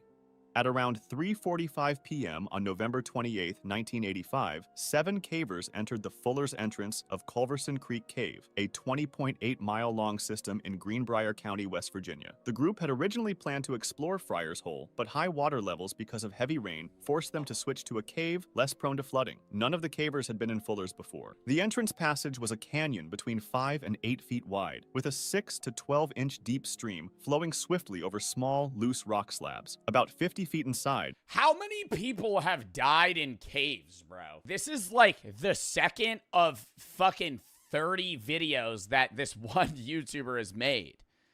I did not know this many people have died in caves. Yes, with 26-year-old Eric Sokol leading. As Sokol reached the center of the boulder, it suddenly tilted to the left. Despite the cavers' attempts to stop it, the rock moved, pinning Sokol by his head in a standing position. One caver immediately left to get help, while 4 others attempted in vain to move the boulder. Then, one caver supported Sokol from below, as 3 companions searched the entrance cave for something to use as a lever. They tried with old truck parts, but they proved ineffective. One caver was sent to fetch a hydraulic auto jack, and another called the Eastern Region Cave Rescue Network at 4:10 p.m. Sokol lost consciousness within 30 seconds of the rockfall and stopped moving after about 1 minute. At 3:59 p.m., John Evans, a member of the group, noted that Sokol's pulse was still strong despite his unconscious state and a trickle of blood from his left nostril. Around 4:20 p.m., the hydraulic jack arrived on the scene. With its help, along with some crowbars, the team was finally able to shift the boulder. Sokol was carefully moved to a dry spot about 20 feet away, and CPR was initiated immediately. The Rennick Rescue Squad soon arrived, and a paramedic took over CPR at 4:29 p.m. Sokol was evacuated on a stretcher and reached a hospital by ambulance. Despite establishing IVs and administering cardiac drugs, his condition did not improve, and he was pronounced dead at 6:05 p.m. That one's, I mean, they're all sad, but that one's so sad too, because it's like, that's not even like they did something that was like stupid. I mean, going caving's like not smart, but it's like the boulder fell on him in a cave area that wasn't even that tight. Oh my God, that's so sad, bro.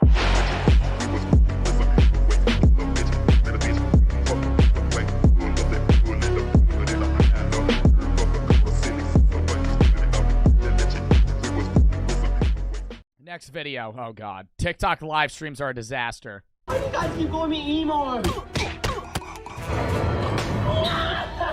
Damn it, Jesus!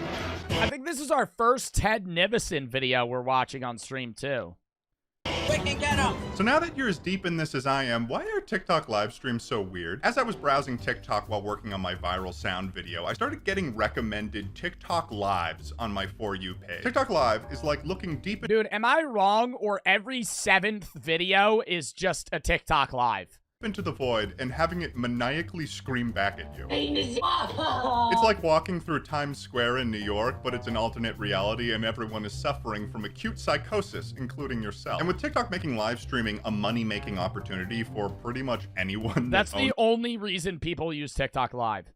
That's why every high-value TikTok live, every top performer on TikTok live is some dumb scam where they're saying they're going to eat something at a certain amount of coins or viewers, or they act asleep and people wake them up with coins and it's all just a scam for money.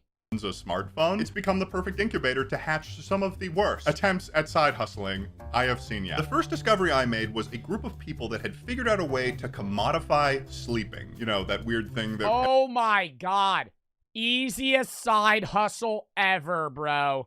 All they do, lay down in a bed, they have a little coin board, and if you give them $5, Gangnam Style plays for 10 seconds. And they go, "Oh, I was asleep," when they're just sitting there. Everyone does, where we pass out for 50% of our lives. And this is perfect because that means that TikTok has managed to take control of their greatest rival, going to bed. Ironically, these sleeping streams are not about actually getting sleep, but rather keeping someone awake. Hello there. They have an entire menu of donation options for viewers. Meme sound bites that will blast through speakers in their room. So obviously the viewer's job is to donate money to be annoying. But there's a level of performance that is required in order for this TikTok live strategy to work. They will pretend to get angry with people sending donations to them, as if this entire scenario was not constructed of their own free will. What box? Dude, did y'all see my reaction to that one guy? Bro, I'm about to pull up my own fucking TikTok for this shit. The dude that fucking, he literally has a whole account. All the content is just him on TikTok Live. Every video is just him on TikTok Live. Here it is. Every time someone joins my live stream, Chrissy Wake Up plays and wakes. Time someone joins my live stream, Chrissy Wake Up plays and Bro sitting there manically hitting that shit. Fucking pounding. Oh my God, you guys joined my live stream. Oh, you gave me $5 and you woke me up. Oh, fucking hell, dude. Would you have to check for this to be a real situation for someone? Is this even sustainable for someone? The more money you make, the worse it gets. I like to think that they do this every night. And if this is their day job, when they're done with work, do they go to bed? They're already there. You'd have to end your day by popping like 7 Advil. One of my favorite things that I'll notice the chat do is they'll start beckoning people to stop donating and just let the guy sleep. Like they're the stereotypical thugs behind a bar beating the shit out of some innocent person, and one of the guys is like, "All right, boys, he's had enough. Let's get out of here." And then it's just a live stream of the guy actually looking like he's sleeping. And it's not like he can do anything about it. He's supposed to be sleeping. You also might notice that the donation tier... So if he gets on live, dude, I've never seen that pan out. Because every time I go on one of those lives, they're freaking out because somebody's giving them money. Days where they don't get money, they just sit there. And they can't bitch. They can't be like, "You guys aren't giving me money." They just have to act asleep. Or maybe they do sleep. Who knows? Seem less like a price menu and more like a hieroglyphic Rosetta Stone, and that's because of TikTok's really strange donation system. Twitch and their bits? Get them out of here. YouTube just having it be cash? Ew! Ew! Fuck you. TikTok has decided to be that guy, the weirdo, the kid that brought in the tuna sandwich to elementary school lunch. Newsflash, you're stinking up the place, man. I didn't fully even understand what they were worth until I researched it, and it's important that you understand this too. Users can use money to purchase coins, and from there they can purchase a variety of wonderful and wacky emojis that they call gifts. This system adds to the absolute insanity of watching a TikTok live stream because some of the— How much is a coin? How much is a TikTok coin? TikTok coins prices. 1,000 TikTok coins are worth $13.50. You buy coins. Hold up. Let me just go on somebody's TikTok live and see how much it actually costs. Like, let's scroll to see live stream chat. Let's scroll to see live. How long do you think? How long is live? Here's one. Hold up. All right, got one. Recharging a gift. Okay. Not $1 of coins is 60. A dollar is 65 coins. If you spend $250, you get 16,500 coins. And you can give that to a creator. There's people that buy those packages. Animations that come with that, like a sailboat coming onto the screen or a giant corgi that shakes its ass. Why are you— It's like their live streaming department is run by Coco Melon. That's not a good thing. And the value of these gifts can range from very small, such as the rose or ice cream cone worth about a penny, to some extremely expensive ones, such as the TikTok Universe gift, which is $370. It reminds me of— Yo! I thought that shit was like $120 maybe. It's multiple packages? $370? of slot machines at casinos with their colorful, bright animations meant to make your brain forget that you just gambled away your child's entire college fund. Thank you, Playboy.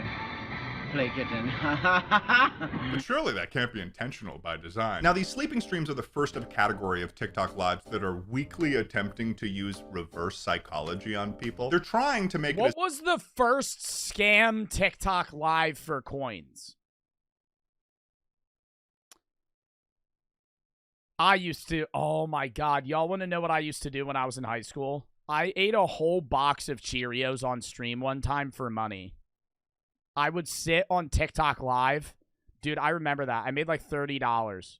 I made like $30. It was like, if you gave me like $1 of TikTok coins, I would eat like 50 Cheerios. And so like somebody gave me like $30 and I just sat on TikTok live for like an hour and just ate Cheerios. I don't think that was a scam though, because I kept my word. You gave me the money, I did what I said I would do. Whereas, like, the first TikTok scam was the eating shit. I think when people would have worms or spicy things, and they would be like, hey, when we reach this amount of viewers or whatever, or this amount of coins, they would be like, oh, we're going to eat it, and they would just hold it here and then, like, go back to talking for an hour and a half. They would just prepare to eat it. Then they would eat it after, like, 3 hours. What the streamer supposedly is trying to do. And the only way to sabotage the streamer is by sending money to the streamer. Do you get where this is going? So in many ways, it is a net positive for the streamer because I don't think that they care about counting to 1 quintillion. Oh, no, that was the first scam. Oh, that was the first scam. I forgot about that. Some dickhead that would go live at like, he would go live and then he would like leave the last 1,000 open. He would automatically just have it here and say he was counting to like quintillion, even though that would take like literally like 1,000,000 years. Like counting to 1 billion is impossible in a human lifetime. Yet people would say that they were counting to 999 billion in one stream in like an hour. My God, I feel like you would have to be older than the universe itself to be able to be counting to that number. When you enter the stream, though, he just so happens to be on that last couple hundred digits. He's almost And there. then the last 10. The last 10. Guys, please don't reset me. Guys, please. I've been here for so long. Oh, my God. The last 10. Oh, my God. The last 9, guys, please. Oh my God, I would smash my controller if you guys gave me money. It would be so upsetting if somebody gave me $100 dono.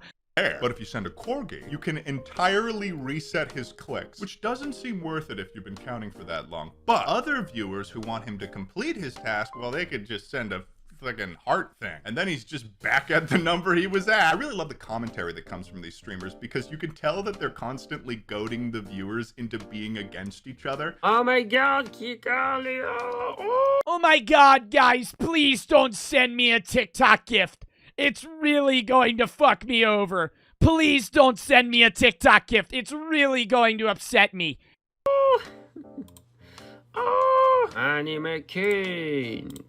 Yeah, boy. And when he manages to get to that final number and you think he's about to complete his task, he starts counting down. 10, 9. What are you doing? You're so 8, close. You're almost 7, there. 6, 5. Oh my No. Now he's got to start from 1. Bro, dead ass. That is actually how it is. Just, oh no, you guys reset me. But of all of these... Oh, you gave me $45. Fuck. Favorite has to be Galaxy Kid. Stop saying this in the galaxy's the hub. We are not getting a galaxy. No one is gonna... There's a lot to unpack. I have never seen this guy. Do you know who this guy is? Or that fuck who does the egg cracking hunt. He never finishes peeling it and says share his stream. Yeah. Dude, they always do some shit where it's like a task. And and everyone wants to see him finish, and they just never finish it. Building a house of cards, and the entire time he's like goading the viewers into sending a Galaxy gift, which is worth about $10. Stop it. We are not getting a galaxy. This is all this for $10, bro. Would y'all do this for $10? This live stream does really well. The first time I found him, there was almost 6,000 people watching him do this shit. He's doing everything in his power to make sure that any person that stumbles upon this live stream will hate him in the deepest parts of their soul. My favorite shit is TikTok live chats. The idiots that type /cam3. Have y'all ever seen that shit?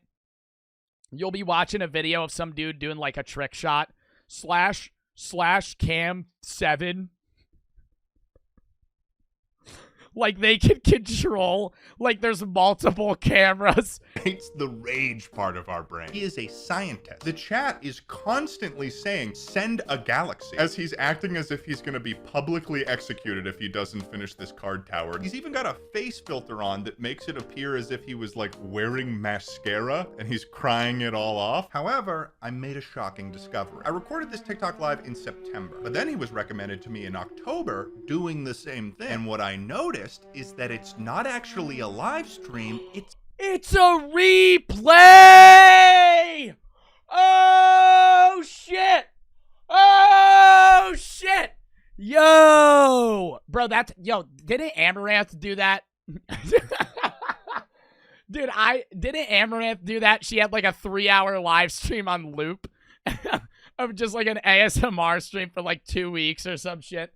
She just never went live. It was just a pre-recorded live stream. It's a fucking video. Here is both of the screen recordings played next to each other. Nice try, Galaxy Kid. Galaxy Kid has been playing 4D chess this entire time. Oh my god, he's probably made like $3 grand off that shit too.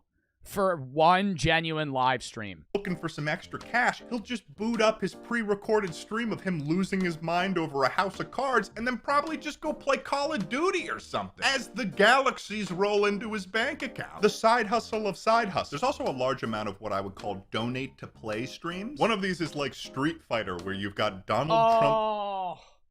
Those are the worst. Or the ones where they're scooping rice. They're scooping dry rice into a cup. They're scooping dry rice into a cup. And they have on one side, they have iPhone, and on the other, they have Samsung. And it'll be like, fuck, round 1 win, round 1 win, round 1 win, round 2 win, round 2 win, round 3 win iPhone, round 4 win Samsung, and then they just keep doing the same fucking thing. Fighting Barack Obama, with their punching being controlled by how much you donate. Or what appears to be a race between Trump, Biden, Vladimir Putin, and Volodymyr Zelensky. There's even a TikTok live that tries to answer the age-old question from elementary school. Who's better, boys or girls? Bro, he's covered at... I'm liking the video. He has covered every live stream there was. This is a great video. This is a great TED video. Oh my God. Dude, he's covering every one that I mentioned. Aisle 3 for these liberal tears.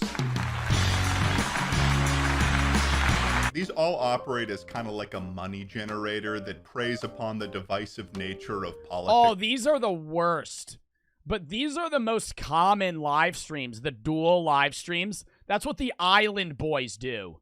The Island Boys, I'm not going to go live unless you guys are ready to give me gifts. If you guys aren't ready to give me gifts, I'm not. They flat out say that. If you guys aren't ready to, like, you know, throw some money down, I'm not going to go live. It's just not worth my time. So then he'll go live and he'll just be like, he'll be so, like, such an asshole to whoever he's against, just ignoring them. Yo, thank you for the gifts. Okay, yeah, thank you. Yep.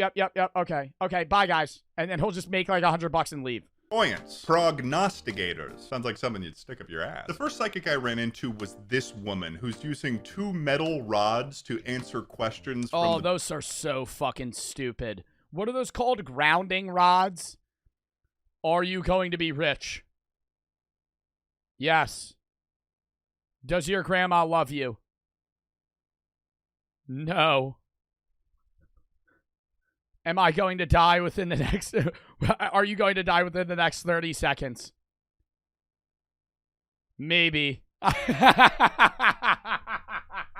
don't know if she's supposed to be speaking to ghosts or something. All someone has to do... And it didn't even work then. ...is send their name and their question, and she will have an answer for you immediately. Will Tamaya ever be successful? Let her know. You have to put some time and effort into it, but it is a yes for that, my love. Nothing is impossible. What?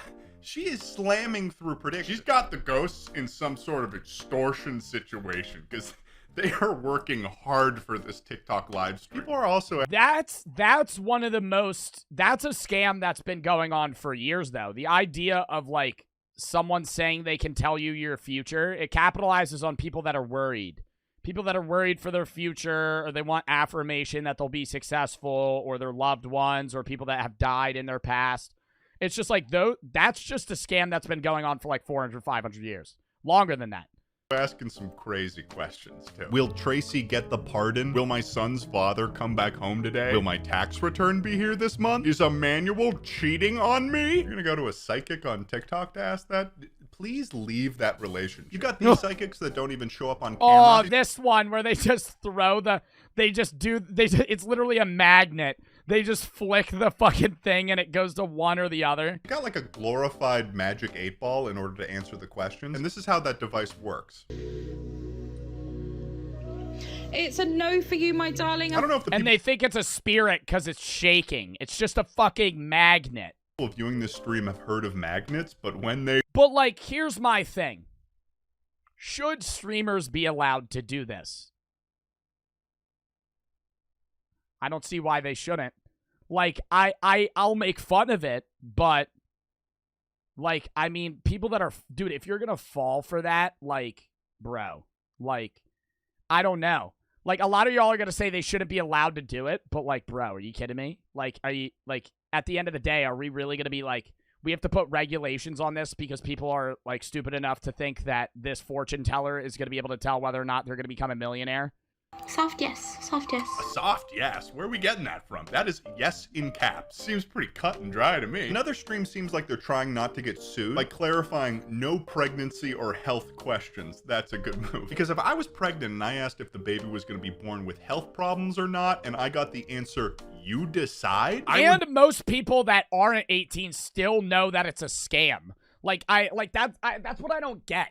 Their lives. The best TikTok live psychic, though, is the woman claiming that she will bring her viewers messages from heaven. God, that's beautiful. That's a really good sentiment. I'm really happy that she's doing that. She got Messages 30% from of the heaven, text on there spelled wrong. Unlike the other TikTok psychics who are just slamming through predictions, this woman is only willing to do readings for people that are her top gifter, and she makes that incredibly clear. I can't have all spirits coming through, so you need to show respect by getting up on my gifter list 1,000 coins. Please show love. Thank you for the flower. Once you're at 1,000 coins, you get on my list. I will communicate with you. Please become a top gifter to win a 2-hour mediumship in private with me, which is $250, so try to win it. She's all business. So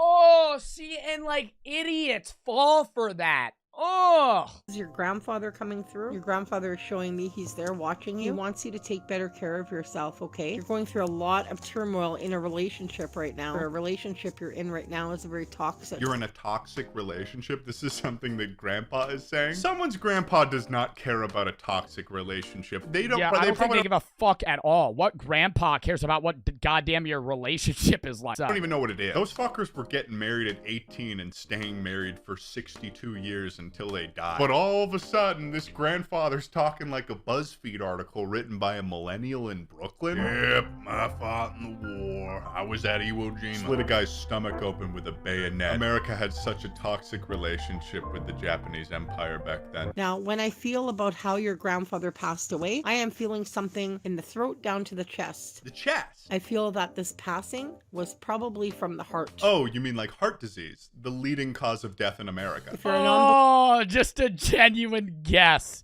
Just a genuine guess. believer, please leave. Thank you for all the gifts, guys. I appreciate it. Ignore the haters, please. It's just jealousy. Of what? That people's family members are dead? Or that you're making money off of their grief? There's a strange level of dystopia from someone saying that they can speak to their dead relatives on the internet while simultaneously thanking the viewers for putting a See, like, that should be banned. I feel like the dumb shit with the sleeping streams and all that, whatever. This messages from heaven for money, ban them. Get them the fuck out of here. Baseball hats, thank you so much. Okay, so we are doing your cousin. I think of all of these TikTok live categories, though, my favorite has to be what I can only describe as the big phone. And you know why they can't ban them? Because it's kind of protected under, like, religious freedom, right? Like, religious exercise. Genre. Thank you, my lovely. Have a wonderful day, my anime editor. Because that's exactly what it is. There's a woman with a massive Android phone, and she's got a pointer, and this is all she does. My top one, let me see you now. Who is going to be the next one, guys? And she's asking the chat if they want to be a star, like she's going to make them famous. If you want to be famous, are you ready to be a star? How does she make people stars? Well, she'll visit your profile and just like a bunch of your TikToks. Initially, I thought this woman was the only person doing this and that she was unique in this type of live stream until I kept running into more and more TikTok lives of women in office cubicles with giant Android phones. What is going on in these TikTok lives? With the microphone and the fucking pointer stick. Who's going to these live streams? How do they even get that regular shit? basis? Is anyone doing that? Is that like a TV screen or a big ass touchpad? Oh, I gotta catch up and Refresh see what they're doing on the big phone. Where are they even getting these giant Android phones from? I want one. I'm not even the one operating the giant phone, and watching this, I'm stressed out for them. Is there something going on here? Do you have a surgically implanted bomb in your neck? Why are you doing this? We know that TikTok itself has an algorithm that's designed to keep users in its app for as long as humanly possible. But it seems that users TikTok is addicting as shit. Like, it's hard to not watch. Like, when you guys are watching TikTok at night, dude, it's like I have to fight the urge to, like, stop scrolling. It's like almost, like, if I will say, if I didn't do social media as a job, the one social media I probably would get rid of is TikTok. Like, I would still always watch YouTube. I would still always watch Twitch. I would probably get rid of TikTok. Or I would try to, at least, just because it envelops you. They can rope users into watching the most bottom of the barrel content, whether that's taking advantage of their anxiety and questions about life, handling their grief, or figuring out once and for all that boys are better than girls. Because girls pee blood and boys well, they pee garlic aioli. And if you like this video, Galaxy guys, please send me a Galaxy. My rent is due tomorrow and my landlord owns a... Oh my god. All right, that was a good ass video. That was a W10. That was a W10 right there. Hold up.